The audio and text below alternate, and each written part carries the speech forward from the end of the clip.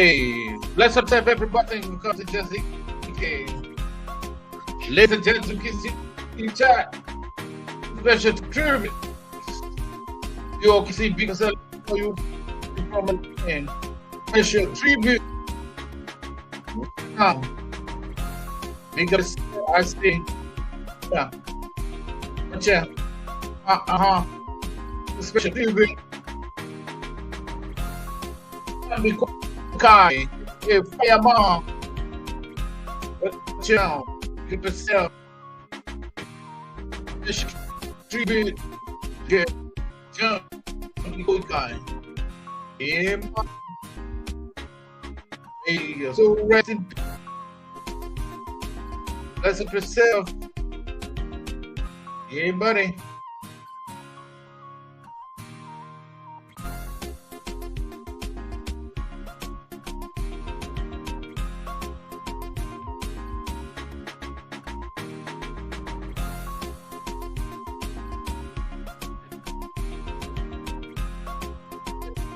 Tribute to Jambi Kai. Man, yes, rest in peace. Give yourself positive influence in the world. Let's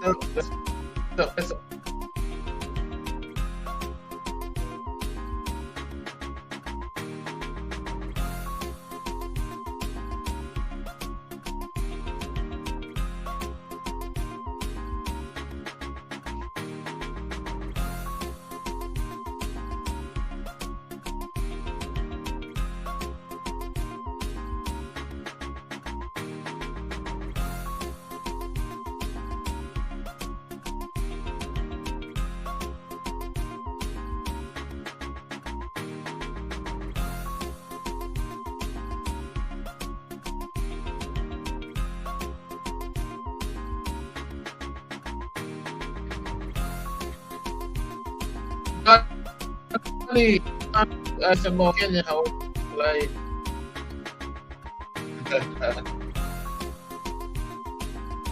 honey still there. Hello, buddy. Bless yourself. We can hear it. Special tribute to God. Yeah, man. Yeah. It's more. Hey, and now I'm not becoming state. Hey, being a very hey. I'm walking in the building. Hey, the street player. Special tribute to Jambi Kai. That's rest to be. And shout out for the who's struggling with this thing, man. Hello, whatever. She was a warrior, she was a fighter. Yeah, man. The success is all we love you. Love you all. You will keep away. Watch out. People say this is tribute. Let me know this is the thing. So we can talk 1, 2, 20, 20. You send the link out. You send the money. You know,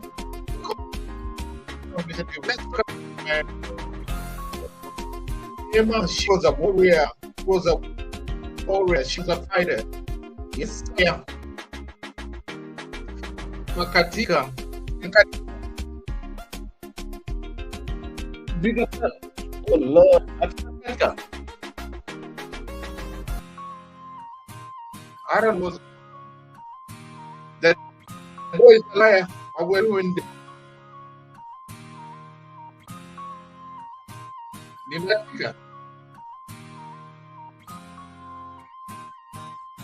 Betty, good artist, how you doing?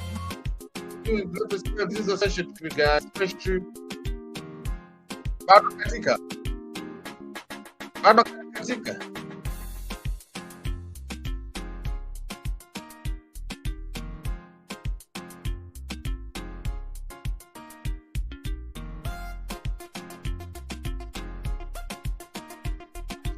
Yeah, I have no. How about now? Mnanisikia? Bado nakatika?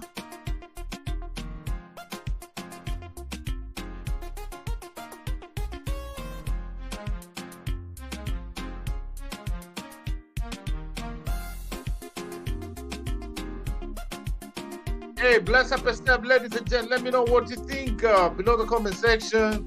What is your special memories? What is your special tribute to Jambi Koikai? And I'll be talking about a few things here and there about, life. Life is short. Remember, when you see people quiet, sometimes you don't know what people are going through. I wasn't meant to be talking. Yeah, life is short. Celebrate people. Pick up yourself. Celebrate people. Celebrate people. I want to give a shout out to Bonnie, aka who it is. You know yourself. Life is too short. Celebrate people. Love people. Oh, Lord of mercy, guys. Let me tell you. Yes, sire. May her soul rest in peace. She fought a good fight. She never gave up. And she honestly, I used to be a big follower. I used to be like, I used to really like, hold on. Let me reduce the music. The music is too loud.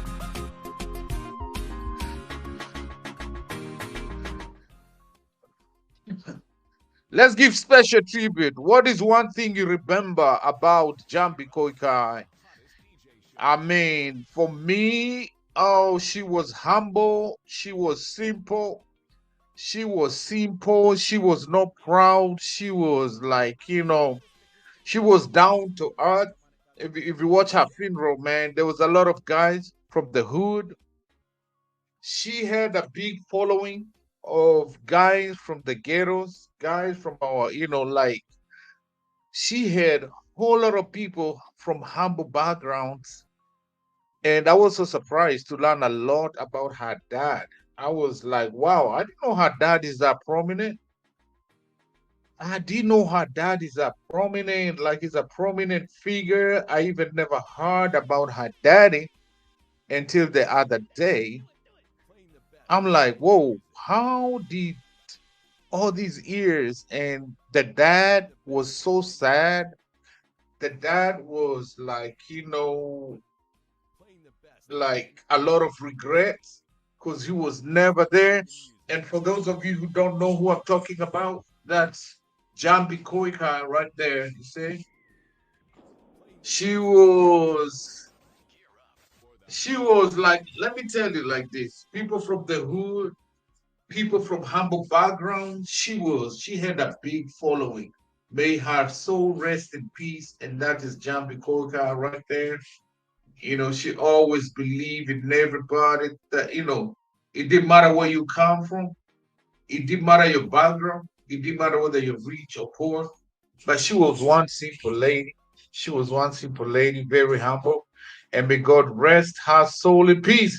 Let me know below the comment section what you think. And big up yourself. Happy Friday. Happy Friday. I'm wearing Rasta in honor of Jambi Koka, because Jambi Koka was a true Rasta girl. Bless up yourself. Let's know below the chat. Yeah, man. Respect.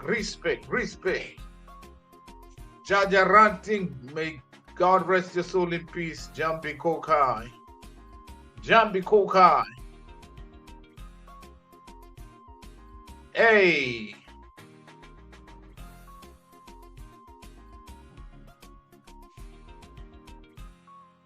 Yes, sire. I will.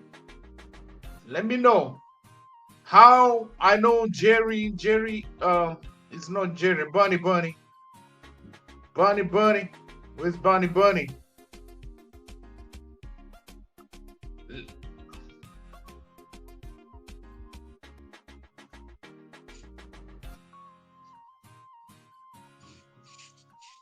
Big up yourself, ladies and gentlemen. Right there, so. This is a special tribute to Jambi Koikai. Yeah, man. Special tribute, Jambi Koikai. What is one thing you remember about Jambi, guys? Let me know below the comment section. One thing you remember about Jambi Koikai.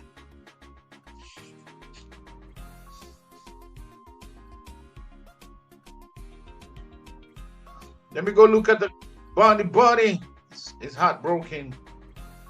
No, sir. Nobody told me to turn off the monetization, guys. May her soul rest in peace.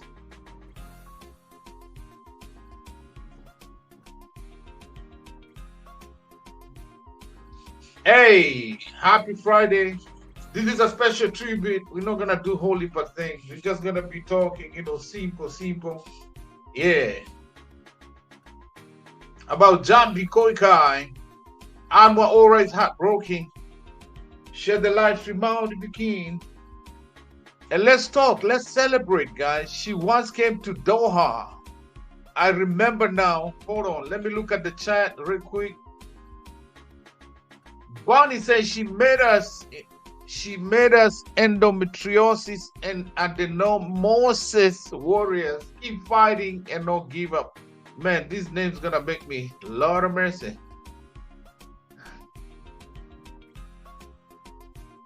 No, stop. What's your name? This name hard. This name pretty hard, ladies and gentlemen. Don't forget to share the live stream out. And then we got Bev saying, I remember how she was so friendly in school. Oh, and she was so loud. What you know? And Alma Ora says she once came to Doha, Qatar. Alma Ora heartbroken. And then we got Alma Ora, she could lead up. I'm telling you. What's your bunny laugh? Why are you laughing at me? The name's too hard, man. Jesus Christ, those names are too hard. Those names are too hard, man. Those names are too hard. No, sire. Yes, sir. Right. Watch out.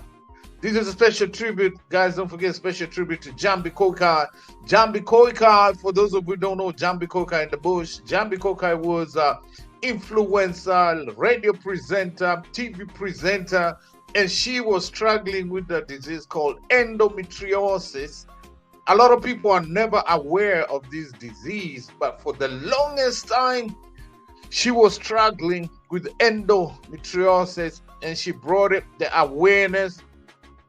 I hope Kenyan, African government, every other government, please, can find treatment, because I think if it's caught early, it can actually be cured. I will not stay here for long.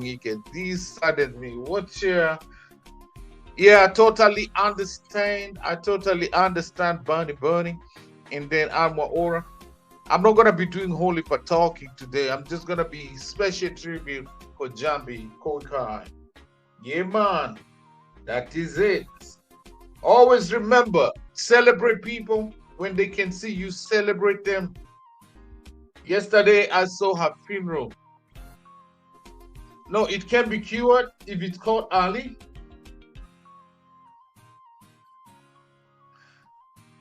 Are you telling me if it's caught early, it cannot be cured? All right, according to Bunny say it can never be cured. So, but thank God she made a lot of difference. She made a lot of difference with a lot of young men. Once you have it, that's it. That is it. Wow. That is sad. She really influenced. She made a lot of difference with a lot of young people then, you know. So bless up yourself. And thank you everybody for coming.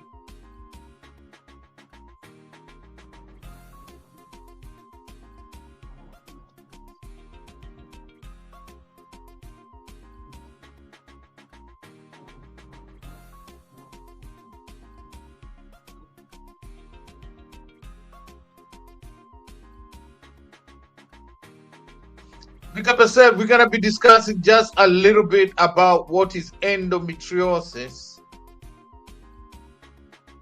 We're going to be discussing a little bit about it, what it is. I wish Jambi, oh my God, she was If you can go watch RIP anti-parents na kunawo tata waditima karibu anti mambo RIP, rest in peace my girl Koikai. Man, I love this young lady Koikai. Despite all the challenges, despite all the pain, despite all the struggle, she always lifted her head up. She always did her thing, you know, even when the body said no. She always, her body was shutting down, but you could see her out there on Facebook doing her thing. You could see her out there. Man, she was like, she always used to motivate me, man. Some of us, we just lose like something simple. We trip, we go crazy, we like, but she was a fighter, she was a warrior. May God rest her soul in peace. Yeah, I will have good memories. I remember one time she was here in Atlanta, and I tried to reach her on Facebook, and she was simple. She was simple, and man, she liked ghetto boys, man. She like, I know if she ever met Auntie Pia Rance, they could have become good friends, man. Because she really loved guys from the hood. She really loved guys. Guys, don't forget to smash the like. If you don't, it's not for me. Just show love for Jambi Kai. May her soul rest in peace. She really loved the people, the young people from the ghettos, from the hood. Hey guys, smash the like. Don't forget. Hey, this is a special tribute to Jambi Kai. Special tribute to Jambi Kai for all the good work, for all the influence, for speaking out about endometriosis. Endometriosis, and there's another one, Bunny dropped. Let me try that. Where is she at? Can you drop that name again? Watch it now. We got 130 people, 131 people in the bush. Bless myself. Don't forget, smash the like as you come in. Right. No, sir. Where is she at? Hey, bless up everybody. I'm here in the building working. Giving special tribute. Watch here now. We got 250 people in the building. Wolande. Yeah, man. Big up yourself, everybody. I'm going to go on mute as you guys keep talking in the chat because I'm still working, guys. I'm still on the clock, but I had to do this special tribute, guys. Special tribute to Jambi Koikai. Let me get back to work. Let's keep talking. What do you think? One thing, two things you remember about Jambi Koikai? Let me know below the comment section. Let me know. And if you want to come up to hold the fortress or Bunny, let me know so I can send you the link so you can come up. Bless up yourself. Let's go. I'm going to be muting the mic.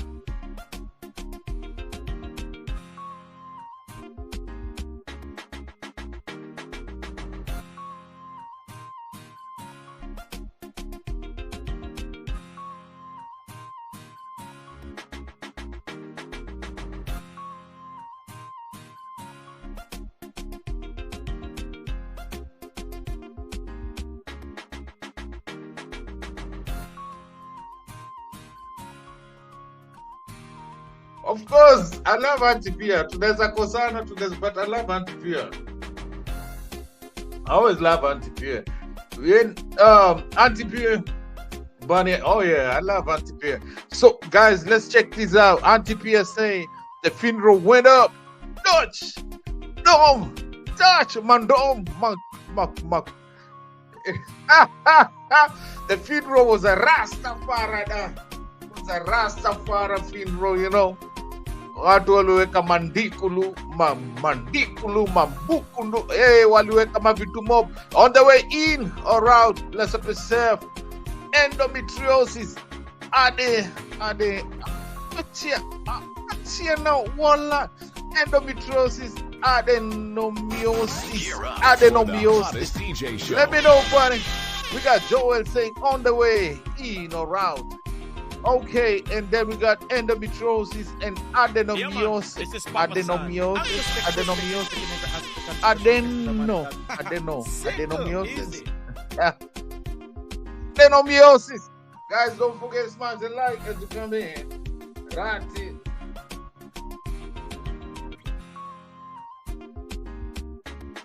What's here now? Yes, you get adenomyosis. Adenomyosis. Yeah, adenomyosis. So, ladies and gents, because of Jambi Kai, we get to discover some other condition like this one called adenomyosis. And I pray, Bunny, everything's gonna be all right. Everything is gonna be fine. Let's observe everybody. Let's give some special tribute. Yeah, buddy. Playing the best in Kenyan music. Playing the best in Kenyan. Playing the best in Kenyan music.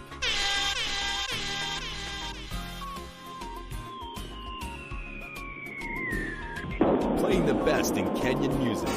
Gear up for the hottest DJ show.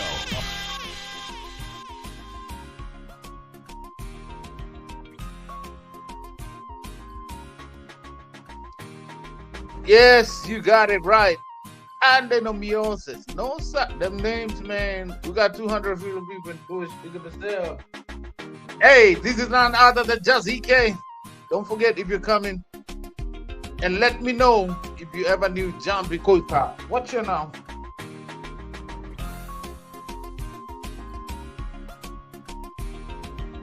And I hope it all gets well, Bonnie. Bonnie, lift your head up.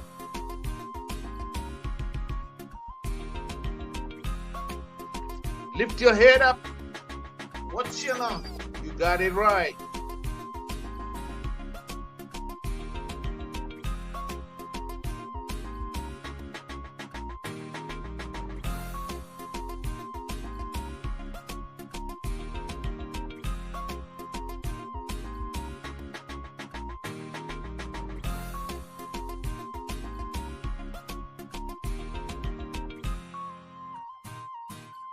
It's on more aura, big up yourself.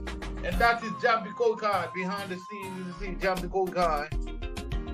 Yeah, buddy, may your soul rest in peace.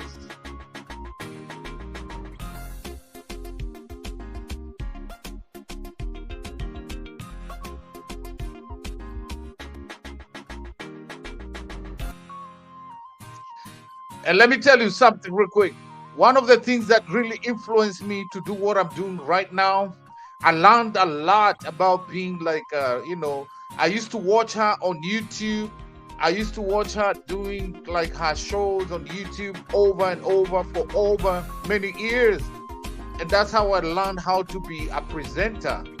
I was never confident to do what I'm doing right now. But as I used to watch her, like she's doing it and she's sick, she's struggling. I learned a lot from her. She influenced me to do what I'm doing right now. I learned how to be a presenter like I'm doing right now because I used to be her big follower and she would do live streams on YouTube. I would be there watching her every time. She was really my influencer when it comes to do live stream like this one. May your soul rest in peace, Jambi. As we keep fighting in this world, I have a piece of you in my heart. I have a piece of you in my mind. You influence me to do what I'm doing right now.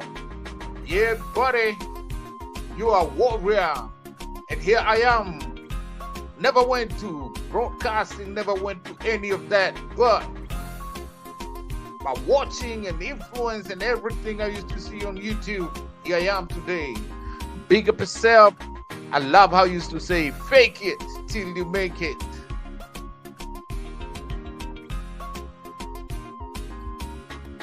She always say, you gotta do it. You fake it, struggle, fight it. You're fearing, you're scared, but keep doing it. Keep pushing. And here we are. R.I.P. Jambi Kai. Bless up yourself.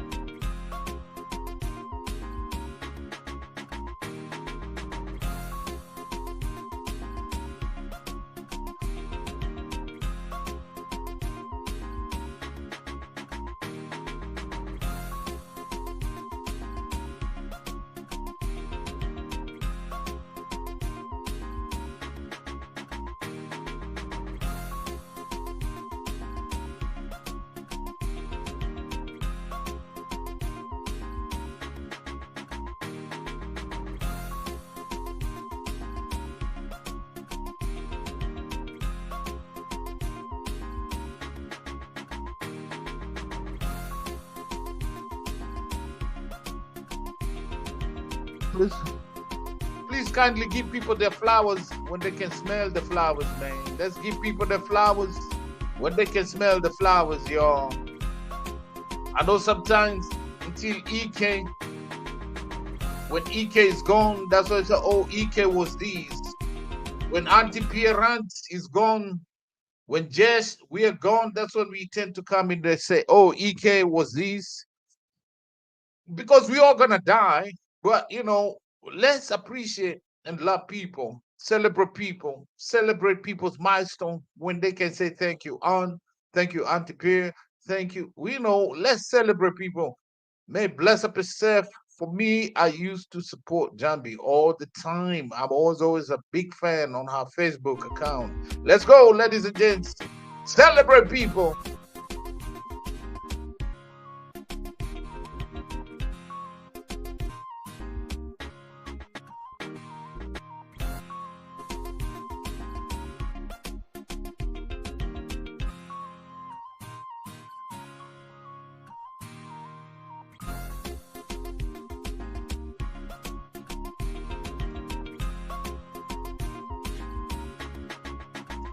Ratted, very true.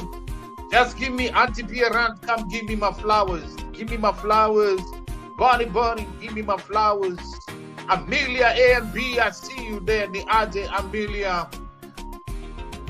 Amelia, what do you know about Jambi Koikai? If you know Jambi Koikai, let me know. Anything about Jambi Koikai? If she ever had an impact, influence you in it. Let me say this. Let me reduce the music. Let me say this. You might not have known her, but man, she was a warrior. Some of us, we get laid off from work, you think it's the end of the world. Some of us, you miss rent, you think it's the end of the world. Some of us, just simple things, we think this is it. This is the end of the world. But this lady, Jambi Koikai, right here, Jambi Koikai. If you don't know who she is, she fought, she struggled, she's like, but she never gave up. Little self, this is what you call the heart of a warrior. She was a warrior. Let's go, guys. Let me know what you think. Let's talk about Jambi Koikai.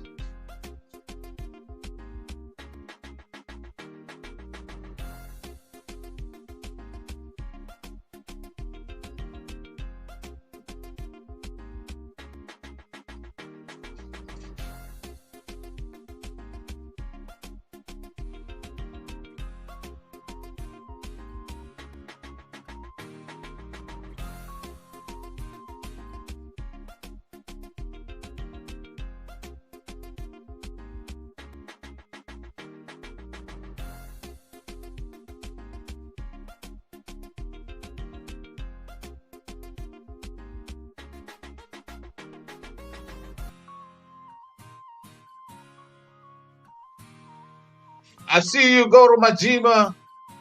Where you watching from? Why are black men afraid of chainsaw? I don't know what you're talking about, but welcome. I don't know what you're talking about. Where are you watching from? Go to Majima. Today is that day we are giving tribute to one of our own. Okay, so bless up yourself, but thank you for coming. English or Spanish? I speak English. Or what do you like? What do you want?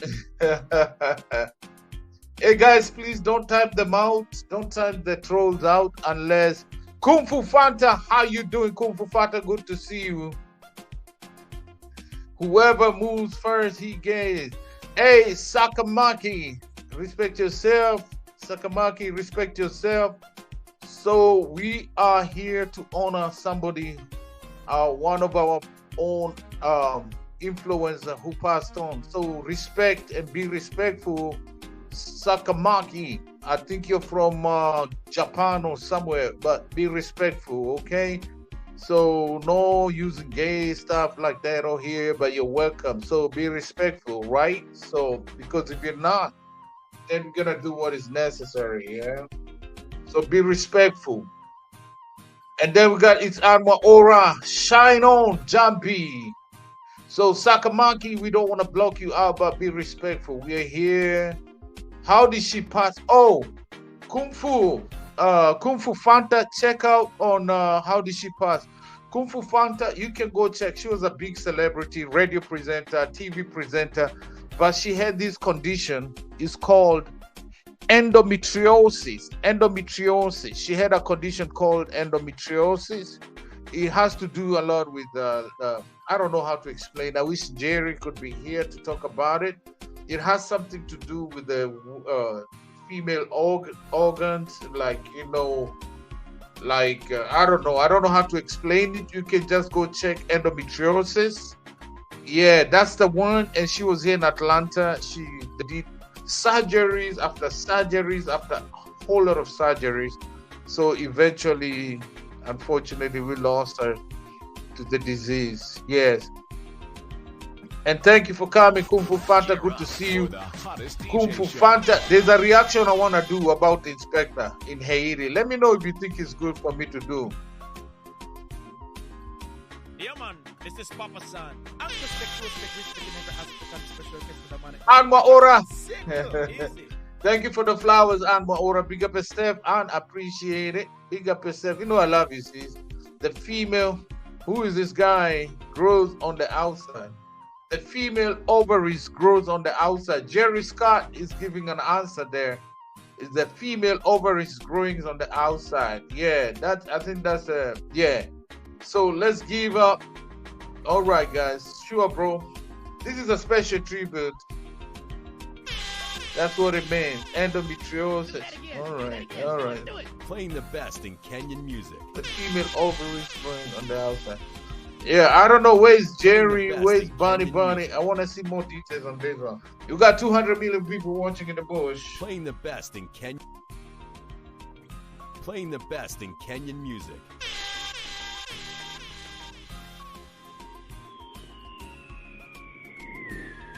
Playing the best in Kenyan music. No, that is. You can hear me speaking English. Always English. No español.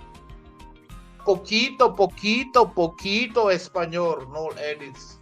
No mucho inglés.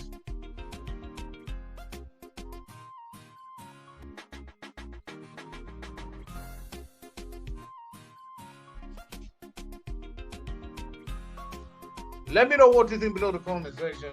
Yeah, buddy.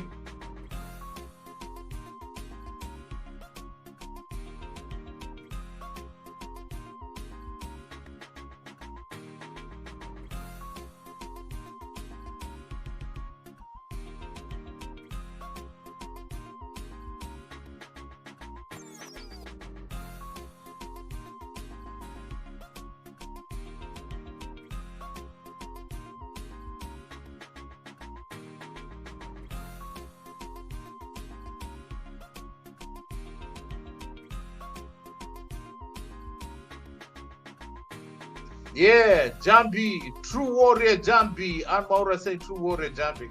And Maura.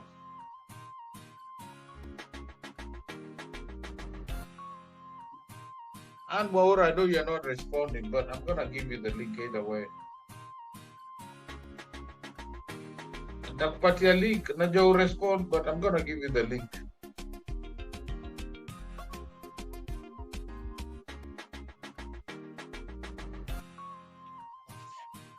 Ann, wacha ni drop link hapa nione kama unaweza chukua Ann. Greetings everyone, Freedom Honors, how you doing? Thank you for coming. Happy Friday, thank you for coming. Ann ndio hiyo link hapo, wacha ni pin. Ann, na drop hiyo link ukuje.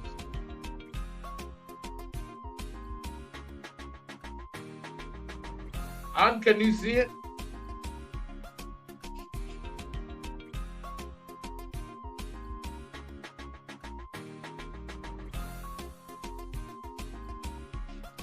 Special tribute. Keep doing your great work, brother. Freedom Honors. Good to see you too. So, Freedom Honors. Big up yourself. So today we're doing a special tribute to one of our own, Jambi Koikai, all the way from Kenya. Influencer, radio presenter, real reggae sister, real Rastafari sister, all the way from Kenya. She loved Rasta music. She was a real Rasta girl from Kenya. Big up yourself. Let me know. I dropped the link there. Jambi Koikai. May your soul rest in peace. And thank you for the influence you had upon me. Thank you for being a warrior. Lord Jesus. Can I request? What do you want to request? Let me see. Who's this want to request? Gilbert Baba.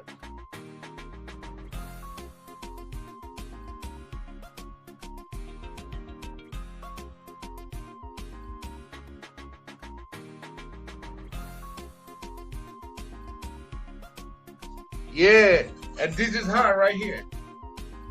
That's her. She had a big Rasta following from Kenya. She had a big, Ganga Star, Paradise. No, we can't play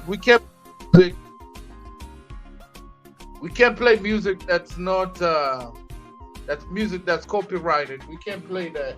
We're gonna get in trouble with YouTube.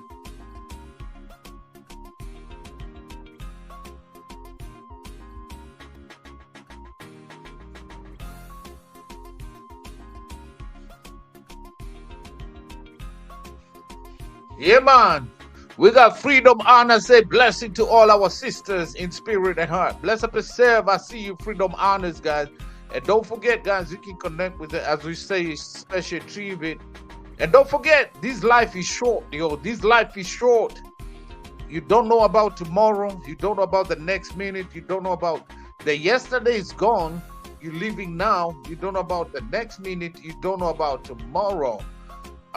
So all I want to say is this, live now and love now, be happy now, don't hate, don't just love now and live now. Bless up yourself. And guys, we got Gilbert Bakabat. He said, how about Bob Marley? Unfortunately, Gilbert, we can't play copyrighted music because they're gonna get my channel in trouble. You can't play channel music. You can't play copyrighted music, unfortunately, okay? So I would love to play for you, but it's going to get my channel in trouble. And then we got Wood Farm students say, you are a nice guy. Bless up yourself. I see you there, Wood Farm. Let me know where you're watching from, Wood Farm. You are a nice guy. Keep going. Bless up yourself, Wood Farm. Good to see you. Let me know where you're watching from. Freedom Honors. Amen to that, EK. Please, guys, remember, you don't know about tomorrow.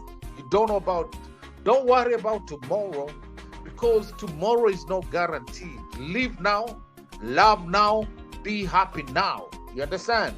If you have the basics, if you have shelter, clothing, you had something to eat today, live now, man. Let me tell you, I was watching her funeral. Bless up yourself. Rachel W said, where are you from? I am from Kenya. I'm from the same country with our sister Jambi Kai. Special tribute. Yes, I'm watching from my house right now. Bless up yourself. We're from students. I'm watching from my house. I like that. That is funny. You funny. Good from you, Funny. XO, CZ, I'm reporting you. Report me for work. All right, go ahead. Reporting me for work. XO, CSN, what are you reporting? Go ahead, report. Enjoy yourself. I am watching from my house. Thank you for the reporting. I don't know what grounds you have, but go ahead. Exos SDN, go ahead. I bless you. Bless your soul for that. If it's gonna make you sleep better, enjoy it. Exos, enjoy. I give you God's blessings. I bless you. I speak favor in your life. Go ahead as you type in with the go report for what? Thank you. I appreciate you. Thank you for the few seconds you typed in the chat. Amber, say what's up, EK. Bless up yourself, Amber. Thank you for coming. I see you there. What's up, brother? Much love from Chicago in the building. Big up yourself, Anthony O. How you doing? Thank you for coming. Hey guys, don't forget, we are giving a special tribute to my sister, Jambi Kai. May God rest her soul in peace. May God rest her soul in peace. She was such an influencer. And then, who else we got in the building? We got Exos laughing. I'm just joking. We're going to like the video. Hi, Exo said, we don't hate, we just love. Bless up yourself. And I thank you for your time. Even when you just typed, I'm going to report you. I appreciate for that because it's good interaction, right? EXO, it's good to see you. I don't know where you're watching from. Bless up yourself. May you have a blessed day and have yourself a happy Friday. Kush Smoker, I'm going to report you too. Watch now, Kush Smoke. What are you going to, is it Kush or Goosh? In Kenya, we say Goosh. Goosh, Goosh, Goosh. What are you going to report me? Hey, bless up yourself. May beautiful soul rest in peace. Yeah, she had the most beautiful. Check her out, Jambi Kai. She fought endometriosis for so many years. By the time she found she had that disease, listen to me, she had gone for test after test after test after. She always got misdiagnosed. Yeah, they always gave her the wrong, you have these, you have. By the time they found out the condition, it was already advanced. And man, it was insane, man. I don't want to play some of the videos, but it was crazy. Prudence. Hey, Ike, how you doing, my sister Prudence? All the way. My Jamaican sister, bless up yourself. Liberty Bible Institute 101. Jesus is Lord. Always. Jesus Christ. The peace of peace. May God rest our soul in peace. George, respect to Kenya. Yeah, man. I'm right here, Kenya brother from the hoods of Kenya. And she influenced a lot of young youth men from my hood. She loved a lot of young gangsters like myself when I used to be young in our hood. May God rest her soul. May God rest her soul in peace. And we got RIP to the beautiful lady. Big up yourself. Thank you there. God bless you too. And we got Joyce Valeria say EK and chats, more blessing. Joyce Valeria, let me know, what do you think about Jambi Koikai? Liberty Bible Institute 101. Amen. I believe in Jesus. I am what I am because of Jesus. Oh wow, may her soul sleep in peace. Respect to Kenyan man. Big up yourself. Salute. Right there, so. And then we got It's Amora Joy Blessings. We got Prudence say, Joyce, hey, happy Friday, everybody. I don't know if Joyce Valeria know. Oh, Lord of mercy. Blessings, Prudence, blessings. It's good to see you guys. Don't forget, smash the like. Watch out.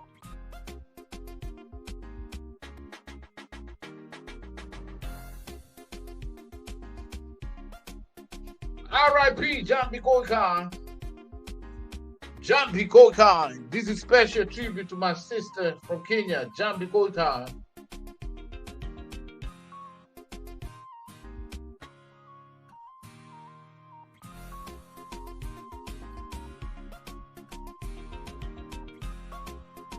Big up yourself, Jambi.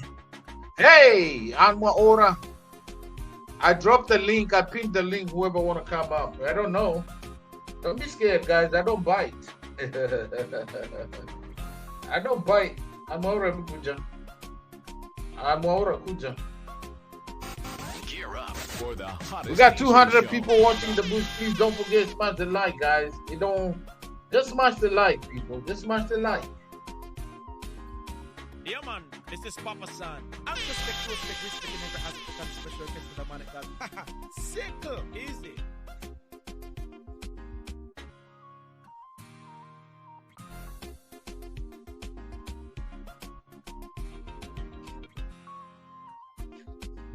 Hey, hold on, ladies and gents.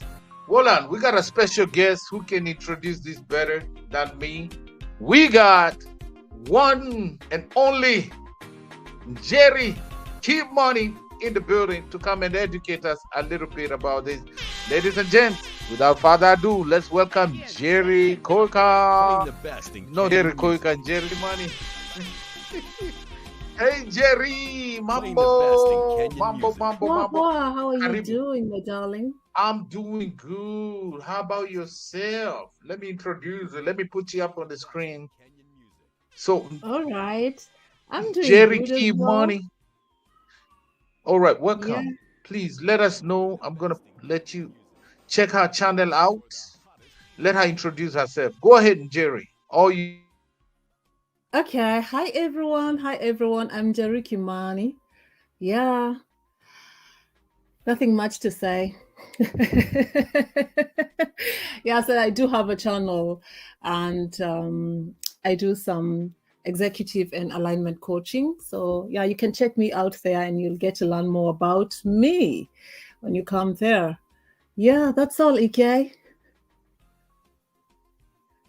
So, how do you know Jambi? Let's talk because it's a tribute to Jambi. Yeah, okay. She's been a Kenyan celebrity, isn't it? I've followed Yeah. her for a very long time, but I came to know her especially when she came out with endometriosis thing, right? Diagnosis, and when she was traveling to United States for the lung transplant, something like that. Yeah. So that's when I came Yeah. to know her. Yeah. Then I've been following her journey because I do have as well, such an issue, so such a condition. So I've always followed her, so that she's been like one of those people that you just look onto her because you see how the things that she's gone through, and it just give you more motivation to keep on fighting as well. But she's always been there for other endometriosis warriors and adenomyosis warriors as well, and she's really being vocal about it. Because what I think about in Kenya, a lot of people have such an issue, but they are misdiagnosed, like you say, right?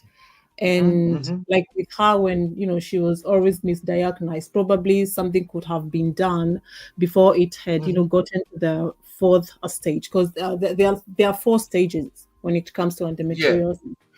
Yeah, and by the time it's going to the 4th stage, it means that it has spread in other different parts of your body. So for her, that's why she was having these issues with lungs collapsing, right? Because usually with endometriosis, it can attack different parts of your body as well. So it has nothing to do no, you can get rid of your uterus. No, you can't get rid of it, because sometimes you never know. Probably it has attacked your kidneys or something like that. And I'd say I'll also give an explanation what an endometriosis is. It is a chronic medical condition where a tissue similar to the lining of the uterus grows outside of the uterus. So because I saw someone gave a wrong information there, talk about, I don't know, ovaries, whatnot. No, it's the lining of the uterus grows outside the uterus. So, and this is going to cause painful periods. You can as well have a pain during intercourse, abnormal periods, which we call irregular periods, right? I know women here that understand what I'm saying. There is also a case of infertility. Like with me, I have kids, right? But there are people who can't really have kids, because also it depends with the stages, right? There is fatigue, bowel and urination pain. There's constipation and bloating. There's nausea, headaches, and so many things. And also she had adenomyosis. So most of people like who have So she had endometriosis. both. Sorry. Yeah, she had both. Yeah, she had both, because you can have both as well, right? You can have both as well, because like myself, I do have both. Yeah, there are people who can have both. There are people who can just have one either of the other. And also it is also the tissue from the lining of the uterus grows into the muscle wall of the uterus. What? Wow. So this also, it causes as well like heavy crazy periods, right? Those are periods as well. It can cause infertility to some people. Like maybe 80% of people that it causes infertility. Yeah. So there's also like enlarged tender uterus and stuff like that. But there is no cure for it. There's no cure for it. But if caught so early, even if it's caught early, it's not. If caught earlier, probably there are things that they can do. There's some medication that you can just to control it. Yeah, just for control. But it's something that so far they don't really have a cure for it. It's one of those chronic illnesses. They say, the doctors, the medical professionals, they say they're still looking for it. Even if there are cures, it's all about clinical trials. It's not like 100%. This is what we're going to do to you, and then you're going to you feel better. It's just people just have to go for these clinical trials. So it's just 50-50. Some people it can work. For some people it can't really work. Okay, just give me a minute. So, Ann Maura, look at your WhatsApp, Ann Maura. So let me ask you. You said Jambi had both endometriosis and what is the other one you said? And I'm sorry. Adenomyosis. Endometriosis. Yeah. So let me ask you this. I think you're battling adenomyosis, right? Did I say right? Adenomyosis, yeah. Is that what you're struggling with? You're fighting with? Endometriosis as well. Oh, no way. Yeah. So you're actually on the same experience in what Jambi was going through? Yeah, but it's for her. It was really like mine. It's not in the last stages, right? So that's why I'm able even to I don't really have a big. I did have a big issue with fertility, having kids and whatnot. But like with Jambi, she couldn't. That she was dealing with infertility, but because like I said, it goes with stages. There is a stage 1, stage 2, stage 3, and the stage 4. But with her, it was on the stage 4 by the time she was being diagnosed, right? So that's why sometimes it's even important, to take our girls. If you find your baby girl is struggling with abnormal, irregular periods, like especially like us from Africa, we take like irregular periods. It's like, no, that's gonna stop when you're gonna give birth. Because I used to hear that even when I was little, right? Because I started having such issues when I was 13 years. So you'll go, and I was like, when I went to hospitals, like for myself, they gave me just the contraceptives. You're 13 years old, and they're giving you contraceptives just to, regulate your menstruation. So these are the things that people should look at, those painful periods, because painful periods shouldn't be painful. It's a natural cause, so it's a natural process, so it doesn't really have to be painful. So it's both, and that's why I say it should be painful, but there's another extreme pain, right? Yes, exactly, yeah. But it shouldn't be that painful. It shouldn't be painful. So if you find like there is pain, some extra kind of a pain, that's when you should start go to see a gynecologist. And these are one of the things that you should ask for. You need to do that laparoscopy, so that it's diagnosed nowadays through laparoscopy, right? So you can do laparoscopy so that they can tend to see what's really going on down there. So let me ask you this, right? Since we are talking about, I have come, like, over the years, even myself including, I never used to go for like I have insurance. I have Uh-huh. medical insurance for work, Yeah. but Yeah. you find that a lot of not just African, a lot of black people, we tend not to go for physical checkups. Like Yeah. as long Yeah. as I'm not sick, we think, Yeah. oh, whatever. So do you think, like you as a lady, because I know even our sisters here, they don't go for their physical pap smear, whatever they call them. People Yeah. they have insurance, but they don't do it. What is the importance of going for those such physical checkups? Oh Lord, Because it's some of these very things, if they are caught early, you do yeah. your annual checkup, they might catch something. Yeah. Can you Yeah. tell me Yeah. Yeah. about Yeah. that That's pap why I said smear, yeah. mammogram? Is it called mammogram, pap smear, mammogram, whatever? Go Yeah. ahead.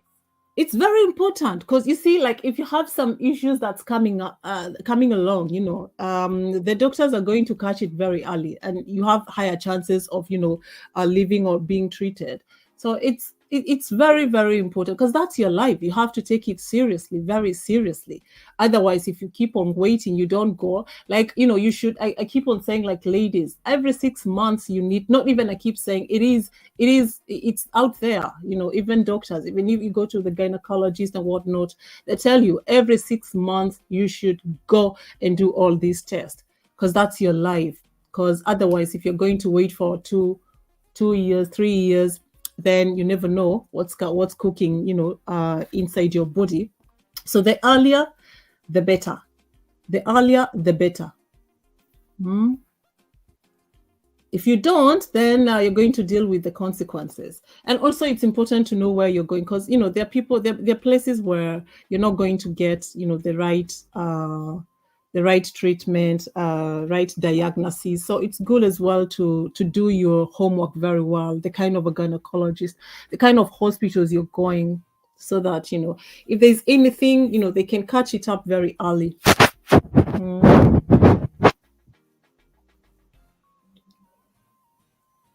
Hey, are you there?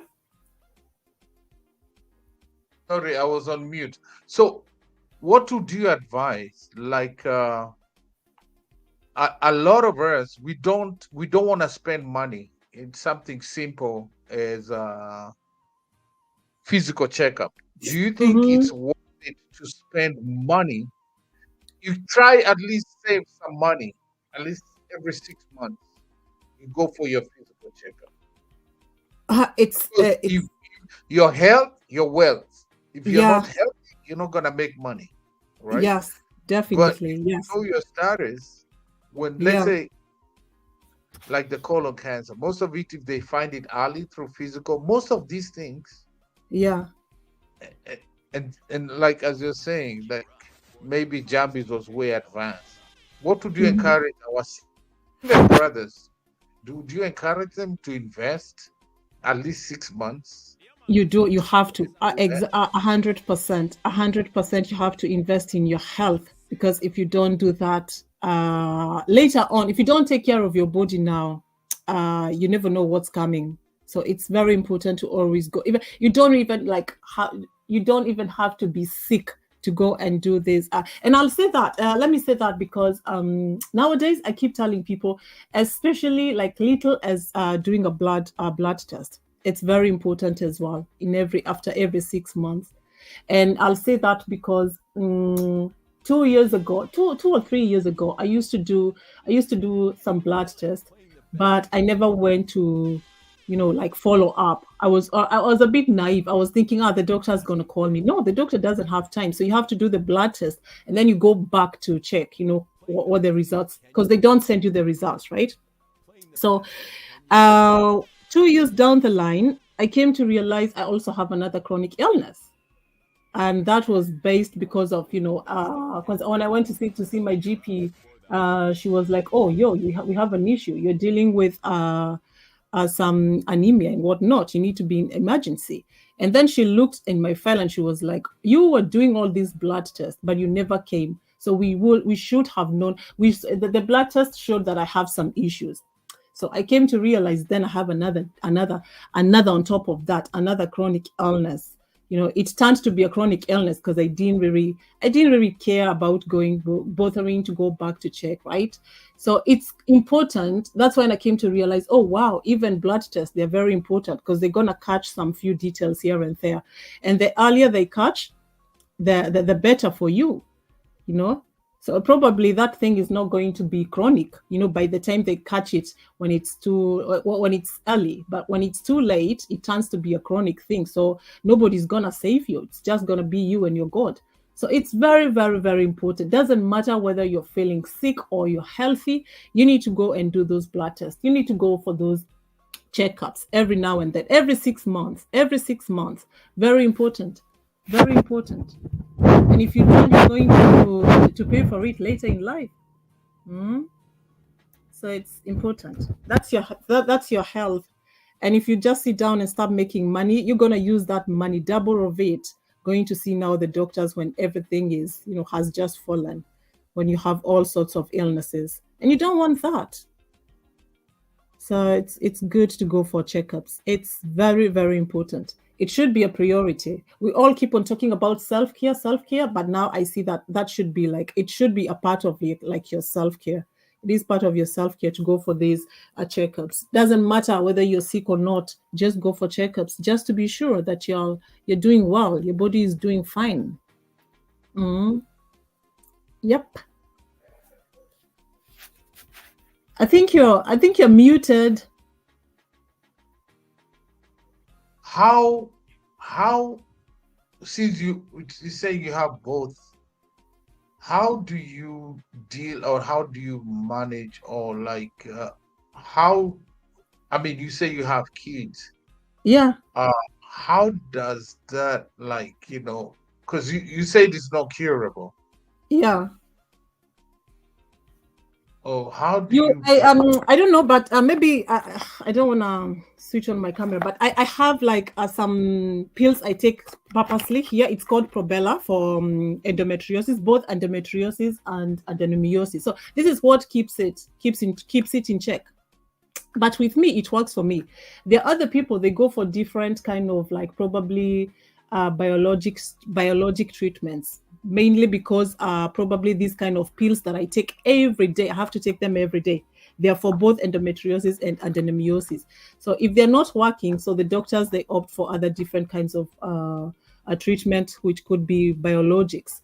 So for me, so far so good, that they're working for me. So I don't really have to opt for other treatments, right? So, but because it depends with the kind of a stage you are, and if your body is responding to the kind of medication you're going through. So far so good. I'll just say I'm good because I've been taking Probella, and Probella works for me. So, yeah. You're muted. Do you normally have a discussion? For Jambi was different. She didn't have any kids, right? Yeah. Because the way you're sounding is like if it's not curable, you're surviving on meds, right? Yeah, I always have to take these meds for the rest of my life. There is no in between. Yeah. And also, I still have to keep on going for checkups every 3 months. For me, it's not 6 months, every 3 months. And also, you have to go for checkups for the lungs. Because for me, we did some checkups and we saw I have some kind of an inflammation. So the doctors can't really tell if it's either based because of this illness or the other illness I have. So, but they were more saying it could be probably because of either endometriosis. So you have to keep on going for checkups every now and then, right? Yeah. And these medicines, I have to take them for the rest of my life. If they're still working for me, if the doctors don't really feel the need to either probably try different treatment, but if I'm not feeling, I'm not having those, crazy periods and whatnot and pelvic pains. So I think I'll still, keep on, taking these kind of meds for the rest of your life. Also, you have to do physiotherapy or you have to get physical. You have to, like for me, I just love, swimming. I don't really want to go for physical, for pelvic therapy, physiotherapy. So I prefer, you have to be active. You have to always be active. So, are you saying that going to swimming helps? Yeah, for people, it depends. You have to be active. Yeah. You have to do some Mhm. exercises, not just swimming. You can find something that that's going to work for you. For me, it works for me because I find it more easier. I don't really have to strain my body that much, like with other Mhm. exercises. And like with swimming, you're working or every part of your body, even the pelvic side and whatnot. So it works better for me. So I just found what works for me, and that's what I do. So I do that and I take my meds. I do that, I take my meds. You check on your diet as well. And life is gonna be fine. If you have probably days that you're sick, because those days are gonna come. There's nothing much you can do about it. You just, take your meds and just let that wind pass. Yeah. Yeah. Mm-hmm. So, when did you get diagnosed, by the way? Oh, I was diagnosed about 3 years ago. Mm-hmm.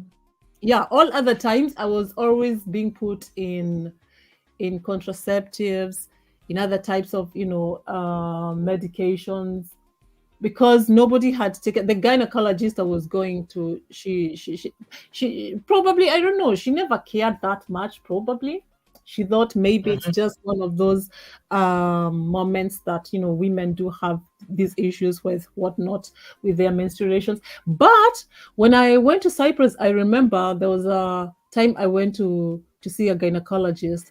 Although we never did laparoscopy. We just did. Most of the gynecologists who are not really serious, they're just going to give you an ultrasound. They check you down there, or even just do the normal either they do the vagina ultrasound or they do the belly ultrasound, and they could see there's something wrong with my uterus. But I don't know, Mm-hmm. probably they just imagined it's just going to pass. But I remember that gynecologist saying to me, and I remember those days I really cried that much because I was very young. I was 20. And I remember that gynecologist telling me, "Oh, we found something. There's an issue with your uterus, and we don't think you're gonna ever have kids." Yeah, but they didn't really Wow. even do that. Mm-hmm. They didn't even really bother to do, like a laparoscopy to see what's really going on down there, right? Mm-hmm. Mm-hmm. So, yeah, so it's a lot of people go through a lot of women. Sometimes you'll find women who are fighting infertility, but it could be just one of those things. They've never even been diagnosed. They don't really know exactly what made them infertile. But these are just one of those things that make a lot of us women struggle with infertility. Mm. So, do you think, because a lot of us wait until you start getting symptoms? Mm-hmm. What would you tell? Because a lot of, mostly, unfortunately, Black people, Yeah. whether Caribbean, Africans, Mm. we always wait Mm-hmm. until like there's symptoms. You start getting, oh my God, I'm getting sick. I have these, and you start taking these painkillers, and you Mm. just take painkillers to ease the pain. But when it's Yeah. abnormal pain or abnormal bleeding, do you think is a lot of, You should. because You also should. other than that, there's also fibroids, right? Yes. I And have there is cysts. I have a There friend is of mine. fibroids. There is fibroids, and there is also cysts. Yeah, other things they call cysts. Yes, Wow. Mm-hmm. yes. So Yeah. I have few friends of mine. One of them was believing, oh, I'm gonna just for prayers. You go to church, from church, apostle.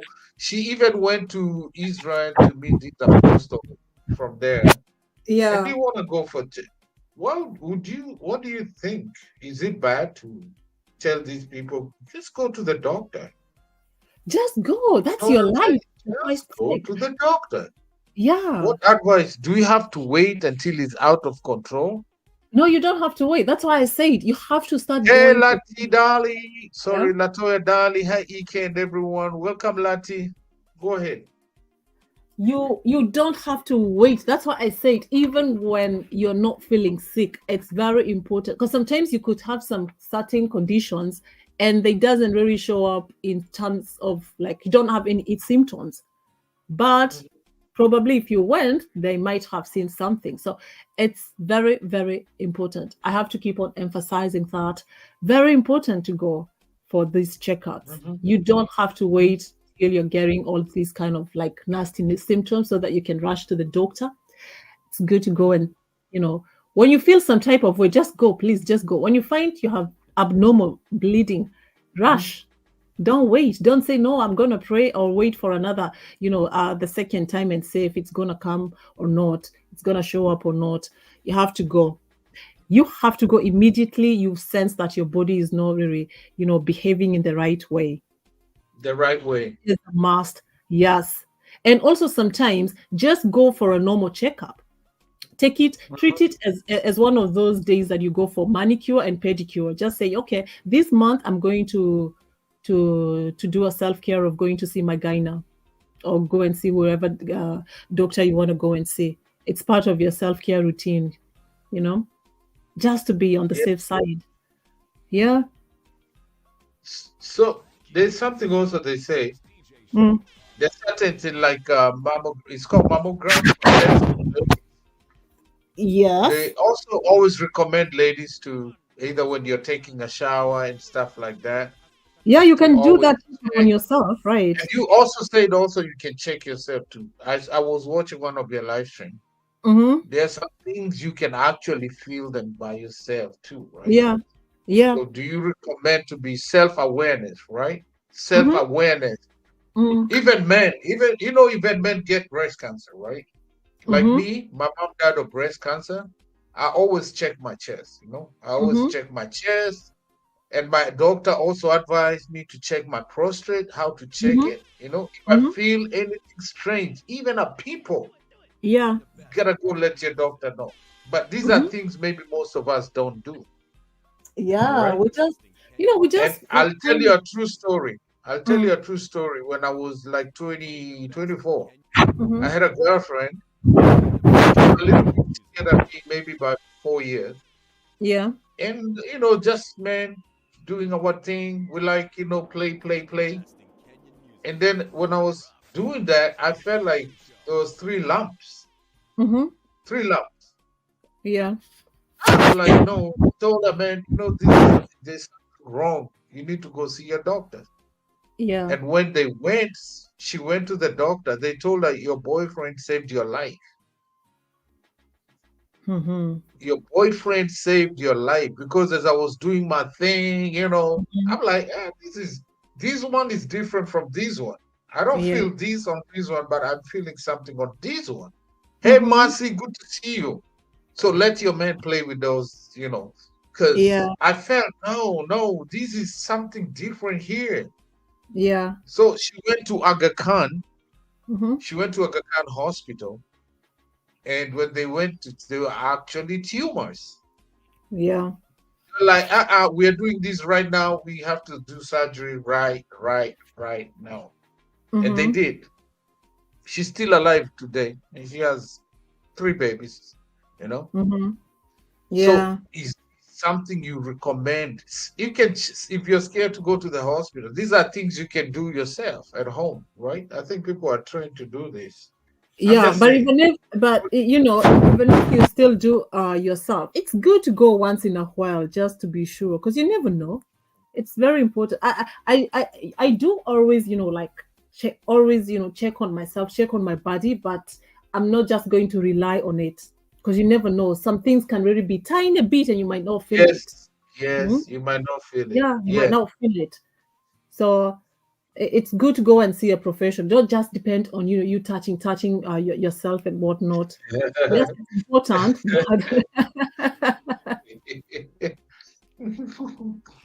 But just go and see your doc. I like the chest you can do it yourself.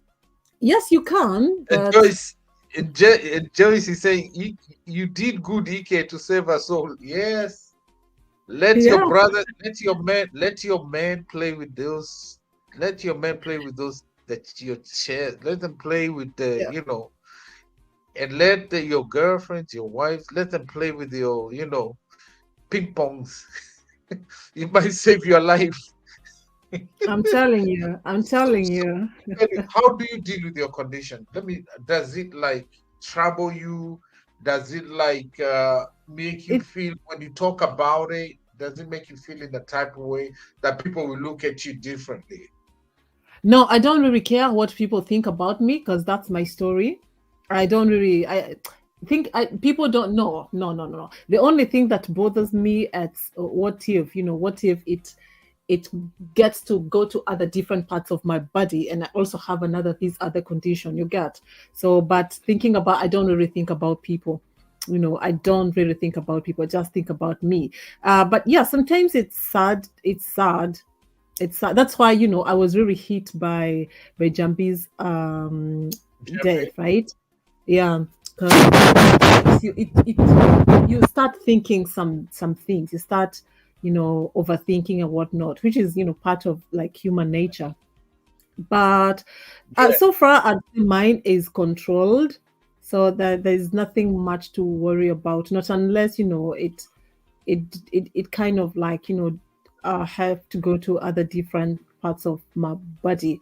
So but yeah, you have one of those days you feel sick. Those are times you can't really escape. Yeah, those moments, but you just have to get used to it, and you try to find ways that you can cope with whatever comes with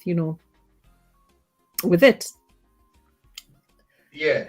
But yeah, I So, think if you accept yourself, like, that's very important. First, uh-huh. you accept your condition, right? What? So I wanted to ask you, how would somebody know, a lady know that there's something like she has, is this something, is there some symptoms? Is there some signals that, you know, Yes, there's a, I said you have like painful periods. You have pelvic pain and fatigue. There is uh-huh. backache. Yeah, and when it comes like to adenomyosis, you have like a chronic pelvic pain. You have these painful periods, and those are just one of those things. Abnormal, like irregular periods as well. Constipation. Other people like me, it's diarrhea, constant diarrhea. So that's not normal when you're having your periods to always diarrhea. Uh-huh. So those are things that are quite abnormal. So you should be on the lookout. I don't know. May God bless all the ladies. May God bless all the females. But what I know is most ladies experience this pain like when it's the time of the month, right? Yeah. But some say it's abnormal and this. So how do you know, like, okay, this is way a little bit too much? Oh, it's like I'll speak for myself, right? Like for me, it's some heavy, crazy bleeding that goes for like almost 2 weeks, non-stop, Mhm, right? That's mhm. that's not normal. That's not normal, right? It's not Yeah. normal. Yeah. And also like these crazy, crazy pains, crazy, horrible pains. There is not any there's because I've like myself, they tried all sorts of like crazy, the most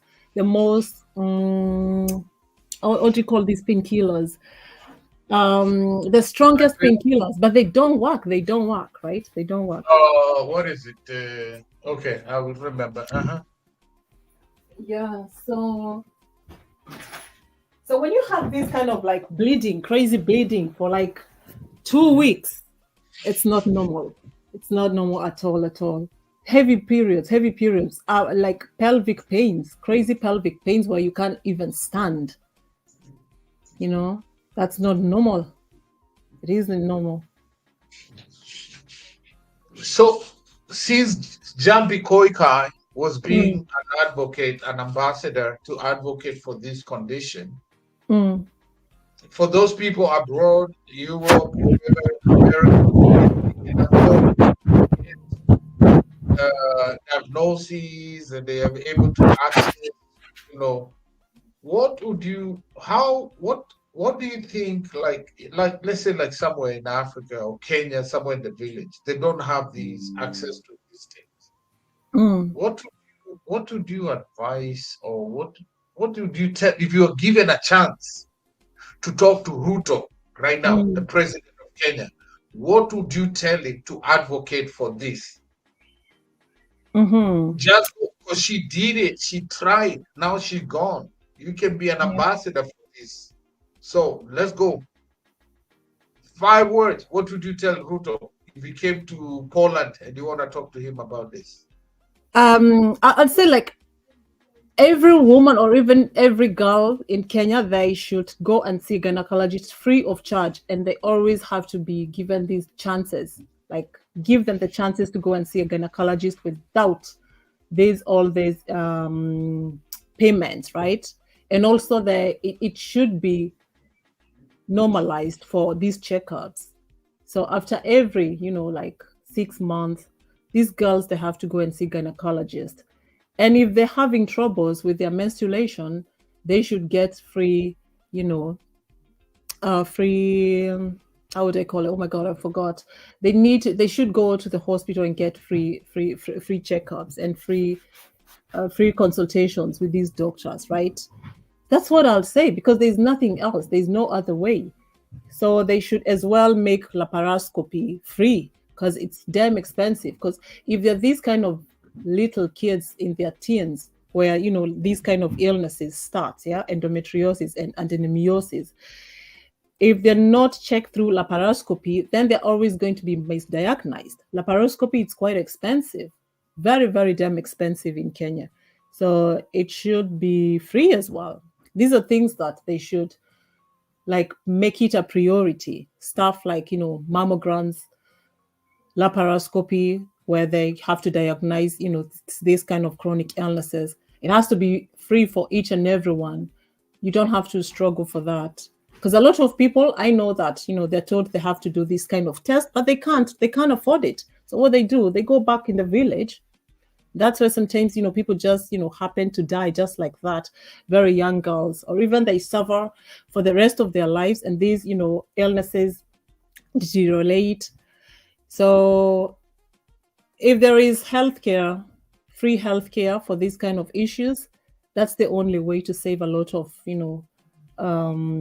souls, and a lot of women are going, to live a life that it's going to be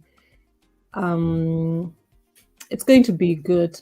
Everybody wants to live a life that's good, that's comfortable as well. So that's the only way. Healthcare, free healthcare for all girls from the age of 13 and above. Yeah, that's what I'll say. There's nothing much, to do about that. Just that. That's the only gift you can give these women. The other thing, it's also like, why even, because they can't even afford, some of these women, some of these ladies, they struggle with heavy periods. They can't even afford, they can't afford pads. Sometimes I really forget a lot what I want to say. So they can't afford even pads. These things, should be very, very cheap. Each and every person deserves it. Each and every girl there deserves to have pads. Yeah, it's hygienic. Yeah, so they deserve it. Yeah, it's hygienic, it's safer medically and everything, Exactly. So these are things that, okay, maybe I'll not say free, because even here we don't get pads free, but it should be cheaper. It should be affordable for everyone. Yeah, it should be affordable. But in terms of, the healthcare, going to see the gynecologist and getting all these laparoscopy, whatever test and whatnot, for these diagnoses, it should be free for everyone. Nobody should go back home because, they couldn't afford, they don't have the money. Yeah. So these are things that they should think about. Do you think if Jambi Koikai, if they actually diagnosed the situation when she was way younger, do you think, because I think it could have been, she could have been getting meds and she could say, like, it could have been controlled. Prevent it. Because it looks like because of misdiagnosis, it went way and advanced to her lungs and everywhere. Yeah. But it could have been controlled. Yeah, it could have been controlled from the word go, from the beginning. So it could have been controlled. I was really shocked because after she died, guys, go check. The dad is trending right now. Okay. I was so surprised that the dad is also an ambassador. Yeah. Okay. That's She what I went to heard. one I of the haven't best really seen schools. that, but I Yeah, heard she that. went to one of the best schools, USIU and all that. That Mm-hmm. means the dad could have afforded to get her to get diagnosed in the right places. Get what I'm saying? That's a Yeah. topic for another day for absent fathers and everything. Yeah. So, it did. Do you, was it? Do you think it was ignorance? Do you think it was like I don't get it? Like if your dad is an ambassador, means you have Um, that is medical. quite. I'd say I wouldn't say it's ignorance. I'd say it's these the moments where two parents are not really together. One is gone and doesn't really probably care about the kid and whatnot. So that's just negligence of you don't take your responsibilities as a parent, right? And just because we also have this bullshit where if you're not together or you're not in a good relationship, so what happens? One of parent decides, okay, fine, I'm not even going to come and take care of the kids, which is very wrong. Which is very wrong. So both parents should always be, in the life of that little girl or even that little boy, because they never chose to be there anyway. So you have to take responsibility. So the dad just failed. He's a failed dad. That's what I'd say. It doesn't matter what, because some people will just come and say, sometimes women don't want blah blah blah blah blah. Men can't see whatever. But no, you have to fight for it. That's your baby. So you have to fight for it. So I think on my part, he failed. He should have done his best. Yeah, he should have done from the word go. Yeah, not just come cry when it's done, when it's late. But sometimes, I don't really like judging people because you never know what was really going on within that family. But it doesn't really, it doesn't really come out so well when you start to regret when, Parent. yeah. So it's good, even like healthy co-parenting. These are conversations that people should start having. Healthy co-parenting. If you guys are not really like together and you're not feeling each other, all right, fine, it's okay, but you have to start behaving because of the little two or ever how many kids you do have together. So co-parenting, it's very, very has to be advocated for those people who are not together as couples or in a relationship when they have kids. But sometimes even women, sometimes I know they deny men to Oh, have. right. Yeah. So, Sorry, Bunny. I got somebody on backstage, none all other right. than Okay. your sister, your favorite sister, and Maora in the Yay! building. Hey, and let me put Ann. Welcome, Ann Maora. I want you to introduce yourself. Who is this? Now we can have ladies conversation. Karibu Ann Maora. Welcome. Karibu, Thank you so karibu. much. Thank you so much, bro. Aki Thank nimekungojea you, kama thank you, thank you. nimekungojea Hilton date. Pole, Nimekungojea Hilton pole, date. bro. Nilikuwa kwa barabara, and it was just clear there was no music. I requested, but I didn't realize earlier. But it's okay. Here we are, my people. Hello, people in the chat. Greetings. Bless up yourself, my good people. My name is Ann. It's Ann Mora is my new channel name. Earlier was official Ann Mora. I'm grateful to be here to celebrate the life well lived of our sis Jambi. She was such a legend, and she was down to earth. We celebrate her because of how she encouraged people with the condition she had. She didn't accept to be an object of mercy. Instead, she used her situation to encourage fellow humans who had similar situation. That you can be, you can reach out to other people and make them work. She was through so much pain, but we were saying she was a warrior because she aced it. She aced it because most people with the same condition will just sit and seek sympathy, but she never accepted to do that. She was just all over hyping and giving people good vibes, encouraging people that yes, we can live. She really tried, and she left a legacy. right. She left in. You can Yeah. do it. You can do it.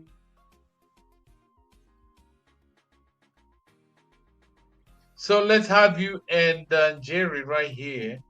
Of course, it's Jerry in the building, right? So let's see Yes, you and Jerry have a conversation. Because I'm kind of this conversation. I'm like, oh, I don't know. Let's talk.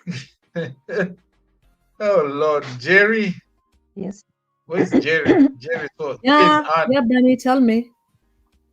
Talk to Aunt Maora. You guys Yeah. because I think for me it's really necessary. Hi, earlier. Hi, Gojal. How are you? How are you today? I'm fine. Great. I'm blessed. Thanks. How about you? Glad to hear. I'm feeling good. I'm good. Yeah. And thank you, by the way. So I had Njambi, and I really appreciate it. Yes. What did you say? Jerry, sorry, you had that name. Anne had that name. Jerry mentioned she has this thing called adenomyosis. Have you ever heard of that condition? Yes, because I used to be a huge fan of her, especially back when I was in Doha. But let me, Jerry, you were about to say something, and I cut you short. No, I just say thank you for checking up on me. That's what I was saying. Oh, you're welcome. You're such a darling, and I could not comprehend why I was not seeing you in the streets. I'm so used to seeing you supporting people. I'm so used to seeing you giving good vibes, and every time I was chunguliaring, I was creeping, but I didn't see you. Hey, Mercy. Hey, Sisi. So I decided, let me take the Sheriani and reach out. So you're welcome. You're most welcome, darling. Yeah. And looking forward to tonight. Gorgeous. Yeah, me too. Yeah. Yeah. So, Etienne, you were saying something about you asked me where I first heard I've never even had an adenomyosis. I don't know more. Adenomyosis. No. I used to know about that condition because she used to be so verbal about it. She used to be so verbal. Yeah. Endometriosis. I know endometriosis. I know she used to talk endometriosis, but now Jerry Kimani is talking about she has adenomyosis. Yeah. Adenomyosis. Like, okay, I never heard of that. Yeah. Yeah. So, are you be aware of stuff like that? I mean, do you think a lot of ladies know what all these things are? Is it genetic? Is there genetic? Is there a root cause for it?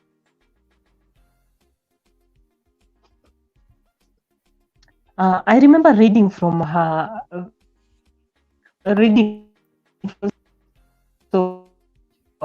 When she was interviewed, I think it was on. She was talking about how many treatments she has gone through. So she was verbal about it, and there was there was a lot going on. I wouldn't love to speculate. And you see, it was back when I was in Doha. Yes. So recently, when I came back home, I didn't follow up. On her so much, But I cannot. I don't want to speculate. But yes, Njeri. They do say that sometimes it's generic. It's generic factors. So it can run in families, but not always. But sometimes, yeah, it is. Yeah. Depending on individuals' genes, right? And I'm saying that because these are things that I've discussed with my gynecologist, right? So sometimes it can be. Yeah. Yeah. I think it's better when we hear from you guys because you have been through it, and we are saying courage to you, and we know you are amazing souls. You are strong, I admire how you guys handle this. I admire Jerry. I want to give you your flowers right now because I really admire how you guys brave and ace this. Yeah. This is amazing, Thank Jerry. You so far so good. You're doing so nice, and I'm grateful also that you talk about it. The first time I discovered your channel, you Yeah. were going for a doctor's appointment as well. So I Yeah. was asking, you remember? Yeah.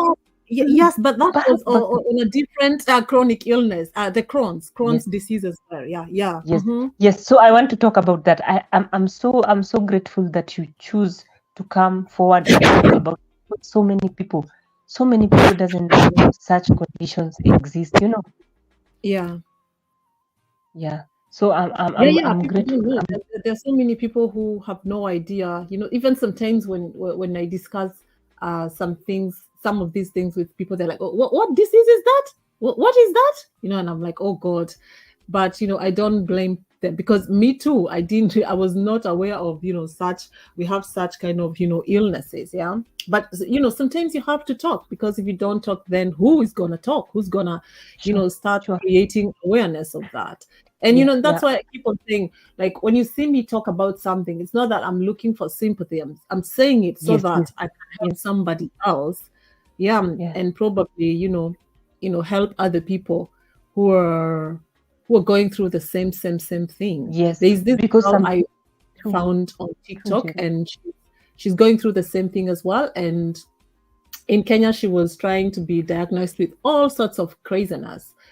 And currently she's in India. I reached out because when I saw what she said and what the doctors in Kenya said, I was like, oh, this is what, either she's dealing with what I'm dealing, or she has the other issue I don't really want to mention. And when I reached out to her, she was like, oh yeah, they've done in Kenya, they tried to do a lot of surgeries. And like when I talk with my doctors here, they're like, no, surgery is not an option, because that's just gonna Jerry, make it.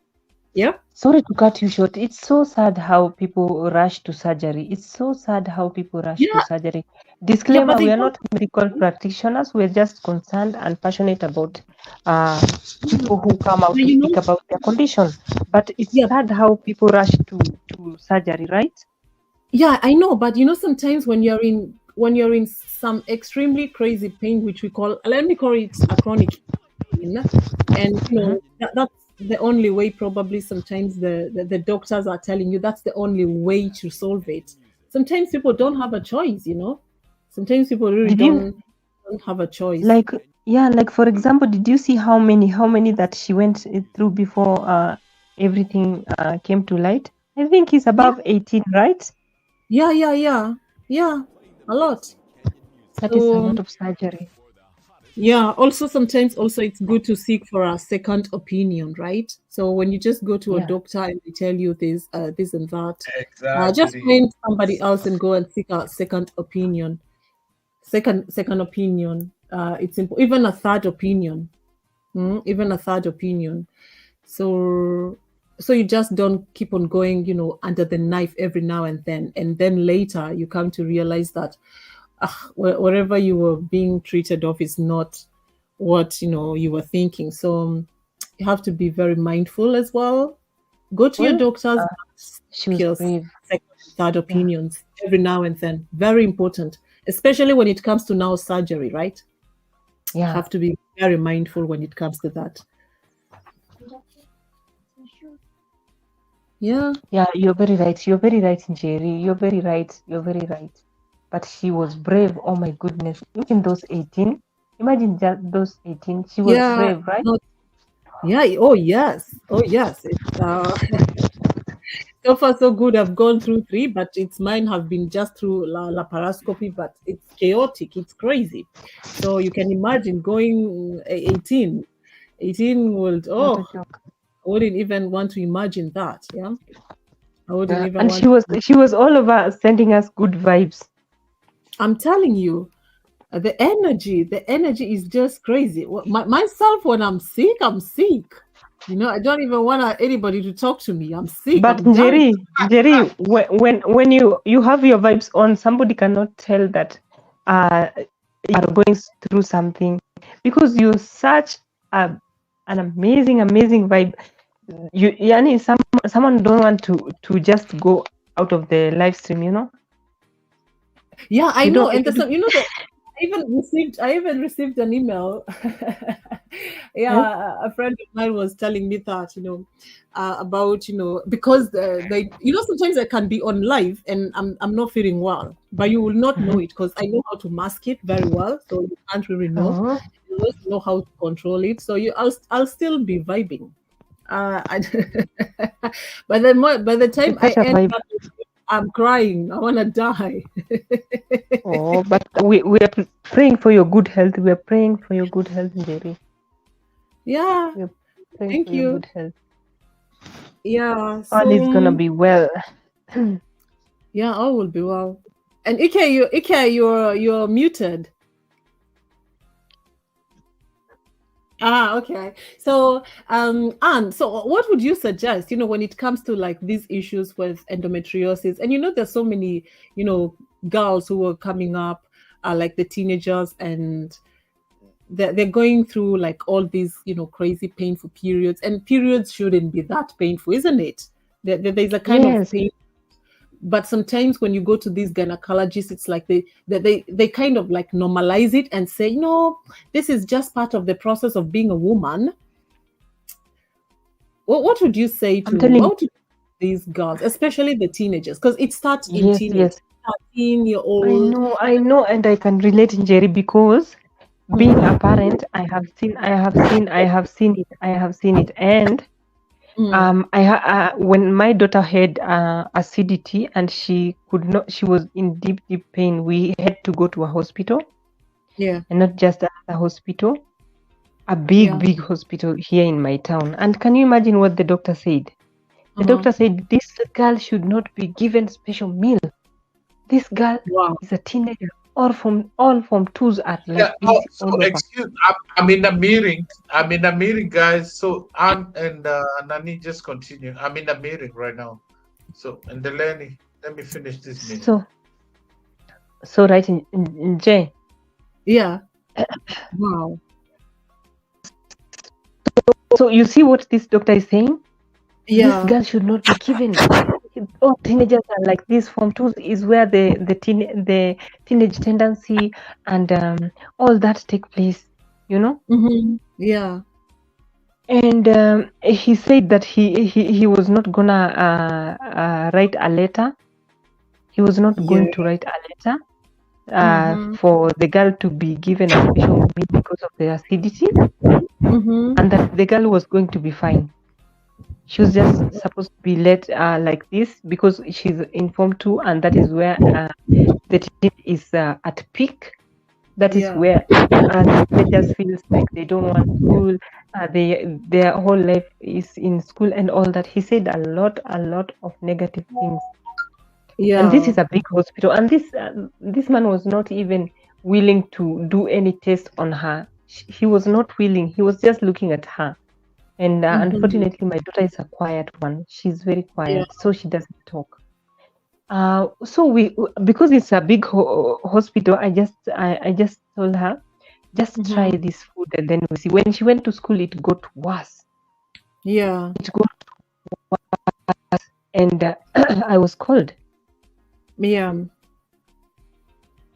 So I decided, I opted for another hospital. And do you know what happened, Jerry? This hospital is not a big hospital in the town and all that, but the doctor took her time, examined her, touching her body and touching her tummy and all that, and finding out where the pain is. And then he told me it could be that the beans used in this school is high in acidity that might be affecting her. So what am I going to do?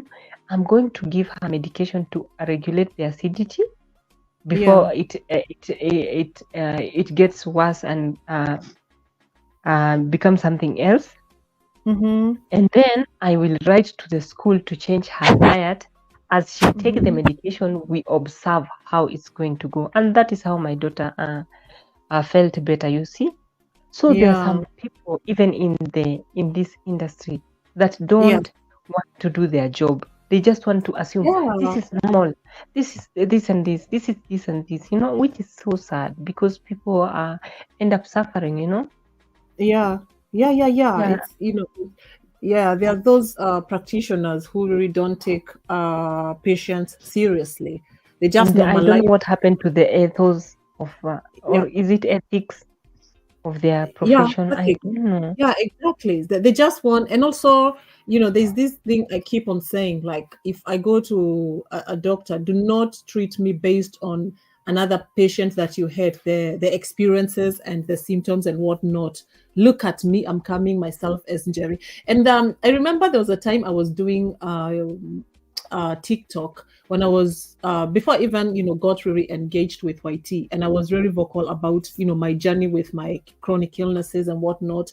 And I kept on telling people, you have to start advocating for yourself when you go to see a doctor.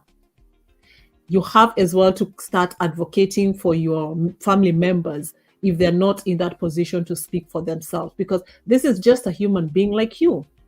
And sometimes you as a patient, you're going there to seek help and you're very frustrated, but sometimes you don't really even get that help. What happens is you just get out of that place when you're feeling so disappointed, and giving up on life. And that's even why, because based on what I've been going through and trying to go even through clinical trials, I've met even medical professors who don't really know. I know more about my conditions than they do, and they're not even willing to listen to me, So that's why I keep on saying you have to start advocating for yourself. Start advocating for yourself. Start advocating for your family members. Because if you be quiet, you're going to go home and what? You're not going to get that help. And what happens? It's the situations become keep on going crazy and becomes worse. It's good to advocate for yourself. Very, very If you're someone who is struggling with all these kind of illnesses, please advocate. Be that person who's going to speak in the room. Don't be scared. Just speak your mind, and also looking for also like second and third opinions. It's very, very important, because one person might miss something. Once you go to the other person, then probably they might see it much better, or it could be something else that that was missed, right? So I agree, Jerry, because so, imagine if I just listened to the doctor from the big hospital, my daughter could be suffering. Exactly. Because maybe I could have told my daughter, no, this is your age, you go and study. And I didn't know that she was suffering. Cindy, So yes, seeking second opinion is very, very is paramount. Yeah. And like going for those checkups. Please go for checkups. Take your babies for checkups. It's not a waste of money going to see a gynecologist just because you're not getting something from them, or they're not going to catch any illness with you or any situation. It's a form of, for me, it's always a form, or I take it as a form of my self-care routine. Those are one of the things that can't miss, right? So it's very, very important. Even men who are here in the house, give your women that, money, those coins to go and, they go for those checkups. It's very, very important, because you never know what's cooking down in that body. So let's let's start opening up our minds. Let's be open-minded. Don't just say that I'm gonna pray to God, and then there's nothing like praying to God. Let me tell you, once the illness kicks in, sometimes it comes in a very brutal way, and you might not love it, you might not like it. So start now. The way you go for those manicures and pedicures and massages and swimming and whatnot, just sacrifice those manicures and pedicures. And I know sometimes it's costly to go and see a gynecologist, but hey, the other time it's going to take you another 6 months. So it's more like an investment for your body. Yes. That's where you are very, very right, Njeri, because health is wealth. So it's an investment. Health is wealth. That goes hand in hand. Yeah, it is. Without help, there's nothing much you can do. You can't even make that coin, without help. I'm telling you, yes. Yeah. And that's why health becomes wealth. Because if you're not healthy, you're going to be miserable. You're going to spend a lot. You're going even to be on debts because you'll be all your investment will go to healthcare. Yeah, exactly. Exactly. And I remember EK asked me what I'd say to, like, to the government and whatnot. Healthcare services should be they shouldn't be so costly, especially when it comes to these kind of like serious matters, when it comes to these kind of illnesses, diabetes, because I even see sometimes even in Kenya, people really struggle with even diabetes when it comes, because all these are chronic illnesses, diabetes, endometriosis, it should be affordable for these people. Like, you see, like myself, I do take these endometriosis and adenomyosis meds, and these meds are really quite expensive. But because I have a health insurance, they kind of like give me with a very minimal price. The government has already reimbursed that. So for me, it's not a big deal. And sometimes I do sit down and think about someone in Kenya who can't even afford these kind of meds because they're damn expensive, right? So these are one of those things that even our government officials, people who are in the government, they should seriously think about it, because medication is really, really damn expensive when it comes to these chronic illnesses. It's very, very expensive. I also even take other medicines that cost, if it's not of my insurance, it's about $90. We were even like checking with my parents in United States, one packet is $90. And it got me thinking, so if I'm taking a $90, 30 days, $90, what about someone in Kenya, in Africa, who has the same situation like me, and they can't afford it? This is just, these are things that we should really even push to our people back home, so that these are things that they should start pushing, not just talk about some silly politics that are not going to help you, but think about the healthcare system. A lot of people die because they lack medication. Exactly my thought. Yeah. Yes, Can you exactly imagine? my Sometimes thought. it's really Healthcare should be every human's right. Healthcare should be every human's right. Hello, Design for Greatness. How are you today? Hello, you're welcome. Thank you for coming. Our host is a bit held up, but he will be back. He's in a meeting, but he'll be back. We are here celebrating the life of our amazing girl, Jambi Kai. She was a celebrity here in our country with a health condition which she succumbed to. So we're here celebrating her life, as well as creating awareness as Yeah, I'm doing it right now, course, so I'm gonna put it in here. Just give me a minute. I'm gonna do test this now. It's all right. So you can Okay, imagine. so I have Ganesh, just wait for me. I'll be right. Just let me mute for a bit. Let me do something real quick. I'll be here. So you see, right. So okay, I'll be right back. Hi. All right. Sorry guys to cut you short. Can you hear me? Hi, Mercy. We have Mas in the building. Jerry and Maora Gezu in the building. Watch out. Our Jerry, Mercy Empire. Wow. Introduce yourself. Yeah. Hi. Hi, guys. I'm super happy to be blessed to be on this platform today. Thank you, EK, for giving me a heads up to just come here and be with girls and hear what we have to say. Sometimes these are girls' issues. And I'm super happy to be here. I'm listening from the back. I'm loving the conversation. Let's hear what other people are saying. This is a very touching topic, yet very sensitive. Welcome, Mars. I'm it's loving good to it, have and I'm you happy here. to be here. Hi, Mercy. Hi. Hi. So who is Mercy? Hi, What does how Mercy are you? do? What did you do?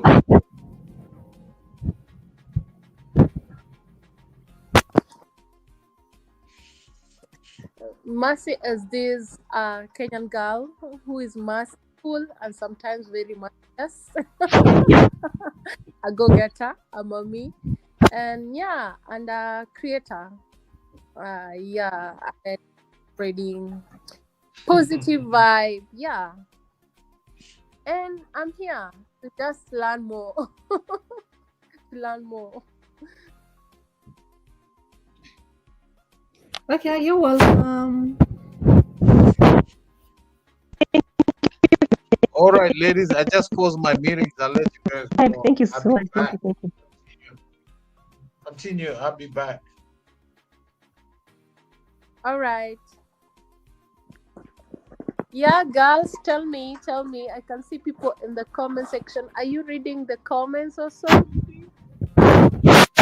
Yes, we were reading, but mainly we were just replying as we were earlier. We were on this, so we welcome Design for Greatness, who was saying hello, Ike, and I was sure to tell him that Ike was in a meeting. He was gonna join us, but Ike is here. Design for Greatness is a super supporter and an amazing soul. I appreciate you. Salute, Design for Greatness. So Design for Greatness is saying hello to us. And then there is Justin, who is saying, hope you are all well. I love human race. We all brothers and sisters. And I agree with you, Justin, 100%. We are fine. And I asked him how he's doing. He said he's, hello, thanks for the message. I'm just on YouTube Live and giving good vibes to everybody because I'm bored late at night. Oh, don't be bored anymore. It's never a dull day here. We appreciate you, Justin, and I'm hoping that you will get inspired or get encouraged. All right, then we have Zest. I don't know what that is. I'm not sure. I'm not sure what they're saying. So Design for Greatness is sending us some good vibes with hearts. You're welcome, people. Yes. So Mercy, how have you been? How are the Ankole cows? Guys, by the way, if you don't have Mercy, kindly check her out. She's an awesome soul.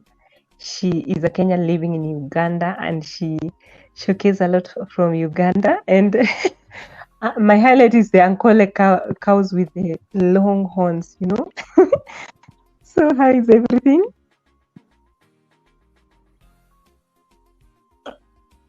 And you know, people are asking me about those Ankole cattle, and I'm like, oh, I think society should be owning that. Everyone is like, oh, the Ankole cattle. Everyone is like, oh, the Ankole cattle. And I'm like, yeah, they're beautiful, but hey, they're expensive. Can we own some and take them to Eldoret? 300,000 Kenyan shillings per head. That is a land for me and my daughter with a house in it. Oh my goodness. Jerry, do you want an Ankole cow? 300k Kenya shillings. Jerry, you want to make your order? Not really. You don't want a cow? Really? No. It's too much work. 300k shillings per head. Sorry, guys, I had to pause my meeting. Can you guys hear something? Is it me breaking up? Let's talk. Let me Anne, let me can you ask Marcy, Jerry, any of you talk to Marcy about Jambi? Did she know Jambi Koikai? Did you know? Of course, everybody knows about Jambi. Yeah, she knows about Jambi, bro. We were just appreciating her job. We were just appreciating her job as we welcome her. What do you think about Jambi? Yeah, we are here on tribute to. Okay, yeah, I know. Okay, bro. Noted. Oh, EK and everyone at home. To say the truth, I did not know her until I saw a lot of posts online. Everyone is posting about a particular girl. Then I went and checked and started researching her story. I knew nothing about her. Yeah, and it is sad. It's such a tragedy. May her soul rest in peace. And may God give all the family members strength to walk through these difficult times in their life. Missing her, even her friends and her neighbors, all of them, I pray for them that God gives them the strength to walk through this. It's not easy to lose a beautiful soul like that. Her memory will be with us. Yeah, I didn't know her actually. I just didn't know her. I just knew her through media. Let's say this month is when I knew her. Um, to say the truth, I was at the background and I had Jerry saying, "May like that no one should lie to you. That you should just pray about a situation. You should go and check yourself." Yeah, I agree with that, but partly I don't agree with that. Sometimes I don't know. It's how we were raised. For example, if I was born in a Christian family, then I am a Christian. If I was born in a Muslim, if I was born in a Muslim family, I'll be a Muslim. But I know we all have a supreme power that we worship, and we have a supreme power that we trust in.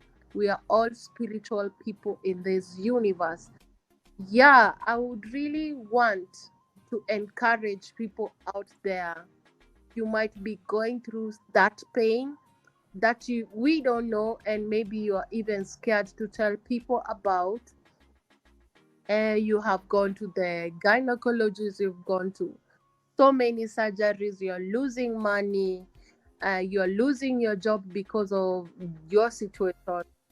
I wouldn't want you to forget about your supreme power that you believe in, the supreme power that you believe in. If you believe in God, tell God, walk with me through this painful journey.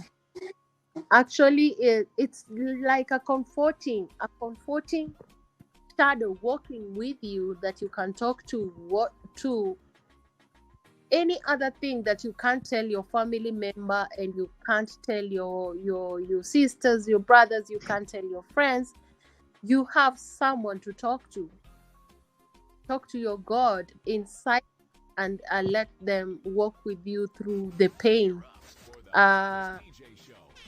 It sounds so hard when you're losing your everything, and some people may ask, where was God? Trust me, I've gone through some shit in life, and I was those people that even could not pray because of that situation. I was like, no, I didn't have even the energy to think of church or anything. But trust me, when I was down, deep down in that big hole, a darkness spot, God got me back. There has to be a way, there has to be a light at the end of the tunnel. Yeah, I wouldn't want to say we would forget about praying. Yes, we will go through pains, but we will talk to the supreme powers that we have. If you agree, it's okay. If you don't agree, it's still okay. What do you think? Mercy, I will respond a little bit, and I didn't say that you forget about your God. That's not what I totally meant. I said it in terms of the people that just stay at home. They don't want to go to the doctor just because they think that, let's for instance say a chronic illness. You do have a chronic illness. You're staying at home and saying that I'm just going to pray to my God. I will not go to see a doctor and see, what medication can go or what treatment it can be there. Sometimes we stay at home. Yes, I'm not saying that you don't pray. You can pray. I'm very prayerful as well. But it's coming from a place where these kind of people that say, no, I'm just going to sit down and wait and see what's gonna do. But there is nothing much you're gonna get, because if you don't go and get that help, so that help you're gonna get from your doctor and the prayers is gonna do something.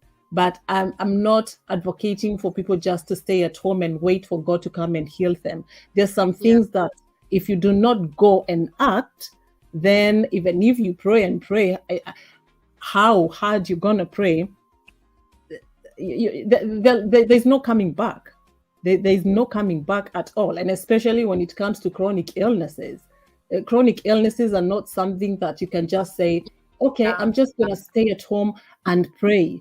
No, you need some medication, you need some treatment. So when you mix the treatment and the prayers, it is going, even God says he's going to help those people who are going to help themselves.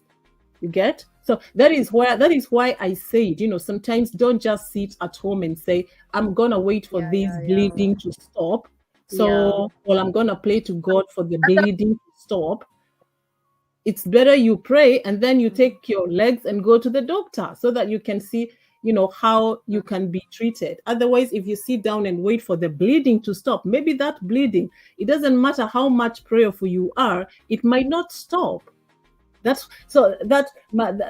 I said that, it was coming from that place. I was not saying that, I know and I understand that, yes, there is a supreme being, and there's that, I do call it source energy. There is source energy, there is God, and it's only God that can heal. But sometimes it's good not just to sit down and just saying, okay, I'm going to pray my God. It's good to go and see what's happening within your body.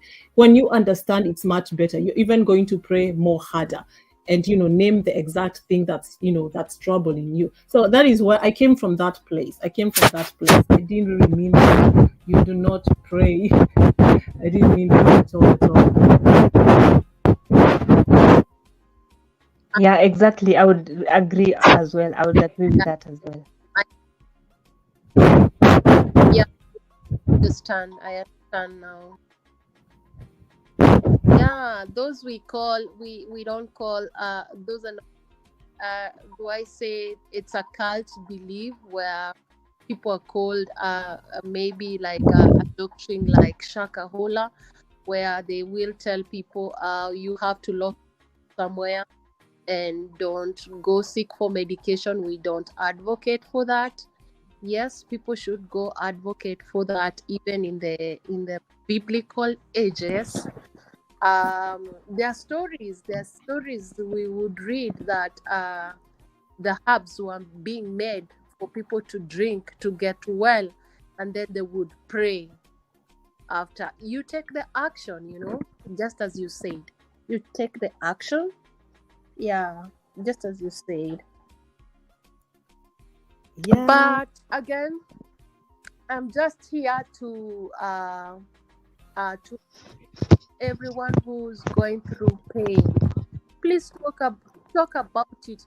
Can't talk about there are so many ways to talk about it. You can create a website, you can create an account, to do content, you can use AI to express the issue you are going through if you don't want to bring your face out there. And you never know, in the comment section you might get your help. You might get doctors who will even reach out to you. Yeah, it's a tough ages that we are living right now, that you put your problems out there with your face and other people will run with your story to maybe body shame you, to gossip about, to even witch hunt your job. Maybe you're there suffering in pain and someone is eyeing that position that you have at the job, saying that you're not capable of it. We should be wise. We should, the Bible says we should have the spirit of knowledge and wisdom to know how to handle things.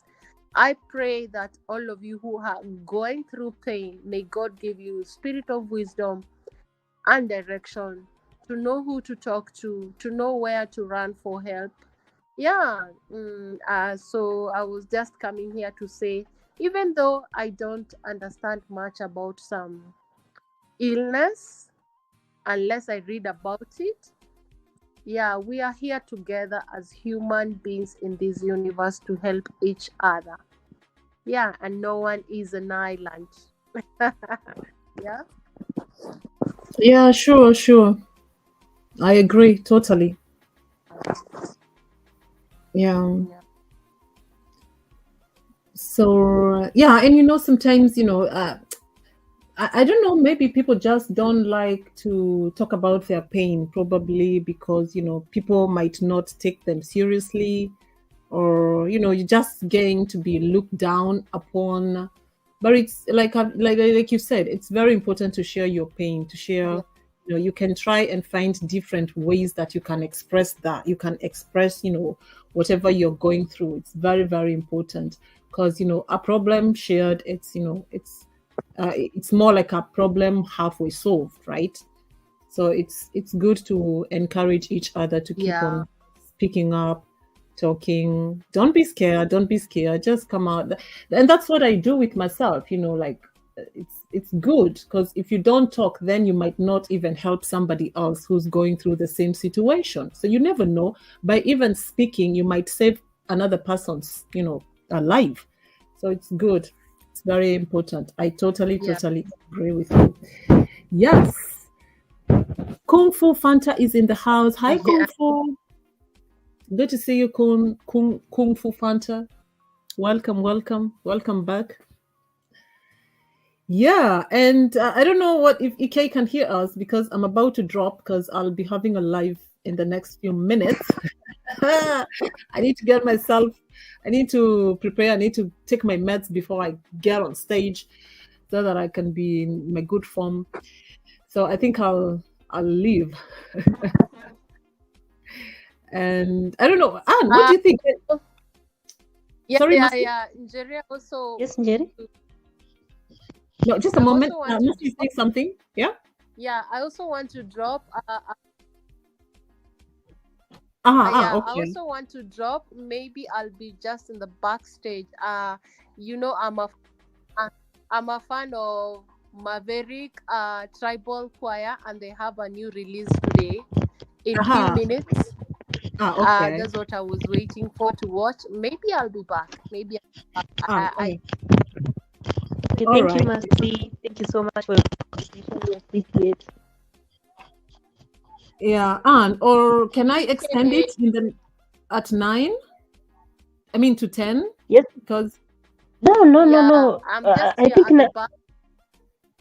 Okay, Mercy. Okay, Mercy. Our time is good because Wanga and the rest knows it's that time. Oh, yes, yeah. Oh my, now I don't. Oh gosh, yeah. And this guy he did here is in a meeting. Anyways, I think I will. I know he will be. He will be done by then. Did you set it up? I should go now. No, yeah, it's already set up. So I should just get myself together and get ready. All right, so I'll drop and I think I'll leave you. So by the time he comes, tell him I'm going to, start my stuff as well. Yeah. So so I'll see you on the other end. Yeah. Do you want to wait for 2 minutes? Do you want to wait for 2 minutes? Okay, fine. Yeah. All right. Okay. Yeah. So all right. So that's So that's what like we were just talking about. People just have to be mindful about their health. Yeah, and just know that even women are going through deep issues when it comes to these painful, when it comes to menstruations.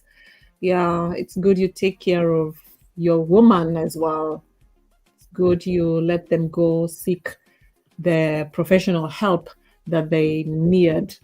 Don't just sit at home and tell them, oh no, just take this hot water bottle. The pain is gone. The remedies, people are not looking for cure, they're looking for remedies. It is not good. Yeah. So let's make it as as a routine, as a self-care routine, to always go for checkups. It's very important. Very, very important. Yeah, routines are paramount. Checkups are paramount as well. Yeah, and if you don't, then you'll be in for trouble. Then later you'll have a big issue that's gonna cost you a lot. Yeah, So it's better when you, but it's sad. It's sad about Njambi. It's, I was just thinking, like, Yes, what's the need? I was asking myself, like, when she passed, I was like, what was the need of all this journey? Like, what was its purpose? Because she just went too soon, but then again, Going too soon. That now, what plans God has for someone, but at least anyway, she left a good legacy. People are going to be encouraged as well, because because of how they saw her struggle. She was still struggling, and she was not giving up. She was not being the object for mercy, Yeah, exactly. So it's a lesson that people should learn. Even in your hardest times, you can still wake up and show up. If you have the strength. And you can still make someone's day, because she made our days with her good vibes, right?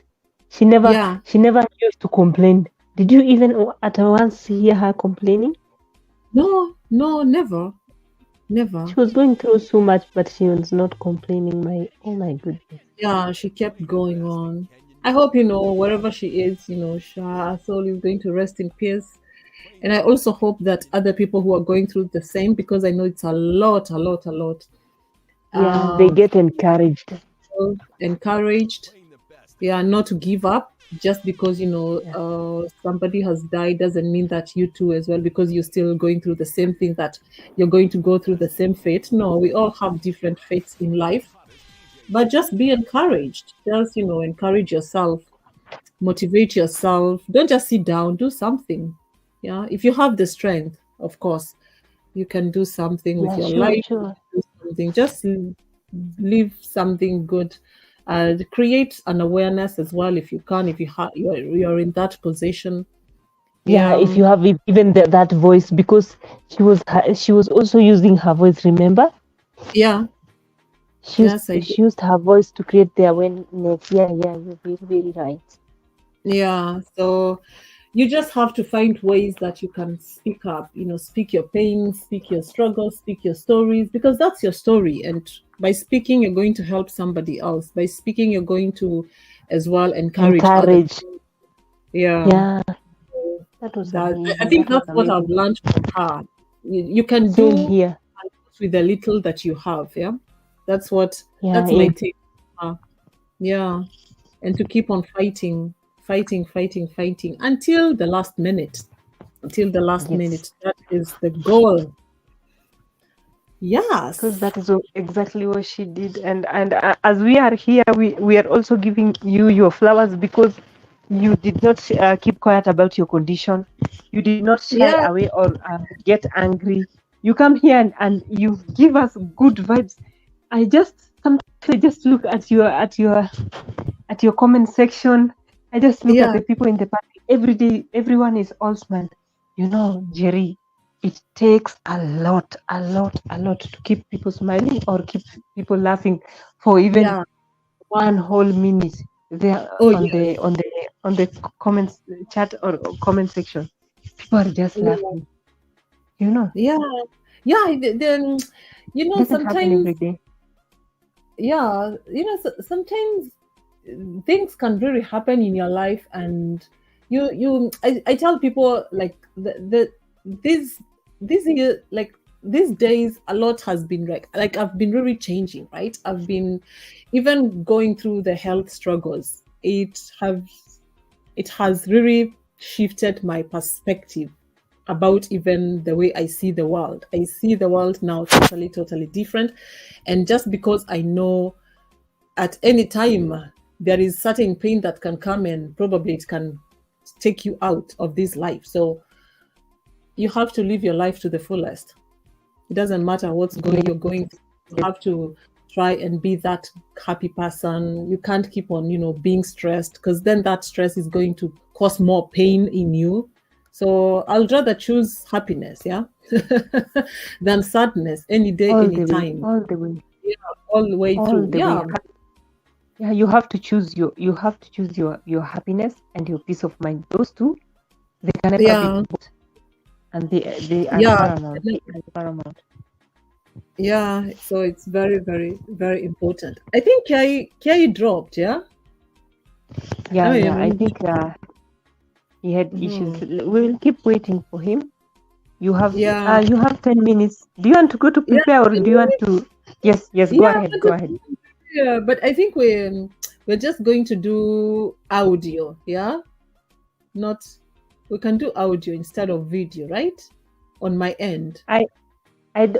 Jerry, I don't know. I think the other people will decide. Sometimes you will think that you can go, but when people come with videos, you're like, I'm the Yeah, owner, so you come out. Like me yeah. today, So I I should was play really a part. overwhelmed. Mhm.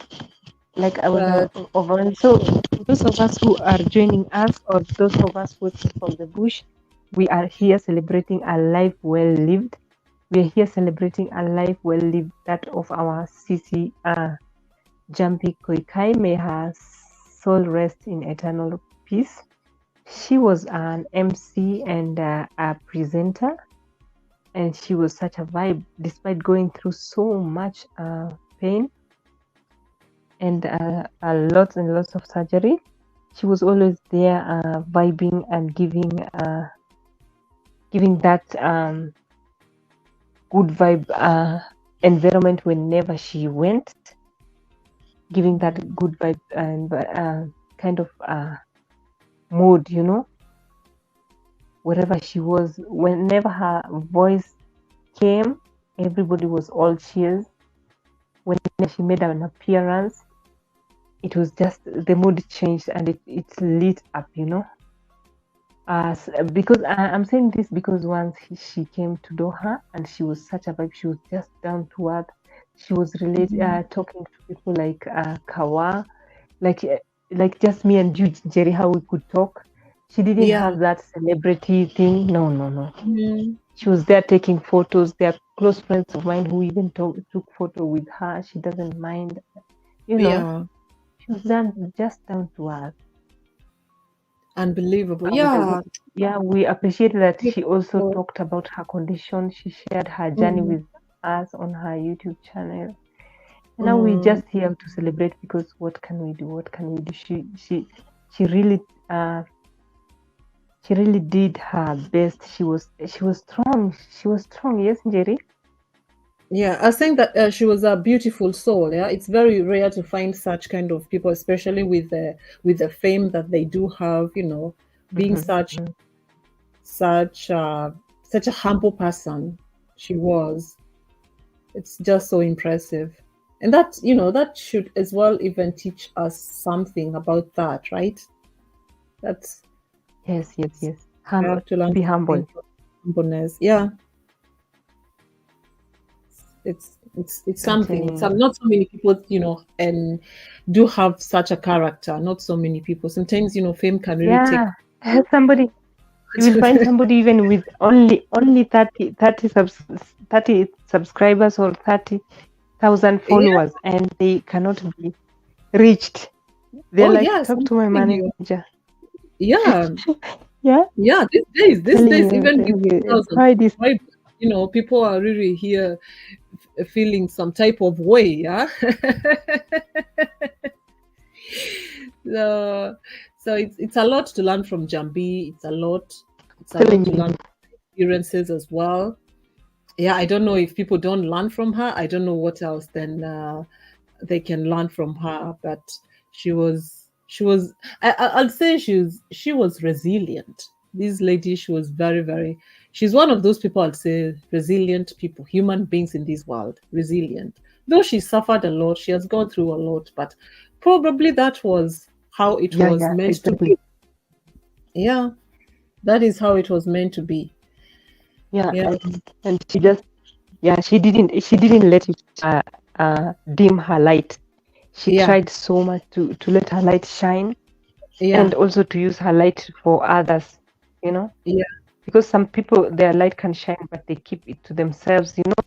Yes, But she yes. used that light to light up other people's lives. Mm. It was so amazing. I admire that so much about her. Yes, exactly. So, all the women who are here in the house, also we were saying that it's good you go for checkups from time to time.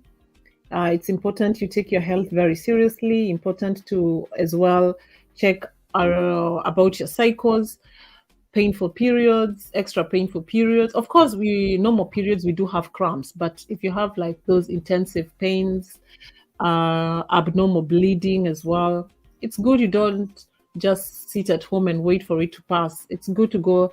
It doesn't mean that you're going to be diagnosed with the same issues, but you never know. You could also have different issues that could be underlying. So it's good to go and see your doctor from time to time, to see your specialist, like I mean the gynecologist from time to time. Let it be your self-care routine. Yeah, it's good. It's important because you never know. Yeah. And also now checking on our diet as well. We have to keep our diet on check as well. So let's take care of our bodies. And Jerry, and about health, Yes, I would love to quote what our former president used to say: "You are what you eat." Yeah. Before I forget. Yeah. You're what you eat. Exactly. Yeah. You are what you eat. So we have to be very mindful, whatever we are engaging in.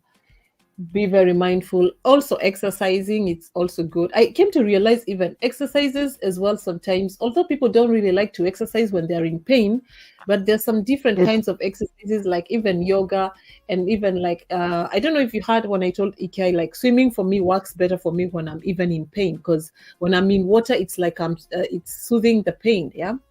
So it's good you very also true. exercise your body. Don't just stay there and cry, have this pain. Find something that you can do in It relieves pain. Very, very true. I agree. Yeah. So it's very, very important. Don't just sit in bed the whole day. Do something. Exactly. Something. Yeah. Yeah, but it's I know sometimes pain levels are quite different and people handle pain differently, but I'm not telling you when you're in pain you should do this and that, but if you have that little strength in you, then you can do something just to I realized when I'm busy, like sometimes even I have these conversations with my parents. They're like, "Oh, you've been on YT for a long time. You you're sick and what?" I'm like, "Listen, sometimes when I'm having a life, I can come into a life when I'm feeling some weird stuff within my body, or I know when pain is about to do some pressure up and come and hit me so badly. But by the time I enter into a life, I forget about everything. I'll pick on it later on." Same here, Jerry. Same here. When I enter in the life, I forget about everything. Yeah. So I pick on the pain later on. Once I hit, bye. See you later. Yeah. That's when I remember I'm sick, I'm dying. I'm telling you. It does happen.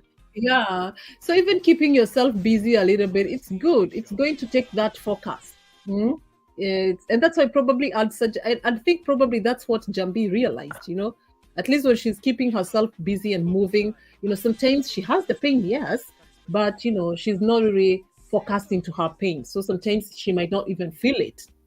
So she might feel it later on when she's done. Yeah. Very, my God. true. And it's 2 minutes. I have to drop. Yeah.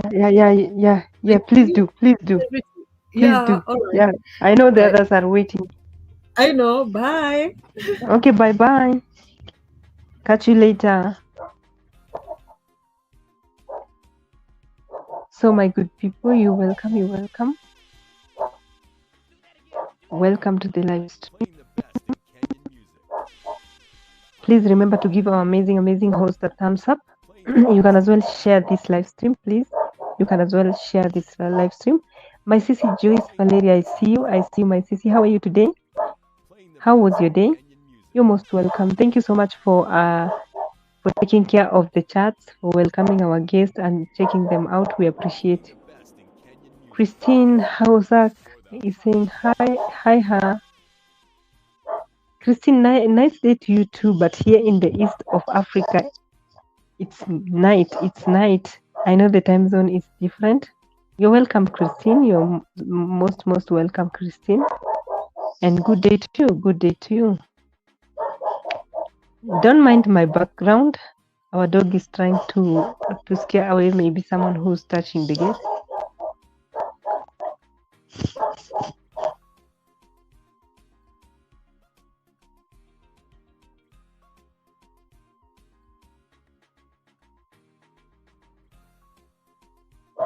Sorry about that. Sorry about that. Yeah.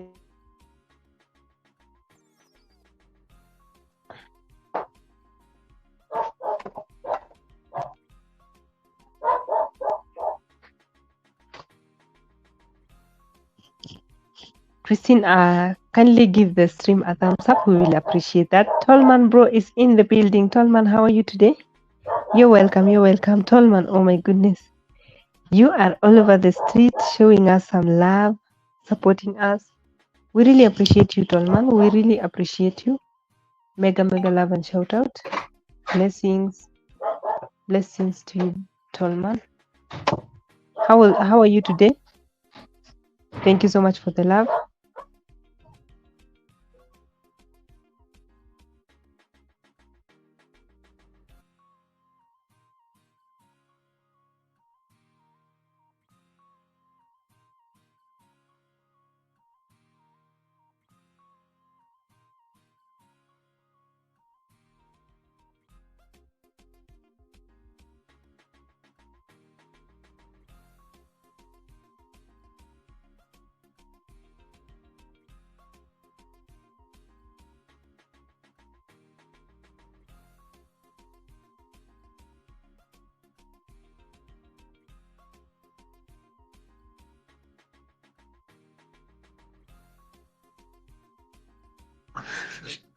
Already, I am back. And Maura. Sorry, my brother. Sorry, my brother. There are people at the Thank you. gate. So my dog is restless. Oh, you have a dog? Okay. Okay, you can do it. I'm back. I just finished my meeting. Hey, bless up everybody. Ann. Okay, go ahead, Ann. As we wait for Ann, let's go, guys. Bless up yourself. Ann Mima, I see you. I see you. I see you, Ann Mima. As we wait for Ann to come back. Ladies and gents, we're giving special tribute to Jambi Kai. That's how it is. Like, the thing had really messed her up. Endometriosis. It looks like Jerry dropped. Toman, big up yourself. Thank you for coming, everybody. Good to see you, everybody in the building. We have 244 million people. I don't know where the light. Hey guys, I'm gonna pull up something real quick. We're gonna talk about endometriosis, like real quick. And the awareness, the importance of going nipe link. Sio tafadhali. Where Mima, link iko hapo juu. Mima, link is pinned up there, Mima. Mima, the link is there, Mima.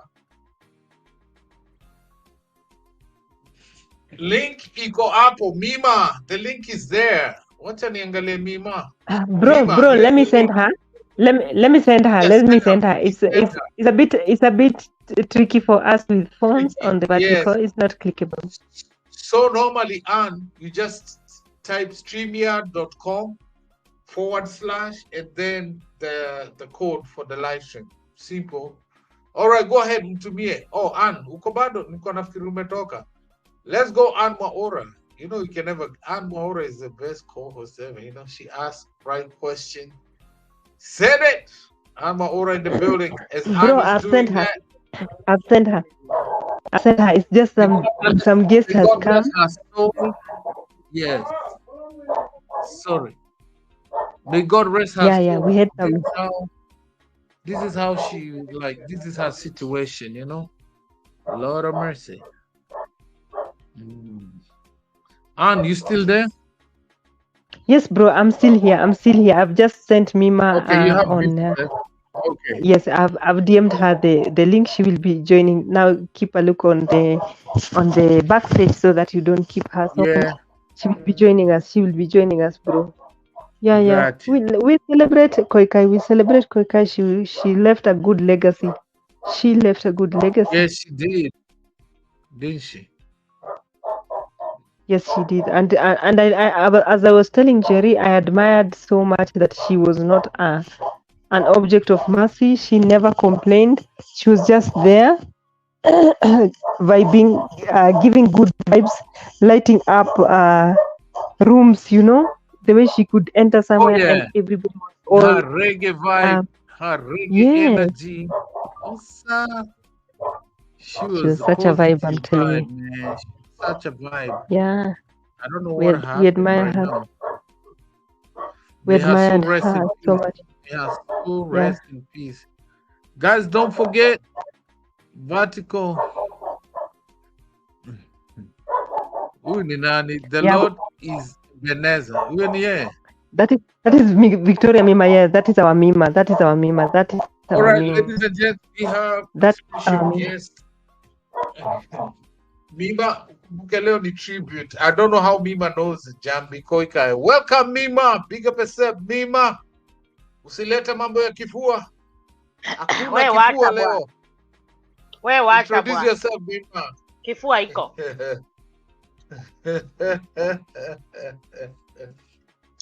Oh, niko international. Introduce yourself, Mima. Who is Mima and what is Mima and how do you know Jambi Koikai? Introduce your Hii channel. kitu inanirusha. Hi fam, how are you doing? EK and your community, good evening. My name is Victoria Mima. My channel's name also is Victoria Mima. And it's a pleasure to be here. Thank you for having me host. Thank you so much. Karibu sana Mima. What is your channel about? Leo? Mama? Channel yako, let's talk. You know we're international, yawa. International, yawa. What is your channel about? We gotta speak English here. You're from the lakeside. Yeah, guys, so my channel is all about updates, what is trending, what is happening, what to expect, what is, it's all about what is, why it happened, and how we can do about it. It's all about updates, reactions in a very positive way. Yeah, and that's all that I do. We vibe, we just like positivity, and it's always positive energy alone. Aki nywele ike, wacha hata nifunike kamera. Positive angle. Oh, so we keep positive as Ann, the floor manager, she's saying we keep it positive. You gotta, as my father Ann order, she said positive. So what do you know about Jambi Koikai since you're a positive vibe? What do you know about Jambi Koikai? I think so, the only thing that I can say is that number one, let me talk about parenthood. I think as per what happened, as per what you've seen, we as parents, we have to be intentional, very, very intentional when it comes to raising our kids. Make sure you are in that kid's life, be there. I usually tell people that by the end of the day, the baby is the only factor. Me and you, we are just non-factors. Like, we can go, everybody can go his or her own ways. But by the end of the day, you realize the kid is the is the remaining factor. I listened to to her dad's tribute, and I literally cried because I was like, are you aware that even the dad has just passed away today? Are you aware? Exactly. By the way, hold on, ladies and gents. So, oh my goodness, we didn't know. By the way, we didn't know. The dad passed away also. Yeah. The dad passed away also. Today. Yeah, the dad passed away because sad. Man, that was sad. It's been trending, and it looks like Mima is keeping up with it. I wish Anne could open the camera, but yeah, go on, Mima. Sorry for interrupting you. I feel like we should be very intentional, we parents. specific in our kids, be in life of that kid. You know, at times, more so dads believe that because I'm not in good terms with the mama, then I have nothing to do with the baby. But the fact remains to be, by the end of the day, the kid has nothing to do with that kid. What happened to the two of you has nothing to do with the kids. I feel like we should try as much as possible to be in this kid's life. I heard his tribute and I literally cried. Number one, I was asking myself why all this was, yet the girl cannot wake up again. She's gone. She's gone, you know. The dad was remorseful, apologizing, even in death, that he's sorry he wasn't there, he was not there. And I know, again, something that has shocked me is that the lady was laid to rest in Langata, right? Langata Cemetery, Yes. right? Yeah, so true. That one again speaks volume. That one, EK, I can tell you for sure that it speaks volume. Maybe because I believe with all of my heart that I've been reading somewhere and somebody has been telling me the daddy, the late dad is well off. He was capable of taking that kid even to these good hospitals you can hear. But you see, by the end of the day, he did not react.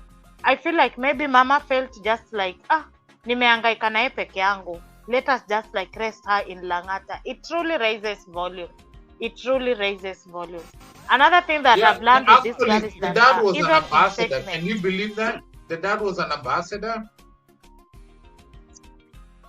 Do you That's believe so the dad was sad. That's all so these sad. years? All these years he's paid USIU, college, anything she needed, trips, whatever. But it's so I'm like, okay, the shame.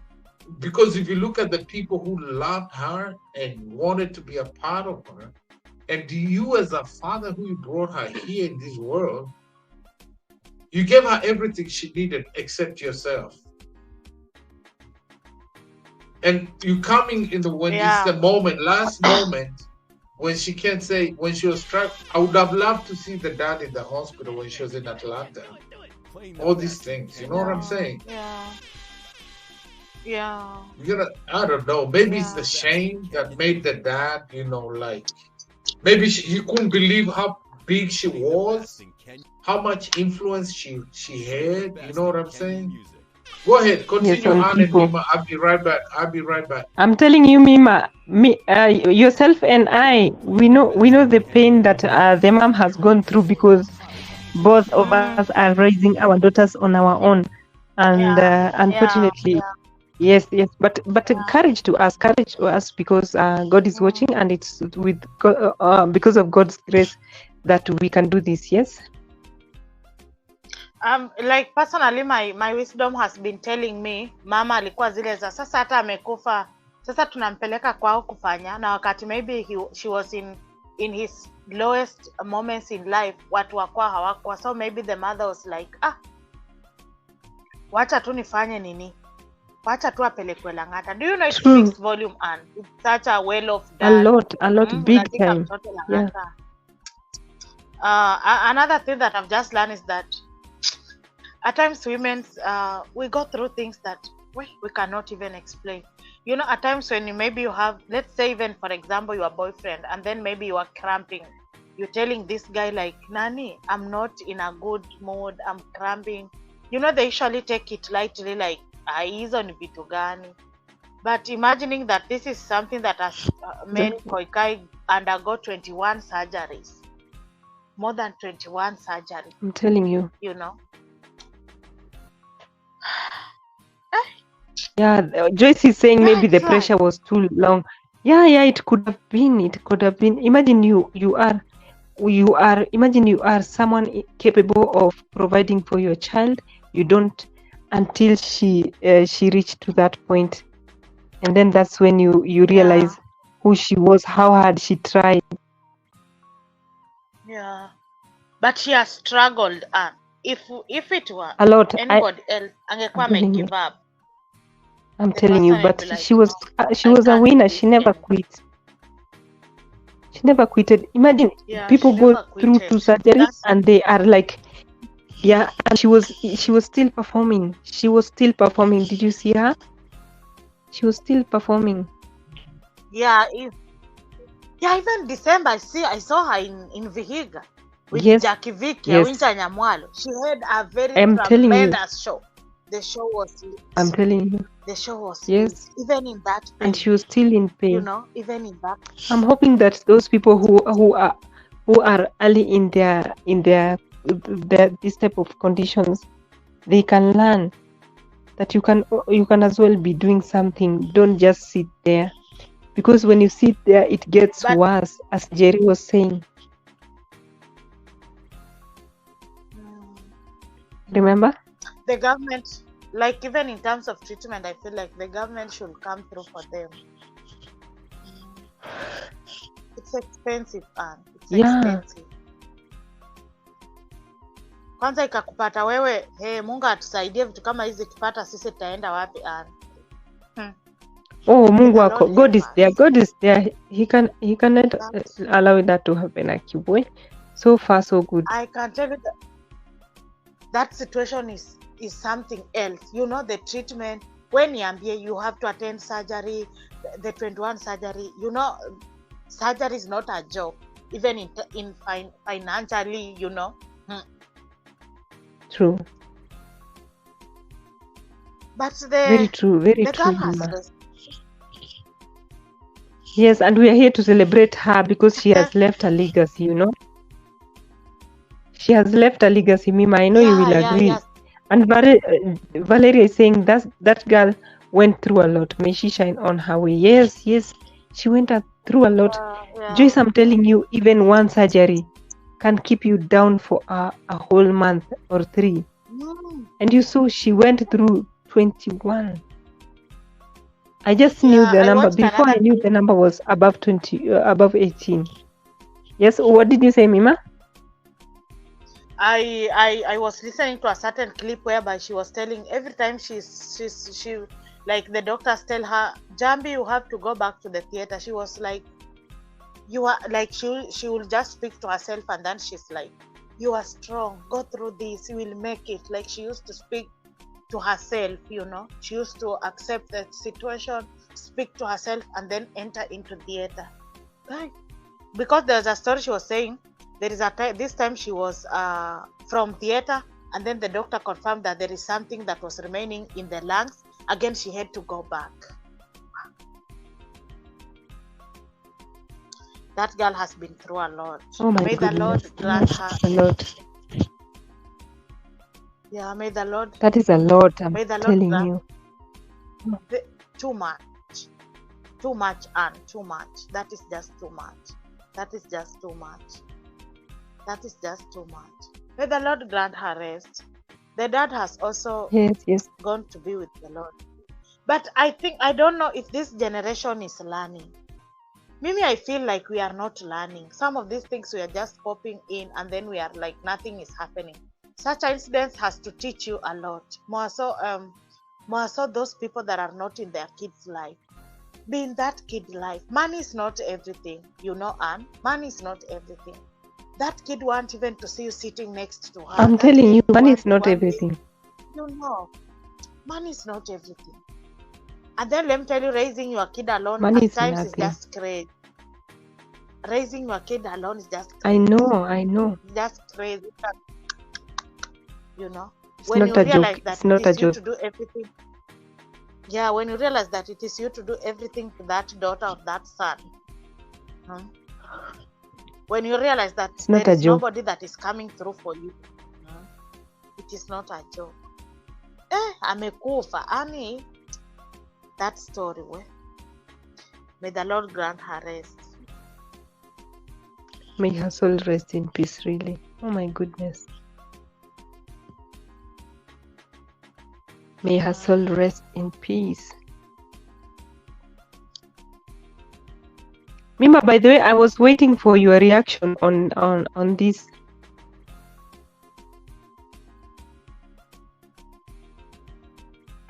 Si nilikwambia mchana. I have a lot of things in my head, but the problem is where to kuzifanyia wapi. Hiyo ndio shida.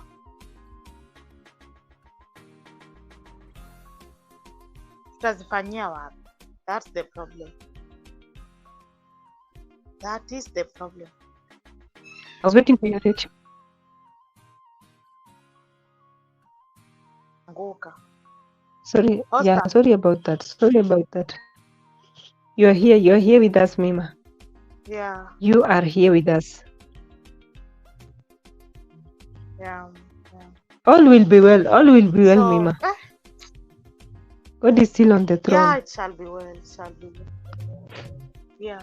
As long as we are alive, we are ulikuwa tuko kando. Ulikuwa hii. Ati kama nilikuwa Ulikuwa Mima? Nilikuwa huku mimi. Kwa hii inji si huko kwingine. Hapana, sijai kuwa huko kwenyu. Huko kwenyu sijai kanyaga. Nimekuwa wacha nikuhesabie, nimekuwa Lebanon, nimekuwa Qatar na nimekuwa Dubai. Okay. And Koikai, Jambi Koikai, she came to Dubai. She came to Doha, Qatar. Kung Fu, you want EK? You want EK Kung Fu? Don't worry, he's coming. He's coming, Kung Fu. Kung Fu, how are you today? Yeah, he's coming. How are you today? He's coming. He will come. He will come, Kung Fu. If you have a question, we are free to answer. Yeah. But about EK, he's coming. Just be a bit patient. He will be here. He will be here. Mima, kutoka hapa tunaenda kwa Njeri. Oh, yeah. Njeri ameanza, sio? Yeah, ameanza. Wapo huyu kijana wetu barabara, hata raid kweli? Ako na mpango gani? Ako kwa meeting.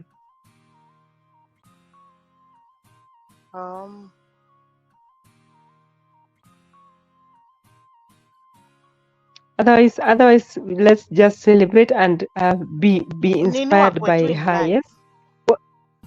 Nani? Yeah, I'm sure. Kwanza, the fact that I've been following her story when I'm currently through a lot, you understand. I just feel motivated. Like, regardless of anything, you don't have to give up. You don't have to give up. You don't have to. You don't have to. Yeah, because hapana, wewe siwezi anguka sasa nianguke kuacha peke yako. No, we are here. We are here to celebrate the life of Koikai. Yeah. All right. Let's keep the chat going, Kung Fu. If you are, you can tell us how you are. You can tell us how you are inspired by Jambi. If you know her, if you don't know her, ask her any question. So I was telling you, Mima, Jambi came to Doha, Qatar, and she was an awesome soul. She was awesome. I can tell you, my friends really enjoyed her company. You know, si wale watu kujisikia ati hao ni maceleb, you know, Mima. No. She was just down to earth. She was there with the other people, even vibing and just another, just like me, and you know, not like a celebrity, all high and mighty. Never. She never acted high and mighty. Something that I really loved about Jambi Kai. She never acted high and mighty, and she never acted object of mercy. She never wanted those, you know. That is why she's very much celebrated. She has left such a legacy. Even if she was going through so much pain, she didn't let the pain drain her. She didn't let the pain dim her light, you know. She kept her light burning. She kept the fire burning, and she was such a vibe, you know.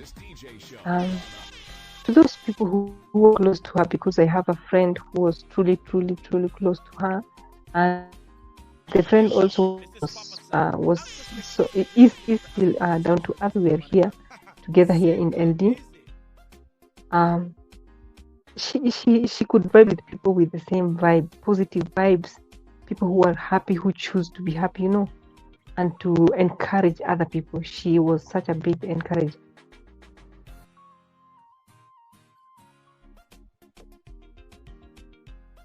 Yes, Kung Fu. Kung Fu is saying, okay, okay. Kung Fu is saying, I didn't know her exactly by seeing her on photos.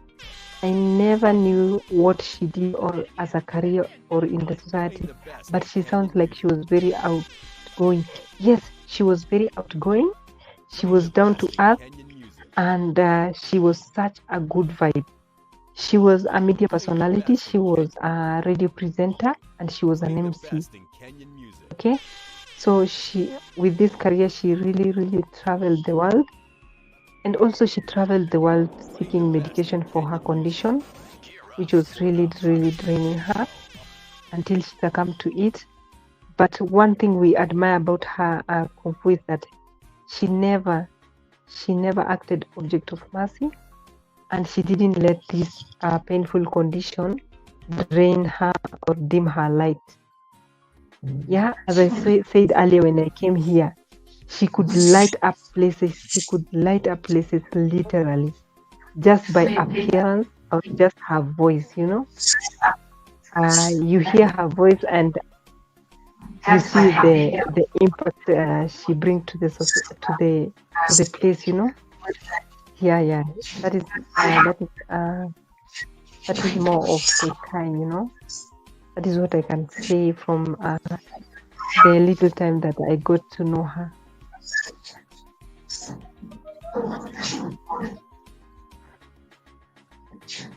She was such a vibe. All right, I am back. And You're welcome back. Jerry, the next 4 minutes. Thank you for holding the fortress. And that's her right here, Koikai. Right, that's so. Yes. I appreciate it. And you know you're a really good you're a really good interviewer, right? You are so good at it. You are so gifted because you give people time to talk. You give people time. You listen. You're not like me. You see me, I'm always talking. No, you're good. You're good, bro. Very good. And thank you so much for the compliment. By the way, I wanna do a reaction. Yeah, you're very good. Alafu ka sauti kako huwa ni kazuri. Kai, kona sauti tamu. So, I wanna do a reaction. Is Kung Fu Fanta here? I wanna do a reaction about the inspector from Haiti. And I wanna do another about clickbait. Like, have you noticed this recently? A lot of these big YouTubers, not all of them, a few of them, they're very nasty with trending. They want to do things to just be like, to be in the spotlight. You know what I'm saying? Cloud chasing. Yes. It's real. Cloud chasing is real, and they called it showbiz. I really like they baptized it showbiz. But one of the videos, he was being interviewed. He's supposed to be in jail.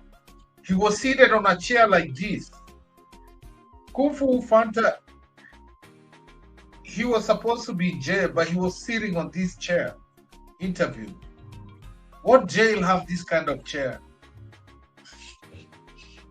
And then I want to talk about the importance of, if you know somebody's actually a gangster, if you look at CNN, BBC, all these big networks, they don't just put people's faces there, right? So I want to do a reaction on one of this. Nima disconnected again. Yes. Do you think I hate clickbait? Because I don't know anymore what to believe. Let me welcome Nima, the positive. I don't know what to believe anymore.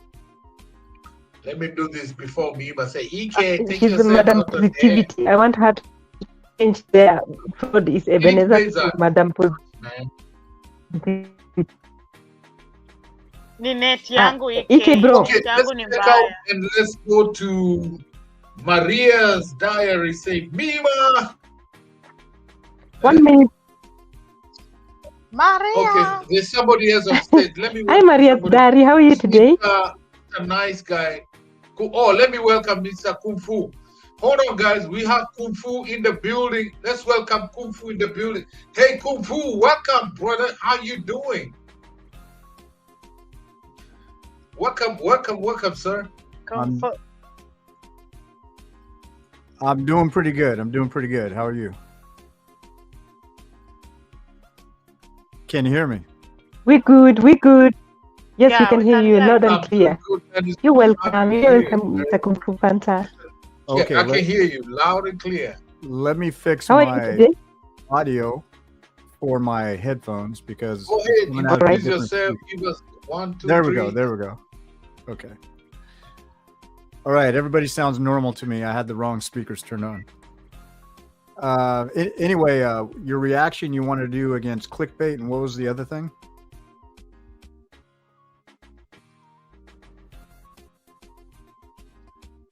EK. Yes.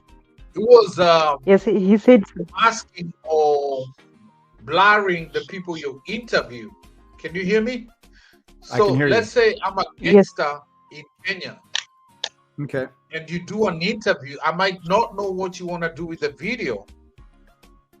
Do Okay. you think sometimes, because I'm about to do about the inspector, because if you show my location, if you show my firearm, if you're showing my face, I become a target for the gangster and I become a target for the police.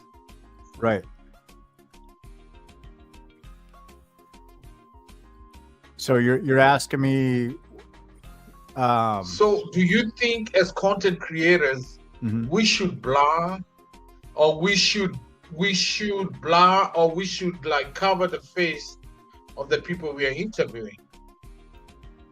Well, if they're in a gang or something like that, right? I would say if they're going to be a target because you interview them, go ahead and blur their face. To me, I'll look at that as nothing different than when you're out vlogging in public and somebody walks into your camera and they say, I don't want to be on your photos or your video. Make sure that I'm not on there. I would respect that person. But you know, sometimes you got these people that want to be on camera that you're interviewing. I would probably just let them know ahead of time that, hey, you know, for your safety and for my, you know, the way that I feel about this interview, I'm going to blur your face out and let them know that ahead of time before you start the interview. So the expectation will be set prior to that.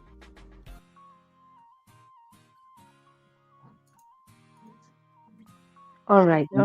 I think I've Okay. shared the same Yeah, so totally. So do you think we view- should, because opinion. I've seen a lot of these people. Go ahead. Yeah. I was just saying I share the same opinion, bro. So EK, Yeah. I was sharing the same opinion, bro. okay, so EK, you have somebody Yeah, in I hear Haiti you. that you're actually going to interview?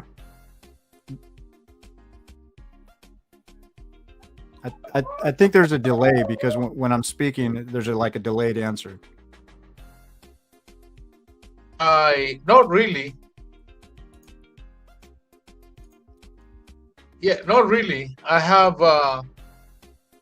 been watching a lot of them going like to different places and put, hey, hanging out with the most dangerous gangster, hanging out with this, Okay. and you know, like you're already branding them, but I'm not sure if they are aware. Like I can't just come in public and declare I'm a gangster like in Kenya. I know Kenya police, how they're gonna handle it, right? Right. So do you think maybe you should do an interview about this separately? I just was throwing it out there. Because I've seen a lot of them say, oh, I'm hanging out with the most dangerous gangster in Nairobi, most dangerous gangster in Uganda. Yeah. You know, you're already putting them in the spotlight. That's You know what I'm saying? that's irresponsible. Like maybe people didn't know them. Right. And of course, some of maybe content creators don't tell them. Mm-hmm. Hmm? You know, EK, the thing is, the only people out there Maybe who they'll are give them a few dollars here and there.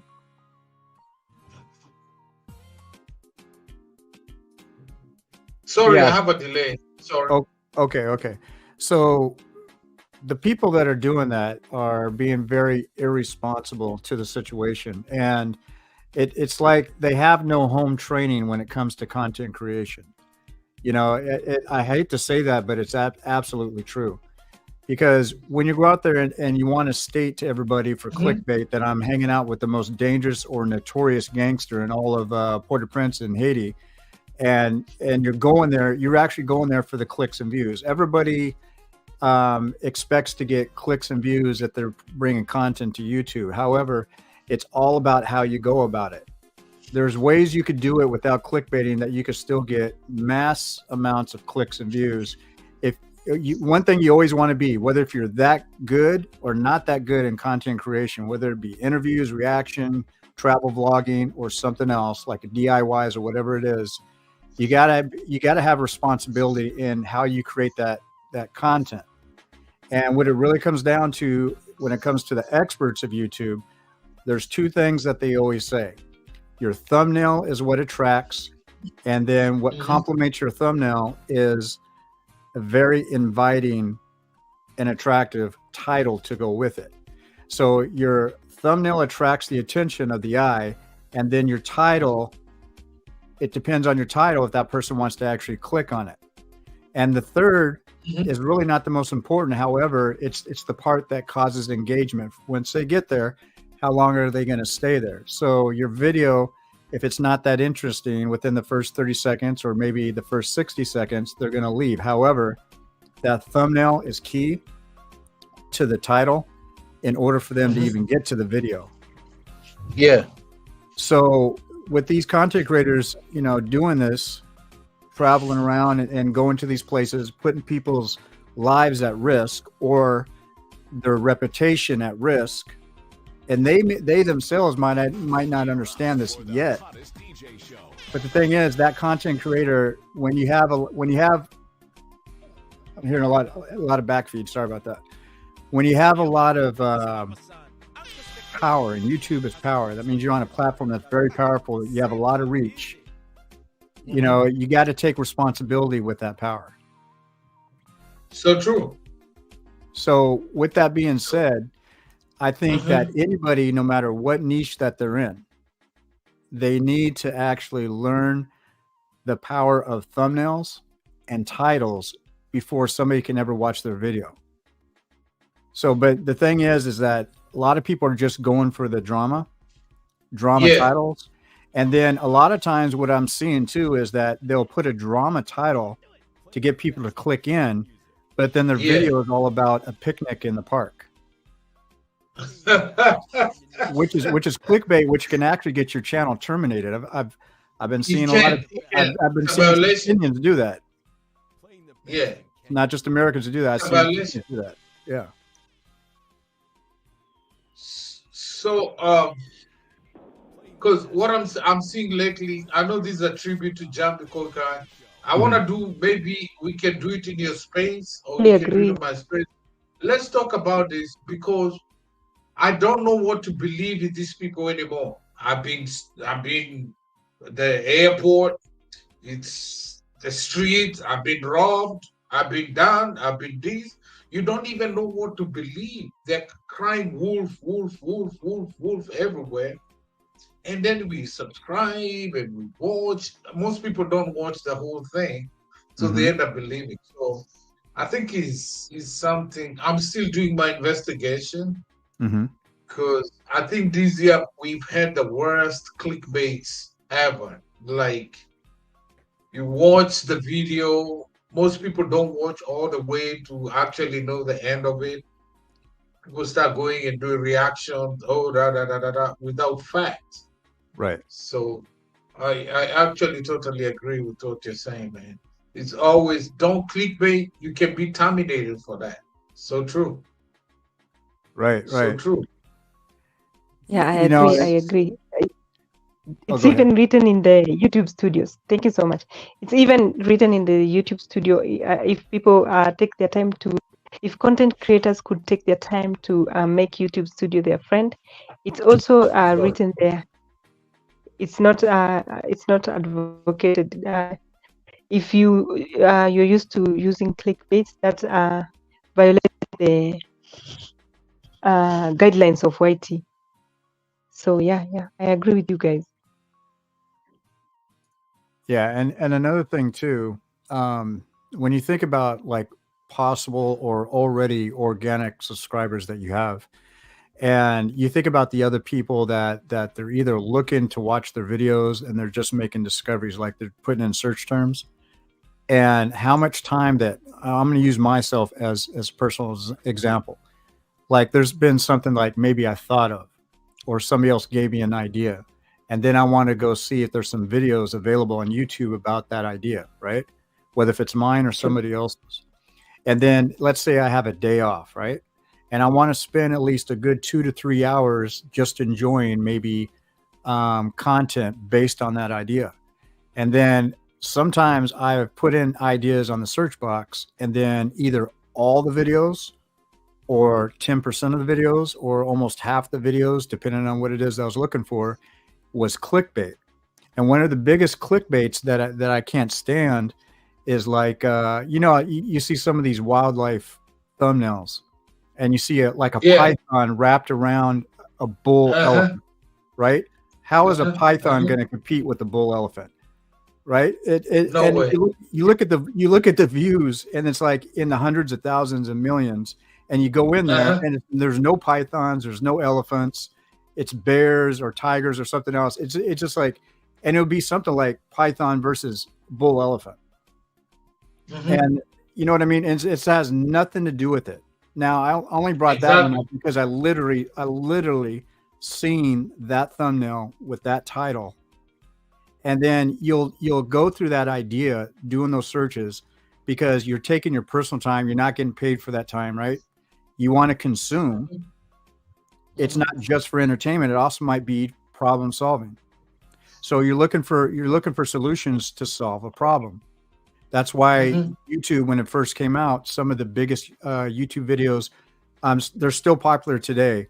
But that catapulted YouTube really fast was the DIY videos.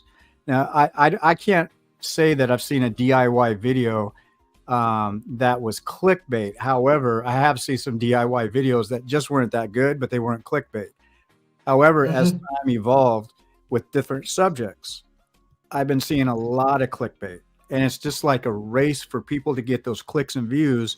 And when they're monetized, either on Google AdSense, or let's say they couldn't get monetized on Google AdSense, so YouTube will let you go ahead and have a YouTube channel. They have other means. We'll just say, for example, M-Pesa, PayPal, or whatever, to try to still get people to watch that video and hopefully like donate to them, right? So they could still get that traction if the video actually matches the thumbnail and the title. But that's where talent comes in. That's where good ideas come in. And most people don't want to do that. And it is healthy to say, and this is healthy to say, because we say all the time, don't give up. Maybe you just haven't found your niche yet, or whatever. YouTube, Rumble, or any of the other YouTube-like video platforms, maybe it just wasn't meant for you. Maybe it's just a hobby, because not everybody's cut out for it. Because another thing that I'm going to say, the YouTube experts, these content creator experts, what they teach you outside of thumbnails, good thumbnails and good titles, is that you have to have that energy engagement in order to connect with your audience. And sometimes they use different terms, but it's the same thing. So what I try to tell people, and a couple people have actually become very successful in Kenya. I just don't want to put them out there, but most of the time when people ask me for direction or anything like that, 99.9% of everything that I tell them goes in one ear and out the other. One thing you have to do, let's say they got the thumbnails down, they got the titles down, but their videos are just not engaging whatsoever. And it doesn't matter what the niche is.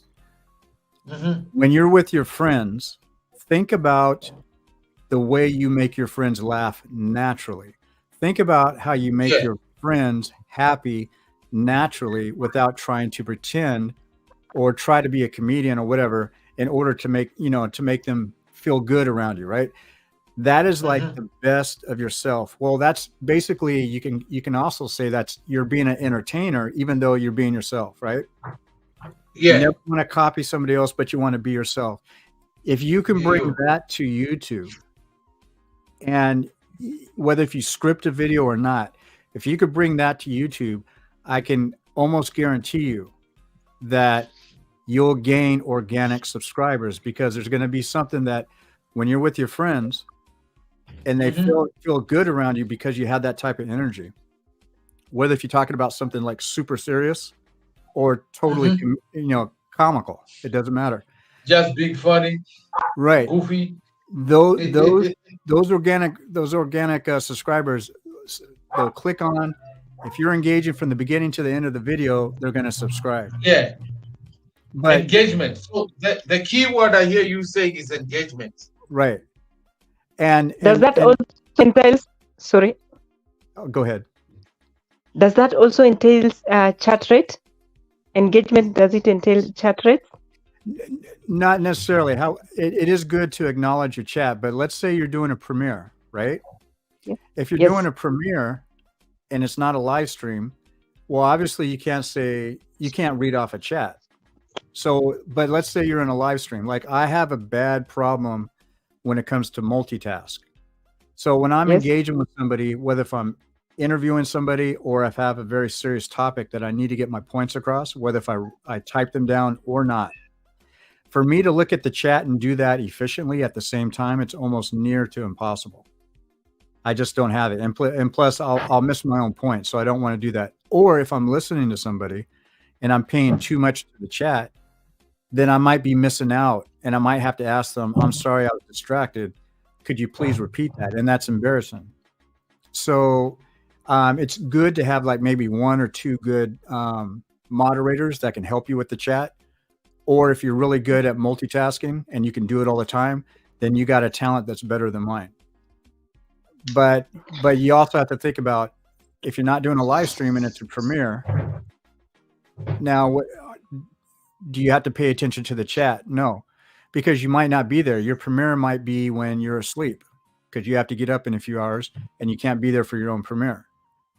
So the thing is that what I'm really trying to convey is, when you make your friends happy and feel comfortable around you, you know what I mean? Like I said, it could be a serious topic or comical.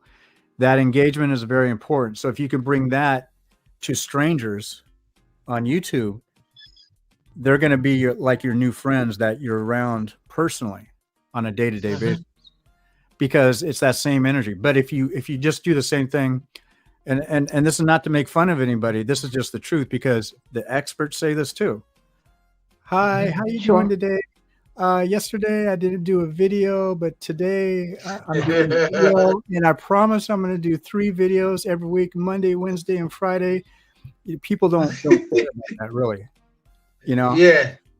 And the other problem too with YouTube creators, you know, this is also against the YouTube guidelines, is the sub for sub, and we call it different things, like, you know, I'll handshake you, you handshake me. That's only good for one thing. It's to get your 1,000, 4,000. After that, it's no good. Why? Because I'm telling you, a network bubble.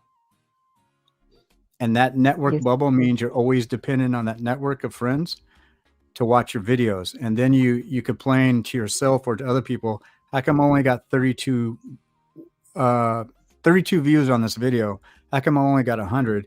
Because that 5,000 subscriber count that you have, almost 99% of everybody has a YouTube channel, and they're all YouTubers. Yeah, you're right. So you spent all that time working up your network with other YouTubers, but you ignored organic subscribers. Very, very so let me just give you a good point. You know, CML is in Chris is in Trinidad, and he got arrested, you know, less than 2 weeks ago. So I was probably the second person on YouTube. I got up at 2 in the morning to do a live stream, because somebody from Trinidad first did it. And then I watched his video. Then I read a newspaper article to make sure he was telling the truth. And so then I brought it out. Now I got 19,000 views on that. But here's the thing. How many? 9,000? 19,000. Whoa. But I got that day, before 24 hours was over, I got 230 subscribers. Wow. That's 230 in one day. And nobody And knew. by the way, you're the one who made me get to do the reaction, right? And you did a very good reaction. And you did pretty good too. Yeah, so I did the reaction because you hit me up and I did it. Mm-hmm. And that was impressive. 200 plus. Yeah, and I don't do okay, my work schedule does not allow me to do that many videos and live streams. I don't have the energy for it because I travel 4 hours a day, 5 days a week. That's why I only have barely over 60. In 1 year, I have barely over 60 videos. But the thing is, I've been doing this off and on for a long time. I know what it takes to get there. And like I said, no matter what your niche is, you really have to have that engagement within you. You have to bring your best self out in order for people to want to watch you and subscribe to you. But if you want people to find you, trending topics, no matter what the niche is always great. Breaking news, it's always great. Positive or negative, it's great. But your thumbnail has to work and your title has to work with it. And then after that, let's just hope your video is engaging enough for that person to want to stay. You know? So you say your thumbnail and your title and your video, they have to be in line. If you want to make a complete success from beginning to ending, then yes. But even if your videos, like for example, I've seen one guy, I don't know why he did it. Somebody else told him basically the same thing that I'm telling you guys. Somebody told this person, I won't mention it, it's an American YouTuber. He had a bunch of videos that weren't engaging. His thumbnails weren't engaging. His titles weren't engaging. But he got it in his head with the same information that somebody else told him. And he went and deleted all his videos. That's not what you do. Whoa. So he wanted to start from scratch. His videos really were only getting like, that 32 here, 100 there. That the catalog was already started. Now he had to start from scratch. Now he's doing okay. He's doing okay now, but it was like an uphill struggle. He should have kept those there and just first worked on his thumbnails and his titles, because you could still look at the analytics and you can see your click-through rate. When you see your click-through rate going up, but your watch time is not really improving, then you know that your thumbnail and your title is working. Now all you have to do is concentrate on your content. Wow. Right? That is very true. That is very true. And the science behind that thumbnail and title thing is really ask a question? research. Yes, go ahead.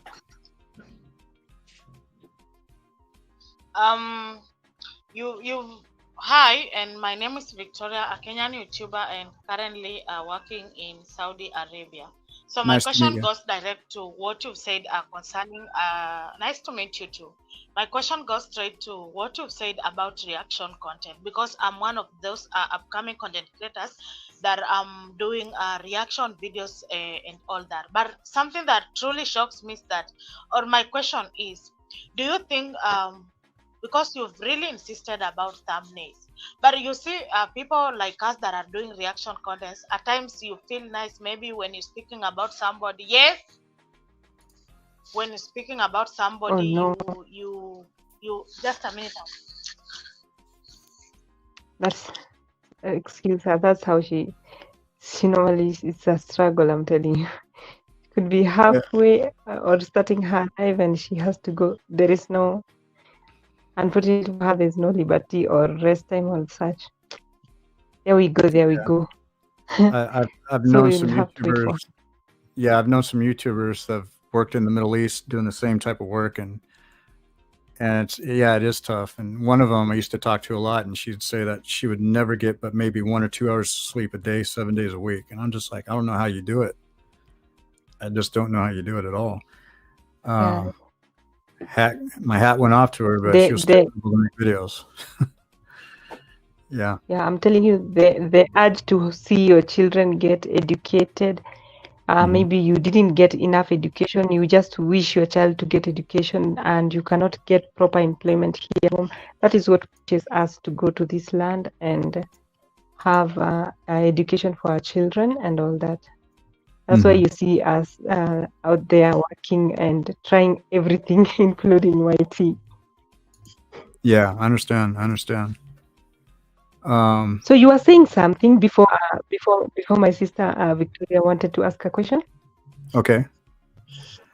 Well, I was going to say that there's a science behind the thumbnail title combination, and this is something that we all should be testing. And right now, YouTube's got this feature that was only allowed to certain content creators, but it's open to all of us now.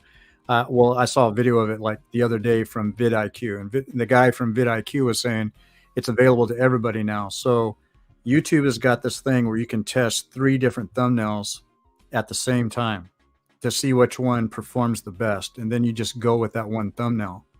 So that would be a tool to use for some of us to find out, when we're working on our thumbnails, to see which one works the best.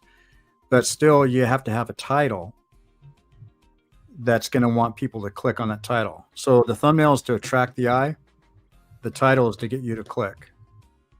And the science behind it is like, for example, you pick a subject and maybe nobody's really searching for that subject, or maybe they are, but you don't know what keywords that the average person, the organic future subscriber, is actually typing into the search box. And so basically, like, for example, if you see a trending search key term and you see it in a lot of titles, you might want to learn how to reverse engineer that title. So that way, maybe you don't get as many views, like 500,000 views on your video, but it might turn into 100,000 views, or might start averaging, 5 to 10,000 views, where before you might have been only getting 1 to 500 views. So doing that keyword research on the topics that you're wanting to cover on your niche, that's going to take some practice, but it's not like you gotta like kill yourself trying to learn it. Just give it time and still continue to produce content. And I think the best thing to do is just we really need to pay more attention to the experts out there, because Minimum and a few others, I forgot his first name, but his last name is Blake. You listen to these guys and it's like, yeah, they have YouTube channels talking about YouTube channels. But what they're telling you is basically these guys know the community guidelines front to back. They know all the privacy policies. They know Google AdSense policies. They know everything. So the information that they're giving us, basically, if there's any new information that YouTube releases, they're on that information. And then they give explainer videos explaining what it's going to be, what's the new updates to the community guidelines, or what you can do to improve your click-through rate, or what you can do to get people to watch your video from beginning to end more often. These guys are actually the experts, and they're giving you real information. So, in the beginning, I depended on those guys. And sometimes I was like, I thought I was following their direction. But what I really didn't understand in the beginning is that, okay, there's something that I'm not doing. And some of them have said, but it just didn't click, is that engagement. And I'm talking about your own personality. If you're not engaging in your videos, whether if it's just audio only or audio and video, people are not going to watch. They're going to click off. Wow, you need a whole class on this. So let me ask you, I know this is Jambi Koikai tribute, but you talked about reverse engineering. That's a term that maybe most people might not get. Can you break it down to simplify when you talk about reverse engineering? Okay, so for example, if we picked a subject like the conflict in Gaza, right? And we see that BBC and CNN, well, you can't really think about BBC and CNN because they already got a big audience. So they could put the most mundane title and they're going to get views. those are not the titles from the content creators basically that we want to follow. What we want to do is we want to look at some of the other YouTubers that might have 5,000 subscribers up to the ones that have 1 million subscribers. And then if it's consistent between the individual who has 5,000 subscribers to the one who has 1 million subscribers, and their videos on average, let's say, are getting 50,000 views between the both of them, they're doing something right. So we want to see, like, for example, if they're talking about a subject that I want to talk about, and basically you have to be up to date on the trends with these stories too. So you start looking at their titles, and it's like, wow, they got 50,000 with that title. How come I can't think of that title? So what you might want to do is don't copy their title exactly, but think of a way to reverse engineer that title using some of the same words, maybe just rearranging some of the words, maybe adding words in, taking words out, but it's still giving the same message to try to attract people. Now, sometimes it doesn't work. Sometimes it'll be like, oh, I did all that work, for nothing. Nobody really came to my video, but you'll be surprised if you keep that up and you're one of the first people out there, especially if it's breaking news or trending news. Trust me, if you do everything right with the thumbnail and the title, you're going to see improvement on your click-through rate. But it's not something you could do just once or twice and expect magic to happen. You have to really work at it. I totally agree. I agree on that. I totally agree. And I have a quick question. I think Ike is muted. Can you hear me, Mr. Nice? Yes. Yeah. So I wanted to ask you one question. Today, when I was opening my YT, there was I don't know if it's a notification or something on my screen that my titles have been attacked by a certain bug. What does that mean? Do I have to re-edit all my titles because I use ChatGTP to on my titles and description? I don't know if I'm still on the topic. Well, there's some controversy about using Chat GPT. I don't use it, and yes. I was going to use it until YouTube started bringing out some press releases saying, well, we can kind of tell if it came from Chat GPT, or we're going to make a executive decision basically to say that this is an AI generated title or AI generated description in your description box. I don't know how they know that, but Google being as big as it is and they have their own AI tools, I guess there's a way they can kind of detect it. It might be comparing the way you used to write your titles to the way they're coming out now, that most likely they're probably thinking, this is just my guess, that they're probably thinking that you're using that tool because I don't use AI, I'm not really worried about it. But since you're using an AI tool, I have been thinking about reading up on what YouTube's policies actually are about using it, because I know they don't want us to be using it. They want us to create original content. So they want us to bring out our talents, whether if it's verbal, written, or whatever, graphics with your thumbnails or whatever, because you have AI tools for thumbnails now. Even though YouTube has one, even though StreamYard has one, it's like somehow they're detecting this. So it's like you really want to be able to learn how to do these things on your own without having to use AI tools until YouTube can come up with a definitive answer on, can we use AI for all these different things? And if we can, what are the exact protocols for us using AI tools? So that way we don't get our videos demonetized or deleted by YouTube or what have you. Because that's think about all the work that you'll put into it, and then something like that happens. I'd rather put more work into it without using tools like that and have my video deleted than using AI tools and then have my video deleted, because now I can find out what my problem is. Because I look at AI, in all honesty, as a handicap at this point. I like some of the stuff that's out there and I wish I could use some things in AI, but I don't want to use it for the simple fact that YouTube is not giving us a definitive answer right now about AI. So I'm going to leave it alone for now. And that's probably why I'm just guessing. I wish I had this conversation yesterday. Yeah, because yesterday I deleted my account because I could not understand why I was not being monetized. I had all the WH and all the 1K plus subscribers, and I had edited all my videos. I had really deleted some videos that I was thinking were not proper, but I did not. I think that my description and my titles that I had to use with the AI, with the chat GTP. So I was just angry and I deleted it yesterday. Yeah, that's a tough call. I wish I knew this. Maybe I could have just edited those. Yeah, okay, let me look at this. So let me go to my studio real quick.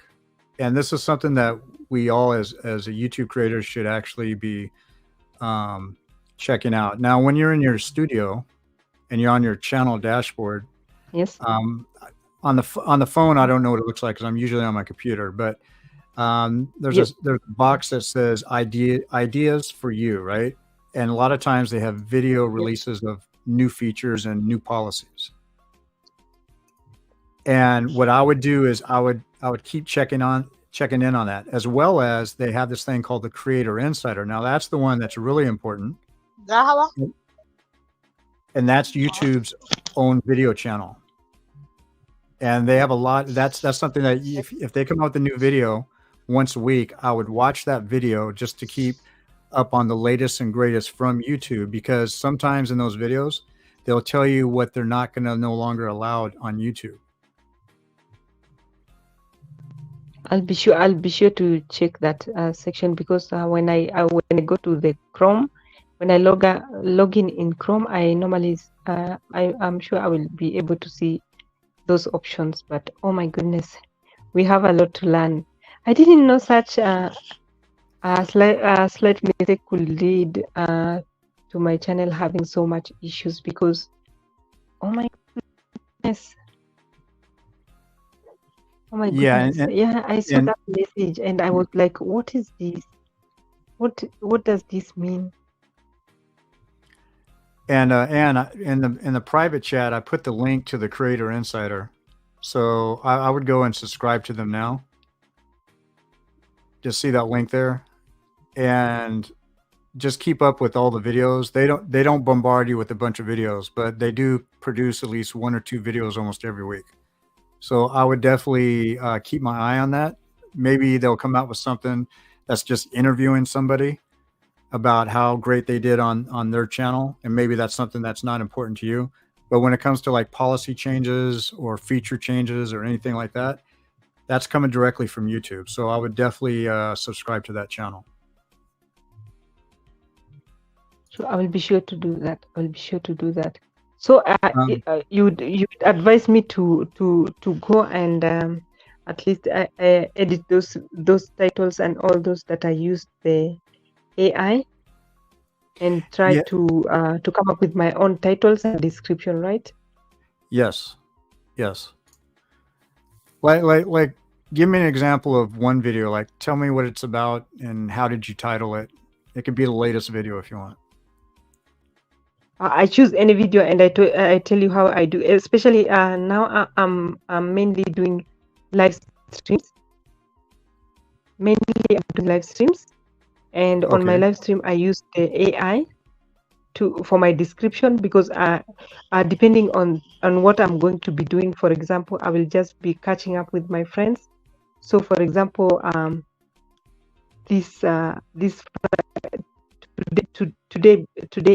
during the day around 12 a.m. I had a live stream.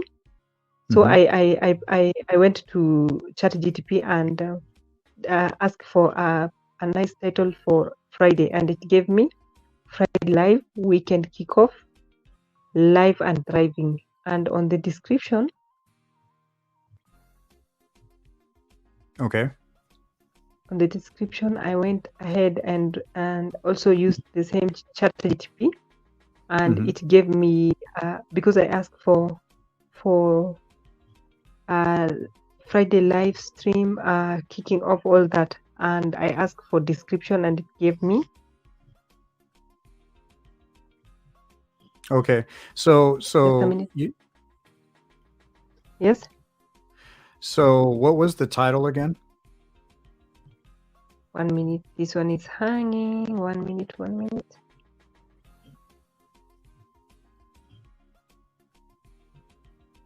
So you always have, I think you always have to tweak it a little bit if you're using AI, from what I understand, right? You don't want to, even if you're doing a video with AI, you have to try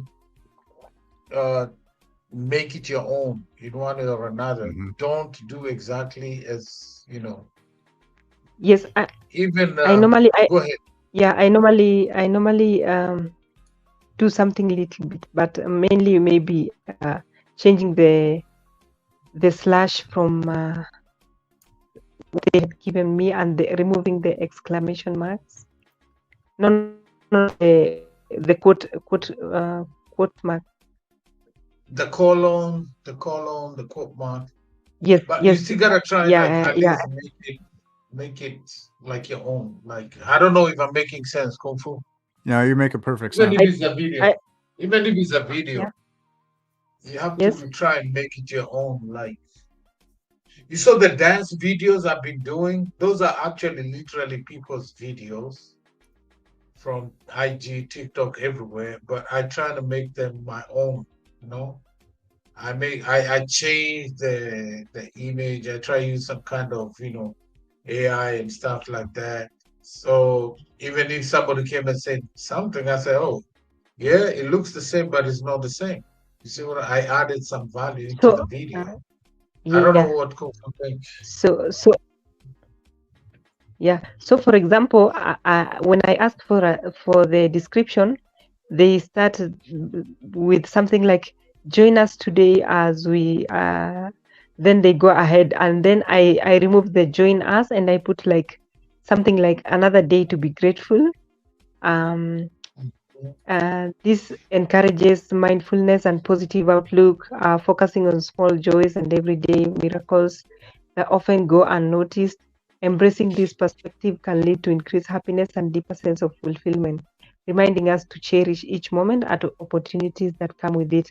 And so, inside this live stream, I will try as much as possible to mention this, whatever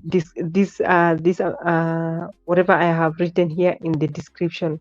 So I'm not sure if my brother Ike, you can go to my channel and let my brother Mr. Nis see what I'm talking about with my descriptions and title. Is that possible? I'm I gonna, I'm use gonna AI all the time to do description, but I always try and make it. I Editing. always add in I edit and tweak it. Like, Yes. I know I'm gonna talk this. I'm gonna ask AI, give me description for this topic, and then break it down in this format, blah blah blah blah. And then when I go in there, they actually AI sometimes at the bottom they tell you to try and tweak it as much as possible. Yes. So I Same here. go They in do tell. there, and then Yes. I go in there and tweak everything to make sure it applies to exactly now. Like, and now if I do about Jambi Kai, I'm gonna have to have it tweak. I'm gonna tweak because they don't know who Jambi is. It's a tribute to her. So I'm gonna get in there, and, like, add my values, my inputs, and everything. But when you do video using AI, it's like you have to try and No. make it as I don't do videos. By the way, I don't do yeah, those videos. descriptions. I don't think they're Yeah. wrong. I just use titles and description. But what gave me a wake up call is today morning when I opened my screen on YouTube, and I found that at the top of my phone that my titles and description have a bug. Can I read it because I saw it? Can I read it so that you can hear what they told Yeah, me? read what they said.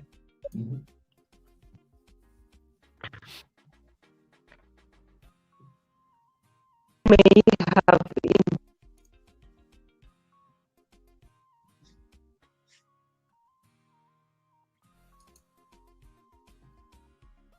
Did you break down? They broke.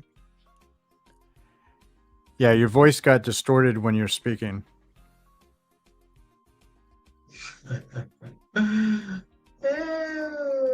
Yeah, so actually a bunch of people had bugged notification this morning. So a lot of people Let me got try. bugged notification. I don't know if you got it. Go ahead. Can I try again? Can I read it again? Yes. Yeah, read it. All right, thank you.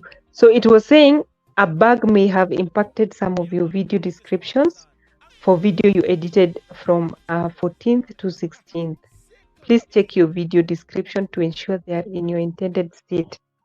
What does it mean that a bug may have impacted? Okay, that's for me. That's something that I'm not even aware of. I've never heard that before. Is this a message you got directly from YouTube? Yes, because I opened my YouTube app as I'm going to check out my stuff, and that is what I saw. Okay, because I haven't. Okay, when did you get that message? Was that today, yesterday, or a couple days ago? Yeah, this was yesterday, Yesterday. 7:31 p.m. 7:31 p.m. Okay, I didn't get a message like that. For me, I didn't get a message like that. Oh, okay, thank Yeah, you. I saw a few people were complaining this morning. They got a bug message. So it looks like it's something. I had like one Filipino who was complaining about that, and there's an American guy. Like they got that notification. So maybe it could be a false alarm, but I don't think. Let me see. I'm looking at your description. Did you change it? Myself? Let me ask you this: was that in YouTube Studio that you got that message, or was that an email? No. I just open. You know the way you can just open your YouTube app and then you will be in. You just open your. No. It was in my YouTube Studio. Sorry, it was in my YouTube Studio. Okay. No, it looks good. I'm looking at it. There's nothing wrong with it. It looks okay to me. Maybe there's something that happened, or it was a bug on YouTube side, not you, because there's no way you can create a bug. You cannot create a bug. Only YouTube can create a bug. Maybe they were doing some coding, and you get what I'm saying, Kufu? We as creators, we can't create a bug. We can't create a bug. Yeah, I know exactly what. Maybe they found a bug when you created the description. They found a bug. I don't know, but we don't create bugs. Now I was starting to probe there, because as more as you're slowing down into tell us what it was, I was thinking, I hope this is not somebody trying to scam you out of your YouTube account through an email. No, it was not an email. Yeah, it's just it just appeared on top. It just appeared on top of my screen, like a notification. Okay. Well, yeah, I haven't seen those on my phone, but when I do get those messages, they're like a blue color on my desktop computer. Yes. But no, I haven't gotten a message like that. I haven't gotten one of those types of message for anything probably in almost 2 weeks. That was the first time. It looks like Latoya got it. It looks like Latoya got it too. And I think Latoya also uses AI. So maybe it's a bug when you use AI. You know what? I think I might know what it is now, because even Miss Trudy uses this. There was a while back I was looking for, like, trying to maybe make my descriptions look better on my other channel, and I wasn't too crazy about Google's font, which is called Roboto, and I wanted to change the look and feel of some of the headlines and then just leave Roboto font underneath. And I forgot, there's a few different websites out there, and you can probably choose maybe 30 different types of fonts, but you have to go to that website, and then you just type in whatever you want in their little description box, and then you choose the font, right? And then when you copy what you typed up, it also behind the scenes, even though you can't look at it, it copies that font style. And then you go over to your actual description box, you paste it in, and then when you go ahead and publish it, and then you go to your video and you look at the description box, instead of that same old font we always see by default, it actually changes because you went to this one website. It's embedded into the there's some type of code in there. When you copy it and then paste it, it carries it with it.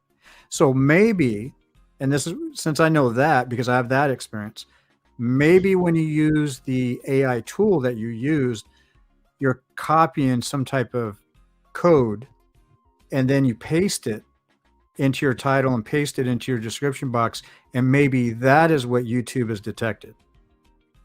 And maybe you could be right. That could be right. So that's what I'm thinking now that I think about it. Yeah. Yeah, that's what I do. Maybe I should be copying it somewhere, and then I type instead of copy paste. Yeah, what I would do is like EK, he said he uses some AI. I don't use AI at all. And like I said, until YouTube makes a final decision where they want to go with AI, then I'll make my decision if I'm ever going to use it or not. Here's the thing. If you're doing titles and descriptions, I would use only something on your use some type of app that you use on your phone or your computer. Maybe use something like a Word, right? Do all your spell checks and all that other stuff, right? And then try to maybe grammar check it with Grammarly or something like that, or languagetool.org. Languagetool.org is a great place. You can check between US English and British English and all that other stuff. But when you use those tools, you're basically using it for grammar and spelling corrections. What you're not doing with those tools is you're not carrying over. Well, Grammarly is using AI stuff now, so who knows? But when you copy and paste, like that font tool I was talking to you about earlier, that Miss Trudy uses, it's carrying over whatever code and you're pasting it into your YouTube channel in the studio for each and every video. So what I would use is some type of regular tool for all your titles and stuff, and just use that tool. So that way you're not copying over some type of third-party code and pasting it into your title bar and your description box. And then that way, you can eliminate that problem. Because to me, I think that's what's happening. I will be sure to check that. I'll be sure to check that, because that is exactly what I do. I go to ChatGPT, I ask for the title, I copy, I come and paste, then I start editing. I remove the exclamation, I remove the other marks and put my own, or I put the slash, such. So I think the copy and paste could be the one problem that brings about the bug. Yeah. Yeah. Did you use The funny thing is that AI everywhere to create there that? are AI everywhere now. Yeah, But- because I'm artificial- training on AI right now at work. AI, we are going AI at work. So let me ask you this: when you use the StreamYard thumbnail, right, to create the image and everything, and you use another AI to do the description. Welcome, Susie Global. Good to see you. Do you think Kung Fu Fanta that can be a problem? Because maybe you use the thumbnail, you get thumbnails and thing from StreamYard, and also use another StreamYard, another chat, no, AI to create thumbnails and the description and title. Do you think that would cause a problem? Well, we already know that majority of people who don't have tools on their computer, because they're just using a phone most likely, most people are using Canva. So we know Canva is not an issue with YouTube. YouTube and Canva work well with each other. I mean, they know that YouTube knows that most people are using that because they don't know how to use Photoshop or some other Photoshop type of software to make their thumbnails. And then with StreamYard, EK, I've only used once, maybe twice, the AI that, you know, how you go in to set up your stream for StreamYard and you have that option, AI thumbnail. I only used that once just to test it out, and I still have that thumbnail up today. And that was a video I did probably 2 months ago, and I haven't gotten any error messages coming from YouTube saying maybe there's a bot or something like that. I haven't had any complaints from YouTube using it. So I know there's no problems with StreamYard's AI thumbnail thing. So, but there might be a problem with somebody else's. I know Canva doesn't have an issue. So, but it sounds like Chat GPT, there's an issue. And I've heard people when they're talking about, I'm talking about the big guys on YouTube teaching people how to use YouTube, that YouTube has an issue with people using too much AI in their videos. And they did talk about titles and descriptions at some point. So this is telling me now that YouTube is actually watching to see if you're using Chat GPT. And the ways that they're doing it, they're detecting it through your cut and paste or copy and paste. So because it's a click. Because when you click, those are all clicks, right? They have a sniffing tool. They sniff that out. And guess what? YouTube is using AI to detect these things. Yes, they're using AI. Exactly. AI, because they started all this AI all over. They've been using it. They've been using AI for the longest time. Right. So they can sniff it. They can sniff you doing AI. So this is how I do it myself, right? I'll get the description. I'll actually type exactly what I want it to do. I'm just literally telling it, write this, about this point, blah, blah, blah, blah. It doesn't have the name of what I'm talking about. I'm just asking it to give me a format. And then when I get the format about what I want to do, then I go in and now start adding my own input in there. So even if they try to sniff it, I've already added what I use, and most of the time I use Word to do that on Notepad. Right? So I use it and then save it, and then after I do that, I've already made a whole lot of changes on it. You know what I'm saying? So, and that's how I do with mine. I don't copy it and paste because remember there's a barcode under when you're doing that. Like you can't see it with the naked eye, but it's there. Then you paste it. You gotta copy.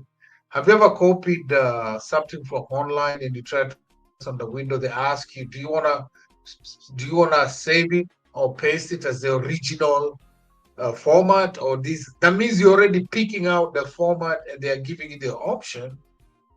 So to change it or save it. So you're copying literally everything from there. You're not just copying the plain text, you're copying the format. It's not just a plain text. Yeah, you're copying the format, you're copying the how do we call it in software? The background. You can't see it with the naked eye, but it's there. Right. So you know what's good, EK, is people can start using plain text editors, right, with no formatting whatsoever, but maybe still has a spell check, possibly a grammar check, right? So that's, you can get those for the phone. You could definitely get those for the computers. My Mac computer comes with one called TextEdit, but there's some out there that are even which also includes formatting, but you can get rid of the formatting in TextEdit. There are actually plain Jane text editors out there that you can get for your phone and your computer with absolutely no formatting. And then that would be the best way to type up everything you need, check the spelling, copy, paste it, and you're done. And there's actually a lot of apps you can use too online. Like if you use a phone, there's apps you can use, right? Or you can just copy it and paste it in there. Like there's a lot of those. and they're starting to sniff. Even like at work, I've been using these. AI to respond to a lot of stuff. But now we're having to go through training. Like you guys, you don't need to do that anymore. They can be able to tell. Yes, they can tell this is not you. You know what I'm saying? So we gotta find a way to make it look as organic as possible. Like you actually put some effort. So let me ask you, that makes you wonder. So why are they pushing for AI if they want us to stick them and put some work into it? The thing is, YouTube doesn't want YouTubers to become AI machines. I mean, that's basically the argument that the way I'm actually thinking about it, by the way that they're basically complaining about it, is that they want their content creators to actually create original, authentic content, not this boring auto-generated voices and stuff like that. Majority of the time when I see people using like explainer videos or maybe geographical videos, talk about geography, what are they doing? They're using computer automated generated voices. So that's still AI. And a lot of people don't want to watch those. I mean, how many times, EK, have you, like, maybe say, for example, you wanted to find out how you can boost your energy with maybe like using honey and ginger, and you go to a lot of these 3-minute videos and the voice is, did you know that if you use ginger and honey, you can get these results by the end of 7 days? And it's always that same type of computer generated voice, either a man or a woman. And people don't want to watch that. And I think that's what YouTube is really complaining about. A lot of times when I hear those voices, even if the information is good, it's like the person who created that video, they didn't want to actually narrate that video. They wanted the computer to do it for them because it's faster. And I think that's what YouTube is trying to eliminate. And I think a lot of people are clicking off a lot of those videos, because I click off a lot of those videos because I just don't want to hear that voice. Actually, you know what? It's good you brought it up, because I did a video in Jamaica from Mobay to Kingston, and I used it's my voice, but I use the AI to change my voice. Okay. And most people are like, no, we don't want to listen to that. We want to hear you. We want to hear your real African accent. People, apparently, they seem to enjoy that more. They don't want to listen to some AI, So, yeah, you're right about that. I normally just click. I don't want to listen. Oh, this is Africa. Welcome to Kenya. This is blah, blah, blah, blah. If you want to go, oh, Lord, just click. It's much like. You ever been to those websites like say, for example, like I'm going to say DoorDash, right? DoorDash, like if your order is messed up, let's say the driver stole your food, because I've actually had drivers steal my food. So I never got my food. So I go to complain, right? And it's always AI generated chat to start with. And then it's always asking you certain questions. It's always the same questions. And it depends on whatever your answer is. And it said, okay, please hold on for a moment. We'll connect you with the real agent. You know what I mean? So you'll never, in the beginning, you're not talking to an agent. You're talking to a bot. To a bot, yeah. That's going to connect you to an agent at some point to resolve your issue. So it's let's like, see what's going on in the chat. Anybody has questions for Kung Fu Fanta? By the way, Kung Fu Fanta is our shemeji. Modoniwa. Bokwasi. Kung Fu say Modoniwa. You know what? Latoya Daly has a good comment in there. She says, but I don't copy and paste anything and I still get that message. So that's interesting. So if you don't, how do you get your description section, Latoya, if you're not copying and pasting? Do you type it in, everything? Yeah. No. She said, EK.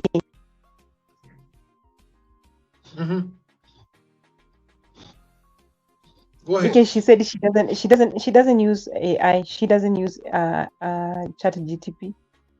She doesn't use those tools. That is what I saw her saying earlier. Ike, I will beg to go down on the comment section because I had promised Jeria was going to be there with her today. She was a bit down. Okay.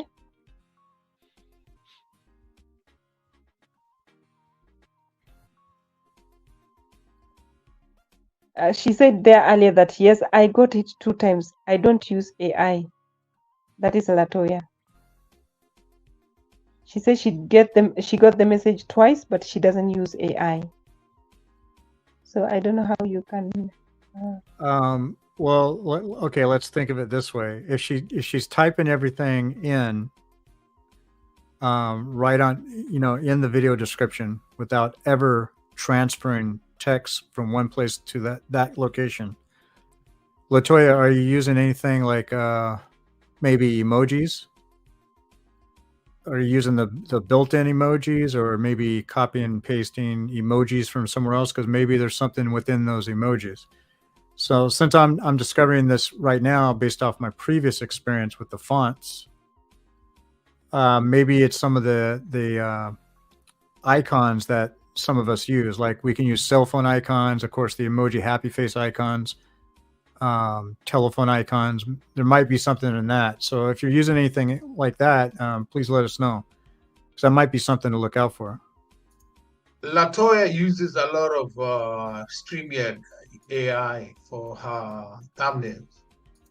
So I don't know because if you look at her live stream, most of it is StreamYard AI. Yeah. So welcome, Priscilla. Welcome, Priscilla. Yeah, she has a lot of Latoya. I've looked at your channel. You have a lot of StreamYard thumbnail AIs. I don't know if that's what it is or something different. By the way, what is StreamYard AI? What is StreamYard AI? I don't understand. You can use. Oh, I thought I've seen you use it. Hold on, let me look at your What is channel. StreamYard? I use StreamYard, that site, but I don't know what StreamYard AI The is. thumbnails. Okay, I haven't seen. I don't know what. Okay, no, you haven't used it. I've looked at it. You haven't used. What is that? They have these AI feature in StreamYard. You can create a thumbnail. I think Kung Fu. No. I don't use that. I don't use that. I use Canva. Yeah, I use you Canva. haven't used it. Yes, Yeah, I use see you Canva. haven't used it. I see you haven't used it. So I don't know whether that could be an issue. Because I think the template for their AI, they look all pretty much the same. If I use it, somebody else use it, somebody else use it, somebody else. The only thing that will be different is the thumbnail. Oh, it's not about the description. It's about the description. Okay. Mr. I have to look at her description. Yeah. She's saying that if she's using the AI feature in StreamYard, does it come to what you said about YouTube stand on artificial intelligence? When I used it, the AI in StreamYard for thumbnail, they have that option. I was talking about that earlier. I used it once or twice. I have one live stream where I used it just to use it for the heck of it, and that was a couple months ago, and I haven't gotten any message from YouTube about bots or AI generated anything. I normally use AI and I never get these problems either. So I don't know. Maybe it's just a bug because I haven't got any of that, So, and you want to check out maybe Kung Fu, you might want to do a masterclass on this topic. Yes, I would love that. I would love that. Kung Fu. I'd love that. Now I have now. You really spilled a lot of beans. You spilled a lot of gems today, man. We need to. Or maybe he can do a live stream. Yeah, he can do a live stream only about this, so that we can ask our questions.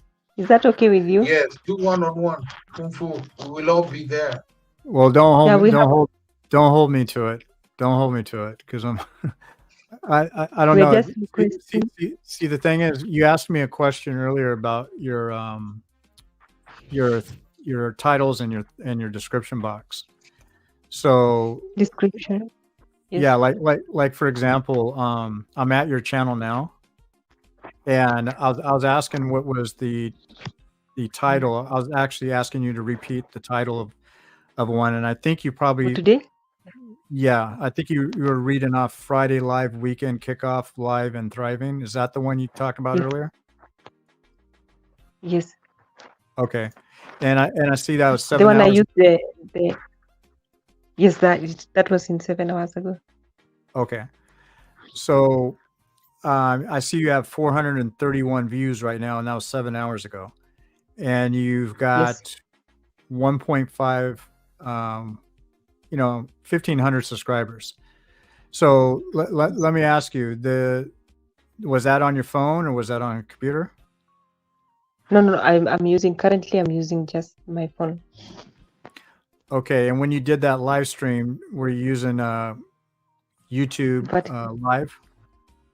no. I went to StreamYard because I was a bit caught up. I was on the road, and my friend wanted to redirect to me, so I just had to use the convenient StreamYard because I could mute and or maybe I could have my friends come over and talk while I was on the road or something, So I Okay. used StreamYard in short. Okay. All right. So first of all, I'm just going to read your title, and when I read your title, Yes. I'm going to ask you a question. So your title says Friday Live Weekend Kickoff Live and Thriving. My question is, who are you trying to target with that title? To the audience, to the anybody, because I'm sure people are going to pass by because this is a vertical, so a lot of people are going to pass by.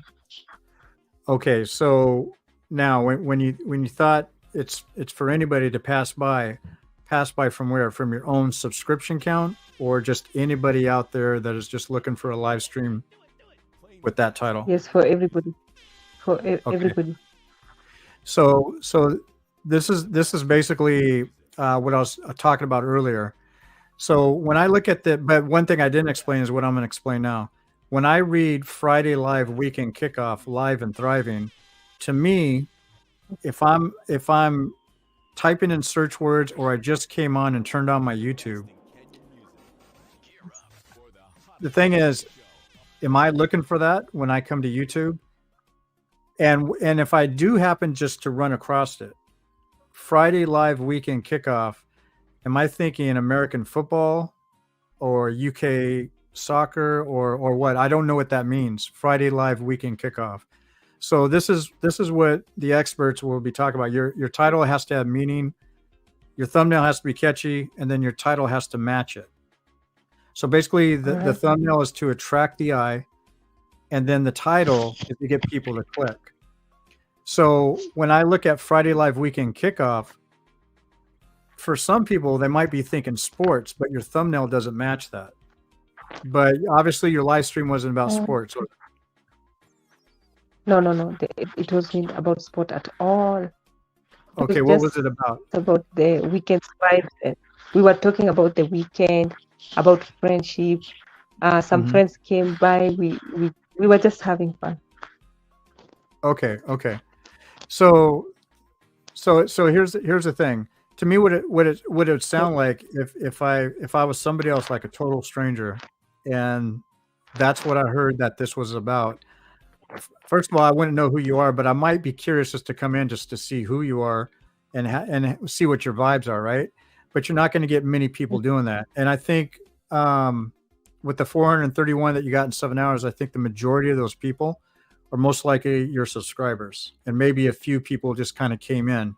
But when you look at your analytics, you're going to see a point where your high points during the 3 hours of your live stream and your low points. And it's also going to tell you in your analytics where people came from. Was it a search term? Was it from a WhatsApp group because somebody shared your link in a WhatsApp group, stuff like that? Or was it a recommended video? When somebody else was watching another video, they saw it in the recommended. So you have to think, like, your title has meaning to you, and you knew what it was about. But the stranger who's never been to your YouTube channel before, if they just happen to see it somewhere, right? How is that title going to attract them? And that's what these big YouTubers who are trying to get people to understand YouTube and how it works, because we could talk about the algorithm all day long. What you want to do is catch that eye, and your title has to have meaning, and it has to go together.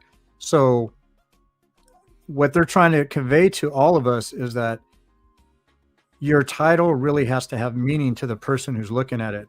And if your title has meaning, is it what they're looking for? And how many people are looking for it? Right? It'd be great, like, for example, if you saw 4,331 people, right?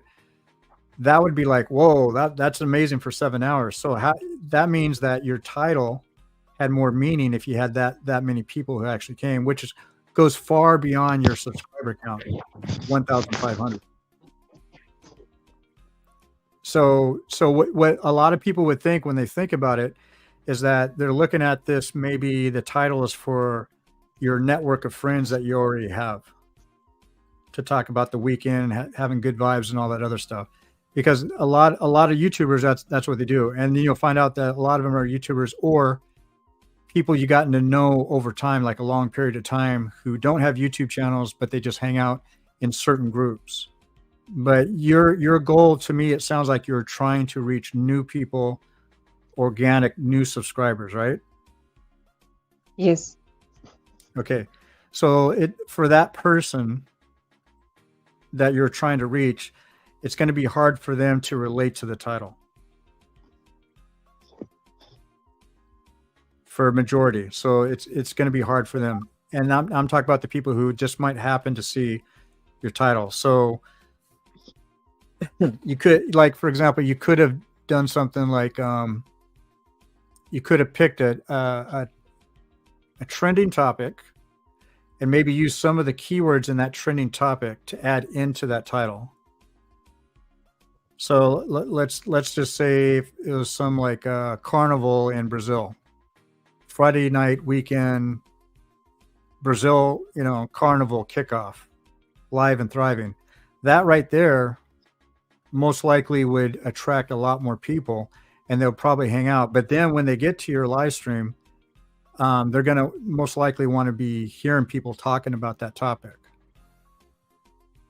Whether if it's talking about how it all got started, the history, or just having a good time looking at videos and pictures of the actual carnival. And otherwise, this to me would, if I came across it, to me it would look like it would be a hangout for my already 1.5 subscribers, 1.5K. That's to me what it is. And remember, I was talking about those network bubbles that we get trapped in. See? You remember I said you get trapped in those sub for subs. It becomes a network bubble, and you don't have any like real organic subscribers because we're trying to get our true, man. Yeah. So that is so true. If I was a YouTuber, I would look at that as maybe, I've already gone through that. I don't want to go through that again. So let me back away from that. Or I got time today, so let me go in there and hang out for a little bit. But then I have to get going because I'm going after organic subscribers if I'm that real serious type of person. So we got to have that kind of mindset. It's like most YouTubers that get caught in that bubble. It's like we're hurting ourselves just by staying there. I know very few, and I know one Nigerian YouTuber. She has over 80,000 subscribers, and I guarantee you that about a quarter of those subscribers are YouTubers. And she hasn't been able to gone past that 82,000, and it's been like 4 years now. She's just stuck. While everybody else is probably 1,000, 2,000, 3,000. Connect to me, connect to you. I see Anmaora see me, Latoya. We stay in the same cycle, like same people, same over and over and over and over. Like We don't yeah. really, But I we think like creating content for other content creators yeah, yeah. in We our don't small want groups. the You know what I'm audience, saying? the non-content creator. Yes, I understand. But of late with me, I have experienced a lot of new people coming in, and mostly like today I had five non-content creators, which is not Okay. bad. Thanks to the vertical, because before I just used to have only content creators. But with the verticals, it has been different for the past maybe 1 month. It has been Mhm. different with the verticals. So about this live, so I can say Friday live, and mostly we were talking about the weekend. Also, we were also yeah, there were friends who were meeting others for the first time and the such. You, And you also know, we were trying to help to vote for a friend. So what else can I write? Because you give me the option of here's the thing. It's probably not worth backtracking on your already made videos and trying to do all these changes, like spending so many hours doing that. But if I was to yes, do this and what you just told me, I would probably yes, found something that everybody can relate to. Again, if I was connecting with a different region of people, like basically everybody that lives below the equator line, right? Is almost everybody that lives in that geographic area around the world might be into one or two things, and it's the same, right? So you'd probably pick a subject to go with what you just talked about. So anybody around the world that's on YouTube, they see that it's something that they can relate to because it relates to them, and they'll click in, and then that would be more attractive. You'll probably get a lot more clicks than just that right there, because basically yeah, you want to talk about yes, the topic, but I don't know, the title to me doesn't really tell me you want to talk about that topic, right? yeah. Because So when I saw kick off the weekend, my mind was like, we are entering the weekend, something like that. I didn't think about the sports. I don't know if I'm making sense. yeah, I think I think I understand, but I also think I understand, based on what you told me what the video was about. It's just that your title Yes. didn't actually relate to it. The title just tells me Yeah. it's. So can I just leave it as at Friday live? But see, again, Friday Live for who and for what? Because if I happen Because to see somewhere that I do a search and I see something that says Friday Live, but I'm searching for something that talks about Brazil Carnival, or maybe the Carnival restaurant in Nairobi, right? And I run across that Friday Live. Well, Friday Live Carnival restaurant. the people also, I just remember that people were also talking about the budget, which was being read today. The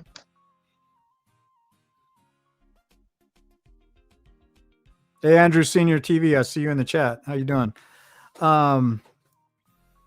the finance bill. People are Finance. talking about the finance bill, and I read the chats as well. Okay, so okay, the finance bill. Okay, now you're concentrating more on a very specific subject to a very specific region, which is Kenya. So everybody in Kenya is Yes, pretty and I much. had audience. Yeah, and I had audience from around the world. Oh my goodness. It was diasporan Kenyans, right? There were people from the UK, US, Poland. Okay, but they were mostly Kenyans, right? That were in those other countries. Yeah, others were citizens of those countries. Oh, Few Kenyans okay. and other were citizens of those countries. Okay, but Anne, I'm trying to figure this out. They're citizens of the UK and Poland, but were they originally from Kenya? Yes. Okay, that's Yeah, why. they are experts and they are citizens. They are experts. Both they were mixed. They were mixed. Okay, They were so mixed. but what I'm okay, hold on one second. So what I'm trying to get you to understand is you bring up a very popular and controversial bill that's related to Kenya. It has everything to do with Kenya. So you got Kenyans from all over the world that are citizens in other countries now, dual citizenship, or maybe gave up their Kenyan citizenship for that country, but they're interested because it's their home. It's talking about the finance bill that's affecting Kenyans in Kenya. So it's very specific, and a lot of people that are in the diaspora from Kenya are definitely up on that, as well as citizens in Kenya. So that right there is going to attract a lot of Kenyans. And when your title, and you said you got a lot of people, when your title reflected that, and your actual video reflected that, because that's what you were talking about, that is what I'm talking about. You should do with every other video. So you saw how that worked for that video. Now try to duplicate that for all your future videos. Yes. And let me ask you this: on that video where you got a lot of people talking about the finance bill, what did your thumbnail look like? No.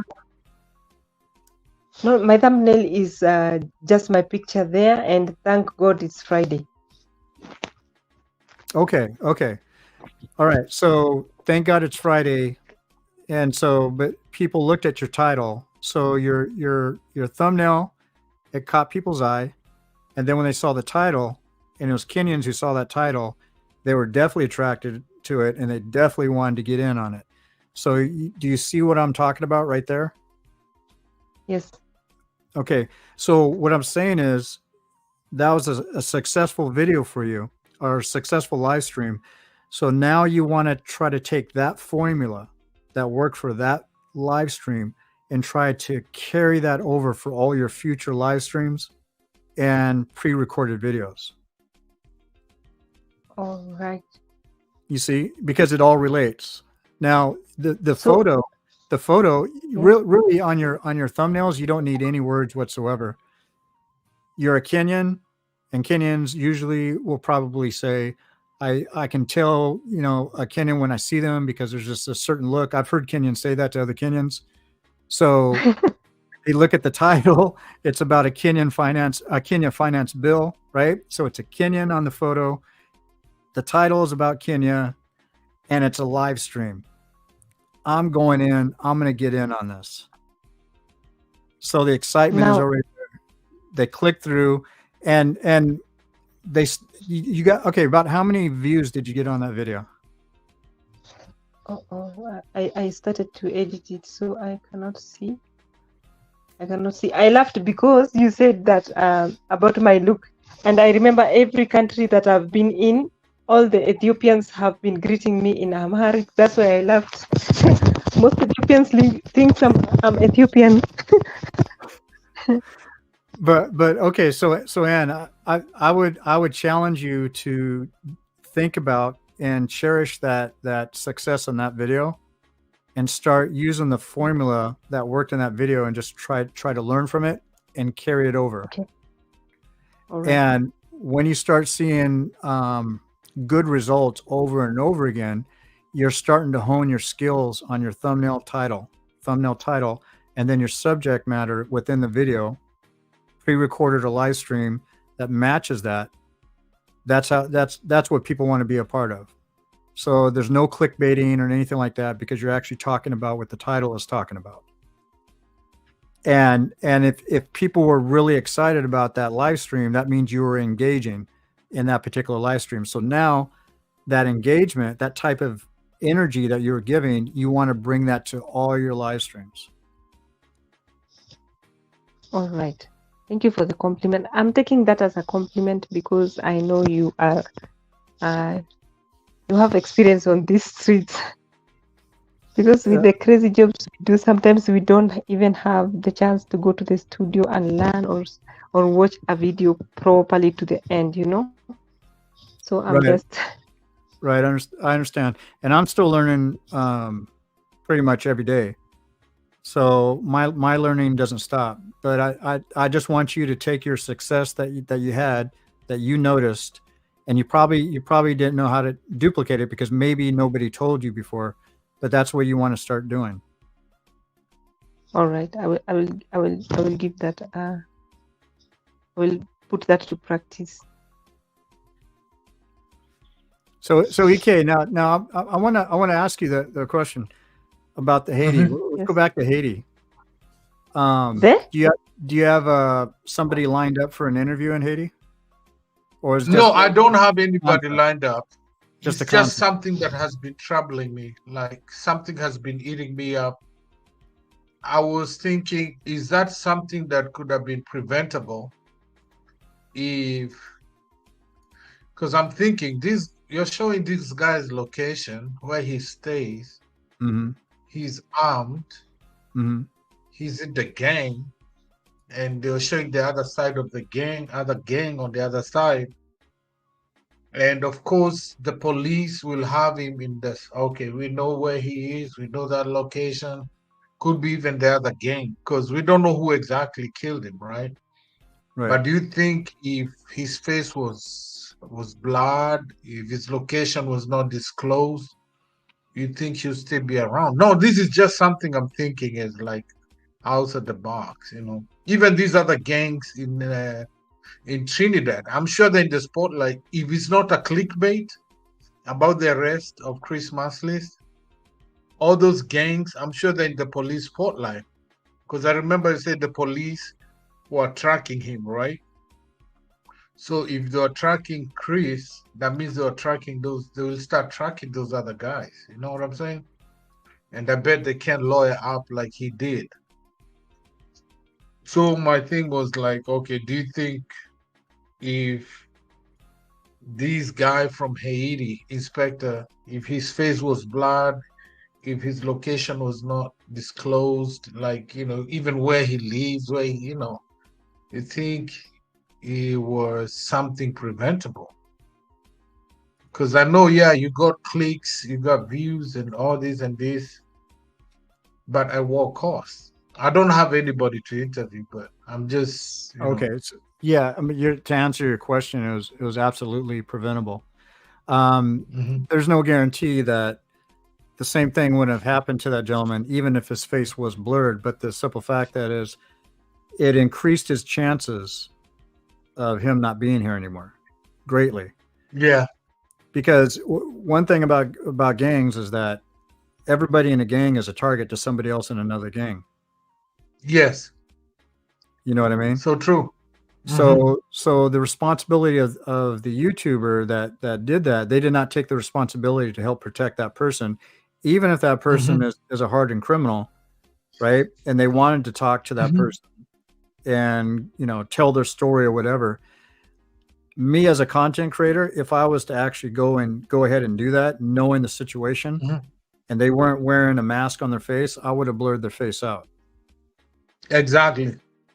Because that's what these big networks like CNN, BBC, and Al Jazeera, that's what they do. Right. They even what do you call it? Their voice. Change the voice. What is the right word? They change their voice. Voice changer. Yeah.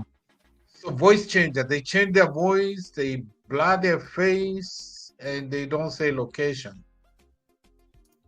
Because I'm thinking with all the chaos going on in Haiti with the gangs and everything and all, like, you know, he sounded like he was like in his area, he was like one of the dons, you know. So I don't know. That's just me. I think you should be like, because even here is pretty strict to just show people's location, where they live, and, you know, like if they don't give you permission. And I think gangs don't just show up their faces, you know. Maybe I don't know if they talked about it for him to come on, but I don't know. But I was just thinking, as a content creator, and I think I would protect them myself. Like, you know, like, okay, I know this can put you in danger. Right.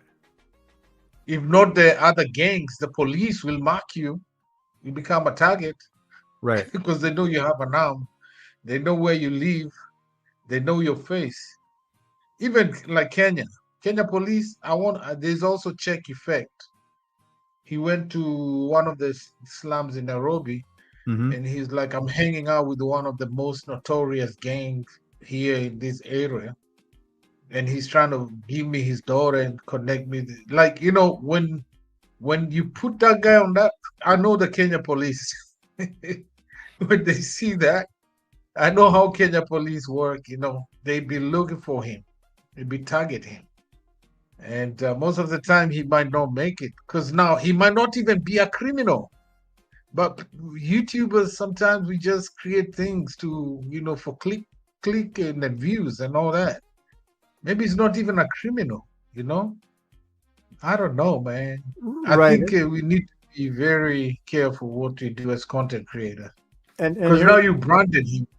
You branded him. Here's the thing, EK. 4 years ago, what was it? It's almost 5 years ago already. It didn't come to pass, and I'm glad it didn't. But I was going to head back to Nairobi and, you know, just kind of do what Michele Ponte did. But I was thinking of do this before Michele Ponte ever did it, and that was just basically do like kind of like a convention meetup at the top of KICC, do some collabs and stuff like that. But what I found out that the mass majority of those people, I don't associate with them anymore for the simple fact they'll do anything for a click and a view. And what you're talking about is somebody or a couple people that did things just for a click and a view.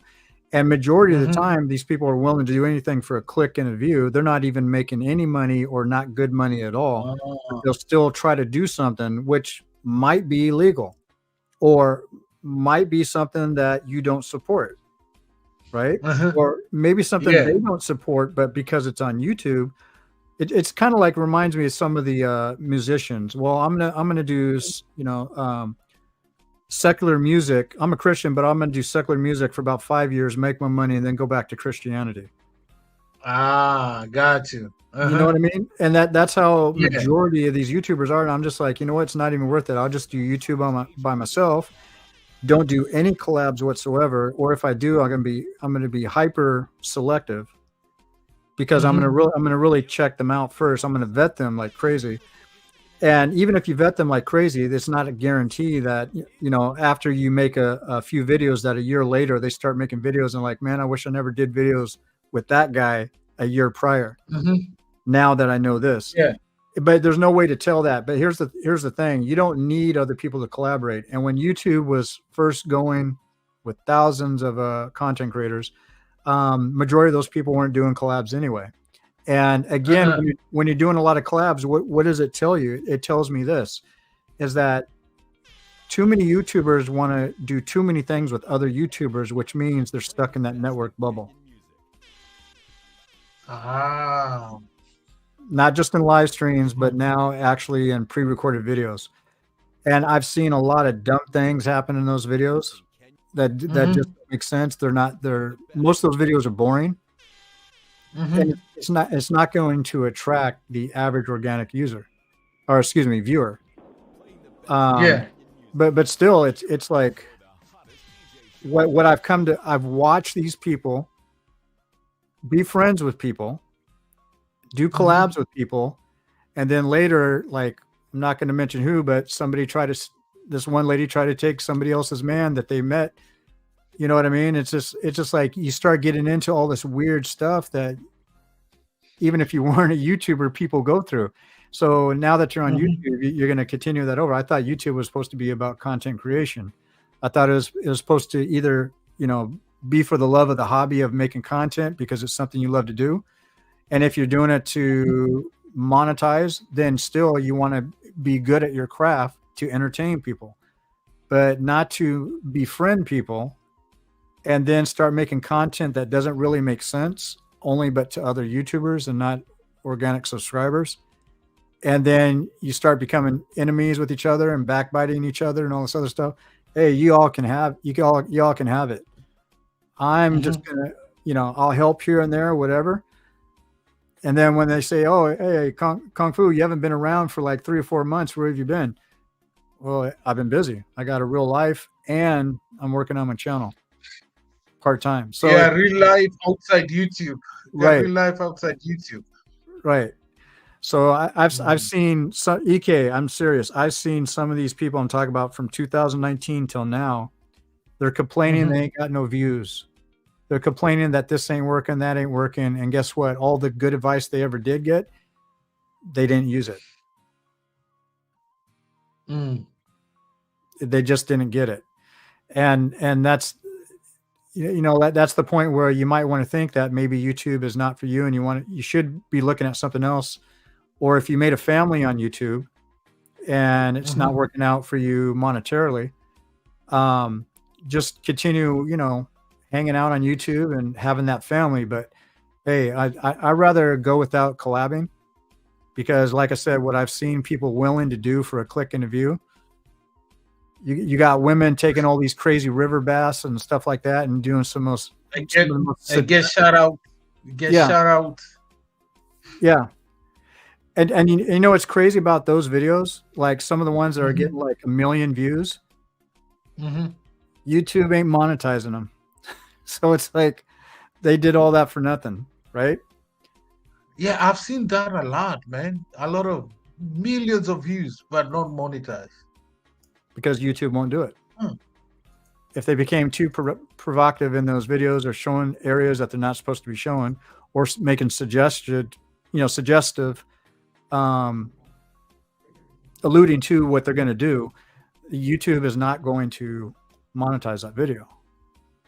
I also noticed they stopped posting a lot of those videos. Like there's a lot of videos channels they took down, like things to do with food, diets, and these funny short ladies in skimpy dress stuff. I think they took a lot of those channels out. Because I'm sure, I've seen some crazy food videos where the way that some people are like gorging on food on purpose to try to make people to watch their videos, to the point where they're choking on food. I forget what YouTube calls it, or there's a social media term for it, but it's a violation actually. Yeah, it falls in the area of something grotesque, like overstuffing yourself with food that you actually get sick, and it's something that if somebody copied you, it can land them up in the hospital, or they could pass away from trying to copy what you're doing in your video. So those videos are not going to get monetized. Or if they get discovered, your channel could get taken down. Actually, there's another, I don't know if you know this other skinny guy. He works like in the gym, lifting weights, making it look so easy. Oh, and he's so skinny. Is that Arab guy that acts like a cleaner? Yeah, Arab guy. Because somebody will go and try that and kill themselves. Right, but I think all those are props, man. Because it's like, come on. They actually took them out. I don't see him anymore on YouTube. I think they took them out, because if you went to try that at the gym, you will break your back. It's like, right. I don't know, man. You're right. It's good. These are nice topics we need to discuss, These are nice topics. Yeah, the cleaner guy. Yeah, he pretends to be a janitor. Yes. And you got big dudes struggling with the weight, and then he just comes in and just pulls it, Yeah, I think those are just, of course he's pranking, but I think all the guys that are lifting, the men and the women that are lifting the weights, are all in on it. But it does make for some good entertainment. I'll say that. And now you see, that's bad for a regular person who think, oh, if this skinny guy can do that, I can go and do it. But they don't realize how much it takes to even lift to 245 pounds. Right. I totally see your point. It's dangerous, just as these people doing those mukbangs, Yeah. Man, this is nice, man. And I'm happy. Thank you for coming. I was just giving tribute to our wonderful sister, Jambi Koikai. She was a Rastafari. She was a radio presenter, TV presenter, and everything. Yeah, may she rest in peace. Yeah, she was a wonderful soul. She was a wonderful soul. So we're gonna end it. Let me make it up to 4. It's only 3:45. Anything you want to let people know about yourself? I know you don't want to get stuck in the bubble of same community, same people over and over. Well, no. Andrew Senior TV, I recognize him. He comes to a lot of my live streams, and we hang out at a lot of other live streams and premieres. So they call me Mr. Nice. I call myself Mr. Nice. That's my screen name for Kung Fu Fanta, which is the podcast reaction. And I do reaction videos, mostly addressing stuff that basically, you know, calling out people who are scamming or just trying to help people, you know, correct themselves. I'm you know, critiquing. I also have some positive reactions and stuff like that as well on my channel. But I only have a little over 60 videos over the course of a year. But however, I got a pretty strong following. And 60 videos. Yeah, I am a reactor who supports good reaction. I like reasonable people who react reasonably. Basically, people who can actually hold a two-way conversation, you know, using logic and reasoning. Nothing about well, if somebody does something wrong, I'm going to support it because I'm a fan of that person. No, if somebody does something wrong and it's something that needs to be addressed because that person might be doing something wrong, saying something wrong, or giving an example that somebody can copy and they can hurt themselves doing it, that I'm not for that. But that's not the only stuff that I react to. So, but I like good reaction, like I said, with logic and reason. And I've been reacting probably for almost 20 years. I used to be a keyboard reactor for many years on Facebook. And for real. And I brought it over to YouTube, had another channel for a while I was testing the limits of YouTube and reacting at the same time. So I was doing two things at once. Then I took a break and now I'm back. So yeah, I've been doing it for a long time. And reactors, you know, as far as the niche is concerned, the biggest YouTuber in the world is a reactor, and that's Mr. Beast. He has about 10 or so channels, and one of them is a reaction channel with 33 million subscribers right now. So he's the largest individual YouTuber, the second largest YouTube channel. The biggest YouTube channel is a Bollywood, an Indian music channel for Indian music. I forget the name of it. Okay. That's the biggest channel on YouTube. And then Mr. Beast, individual, he's the biggest YouTuber and second largest YouTube channel. But he's also a reactor. So and there's a lot of different types of reaction. You have people who react on music, you have people who react on other people who react on events. You know, so reaction is not just one type of reaction. And then you have positive reaction, like positive as in, you know, you talk about things that need to be addressed, whether if the subject is positive or negative, but you're reacting in the right way. As I'm not going to support something that's wrong. I'm going to support something that's right. And then you have negative reaction where people don't care about the facts, or they might create their own facts in their head and don't leave it as an opinion. You know what I mean? You got a lot of people like doing that, and those are worthless reactions to me. America is full of those type of reactors. Yes. But anyway, that's what I do. So I have another channel as well. It's called This is Africa, and it's just African content. And that's at this_Africa. Excuse me. This_is_Africa. That's my username for that channel. But reaction is my main thing, and that's mainly what I do. All right. That's what's up. I see we have Priscilla still here. Priscilla does a lot of reaction. I hope, Priscilla, you got something out of that. Anybody else who does reaction? I think Mima does reaction too. So just want to say a shout out and thank you for coming, man. I'm gonna be ending this in a few. All right. Well, I'm gonna go ahead and drop off. But I thank you for inviting me. You're welcome, man. You're welcome, and thank you for the input. Thank you for the advice, man. I know a lot of people got some really good, education. They got some master one-on-one classes with you, and thank you, man, for appreciate. I'm humble for you coming up here. You're welcome. And All right, blessed another evening, time. sir. Happy Friday already. Thank you. All right, guys, that is it. We're gonna be ending in the next few minutes. Let's go on to play some music for Jambi Koikai. I don't know if there's anybody here who knows Jambi. We still got 244 million people in the bush.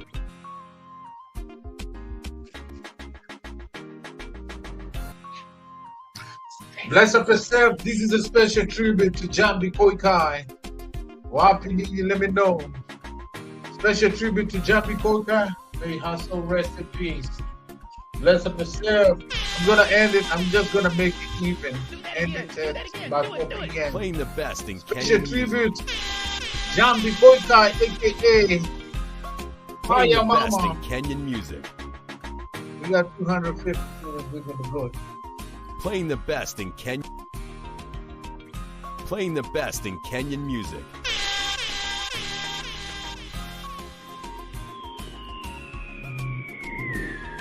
Playing the best in Kenyan music. Gear up for the Bless up hottest yourself. show. Wapi Nini, Koikai.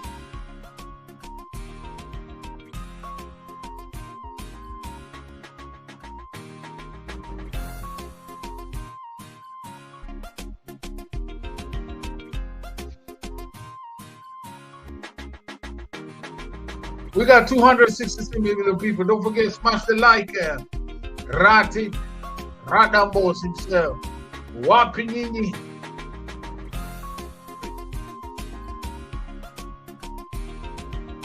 Andrew, Susie Global Concept, peace. I see you, Susie Global Concept. How you doing? All the way, 270 million people in the bush. Rabba. May her soul rest in peace. Jambi Koikai, you fought a good fight. And you're a warrior. Warrior. Bless up yourself. Kimmy Kim Mission. How you doing, Kimmy Kim? Where you watching from, Kimmy Kim Mission? Look at yourself. We're gonna end this in the next 9 minutes.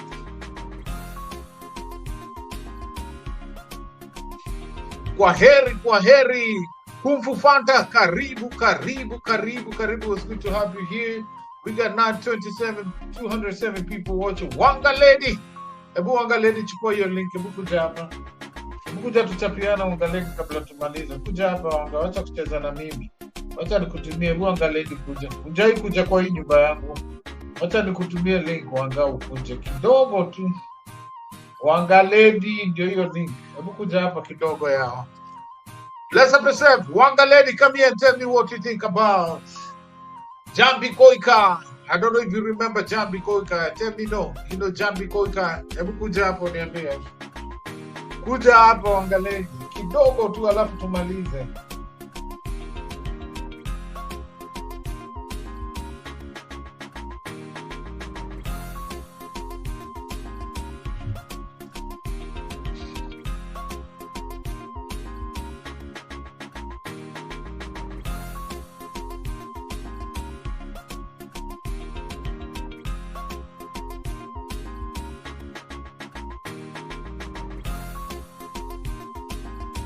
Rebecca Towns, hey, how you doing? Feeling today? Happy Friday.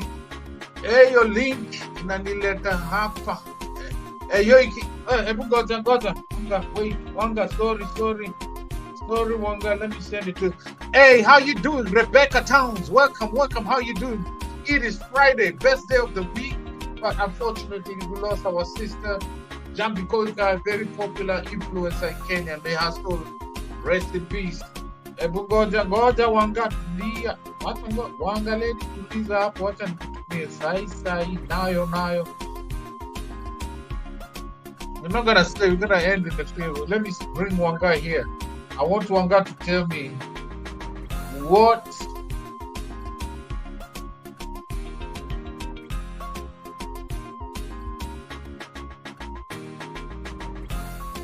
Wanga Lady, wacha nikutumie link. Nimekutumia the wrong link. Ndio hii hapa. Welcome, welcome, welcome. Rebecca Towns say, hey, how you doing? Welcome. Rebecca Towns, where you watching from? Welcome. I don't know if you know our sister Jambi Koikai all the way from Kenya. Salute, salute. Kuma, your guests.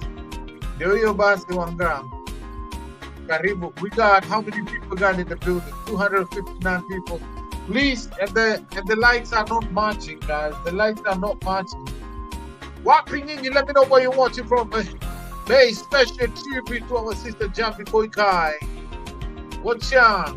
She was a radio presenter. She turned politician, and she has struggled for a long time with endometriosis and adenomyosis, which eventually led her to the path she's currently was pursuing. And may God rest her soul in peace, Jambi Koikai. Don't forget, she was also a reggae MC. She was a reggae lover. She loved reggae. That's what I'm wearing, reggae attires right here. Shout out to yourself. May your soul rest in peace. Jambi Koikai, I'm going to miss you. You're such a blessing. You are an influencer. You made a change to a lot of young ladies who are struggling through the same situation, you know. Hey, ladies and gents, without further ado, let me welcome the one and only, the Wanga lady. Hey, Wanga lady, Mambo, Karibu, Karibu. The one and only organic lady on the YouTube streets. Yo, yo, yo, yo, yo, yo, yo, yo, yo.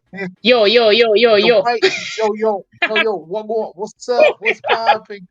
Oh, wow. You have a t-shirt of Friday. Yeah, and tomorrow is Saturday. I also have Jambi Koikai right here. Jambi. Oh, may your soul rest in peace. May your soul rest in peace, sweetheart. Yeah. Oh my God. Yes. Oh my God. A very good friend of EK. Jambi Koikai. Welcome. Introduce yourself. Introduce who is this lady. Oh my God. So you have given me this chance. Hi. Hi everyone. Hi everyone. Let me see first who is here. How many are we? Who is here? Who is here? Oh my God. Hello everyone. This is Wanga Lady Official. That is my main channel. I'm here with my brother, Just EK. Please don't forget to go and subscribe to my channel, Wanga Lady Official. I need your support. I need your support. I need your support. Thank you so much. I'm still looking for watching how as well EK unajua kizungu venye ni ngumu. Eh. Kizungu is not hard. Somebody said, what a stigma. What a stigma. Anything channel, what a stigma. So we're going to end in the next 3 minutes. I saw you perambulate YouTube. Ulikuwa kila mahali, nakuona kila mahali YouTube street. When the police were YouTube. So, what do you know about Jambi? Anything? Did you know Jambi? Did you hear about Jambi? Anything? No. I never knew Jambi. I'm not even a fan. You never heard about her? I have never heard. In fact, I have started hearing her story after she's dead. Yeah. I never knew Jambi. Yeah. I never knew Jambi. Oh my God. Yeah, she was a wonderful soul, wonderful lady. She struggled with this endometriosis and adenomyosis. It's a condition. I think even Jerry Kimani said she has the same condition. Yeah, Jerry has it. The difference is she's in a country where they can manage it. And it has not spread so much because Jambi was misdiagnosed so many years, right? Yeah, and by the time they really found out the root cause, it was too late. It had spread to her lungs collapsing and everything. Yeah. I think this is a monster. It is a monster more than even cancer. Yeah. This is a monster. It's a rare thing. It's a rare disease. Yeah, but it's too sad because she was too young, no family, no kid. So this was just a treatment for her. And we're gonna end this Anything channel, welcome. What the stigma? Who is what anything? So we're gonna end it in 1 minute.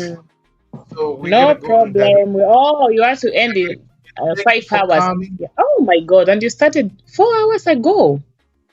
We're gonna redirect your friend. Are you Edwin? Are you Edwin? Who? Are you Edwin Let's Macharia? end it. No. You're not Edwin Macharia? No. Let's end it. Let's go to Okay, I drop so that I can go with the chat. Okay, Yeah, thank you so much. Thank you so much for hosting me. Wanga, thank you for coming. We need to do this another time. I've been here for too long. All right, Wanga. Let me see if I can redirect. Make sure the setting is right. Oh Lord, if I remember how to do redirect. No, sir. If I remember how to do redirect to Jerry Kimani. Lord of mercy. Let me see. Can I remember redirect? Yeah. Da-da-da-dee-da. Okay. Okay, guys, let's go all the way to Jerry Kimani and see you there. Bye-bye, everybody in the bush. Bye.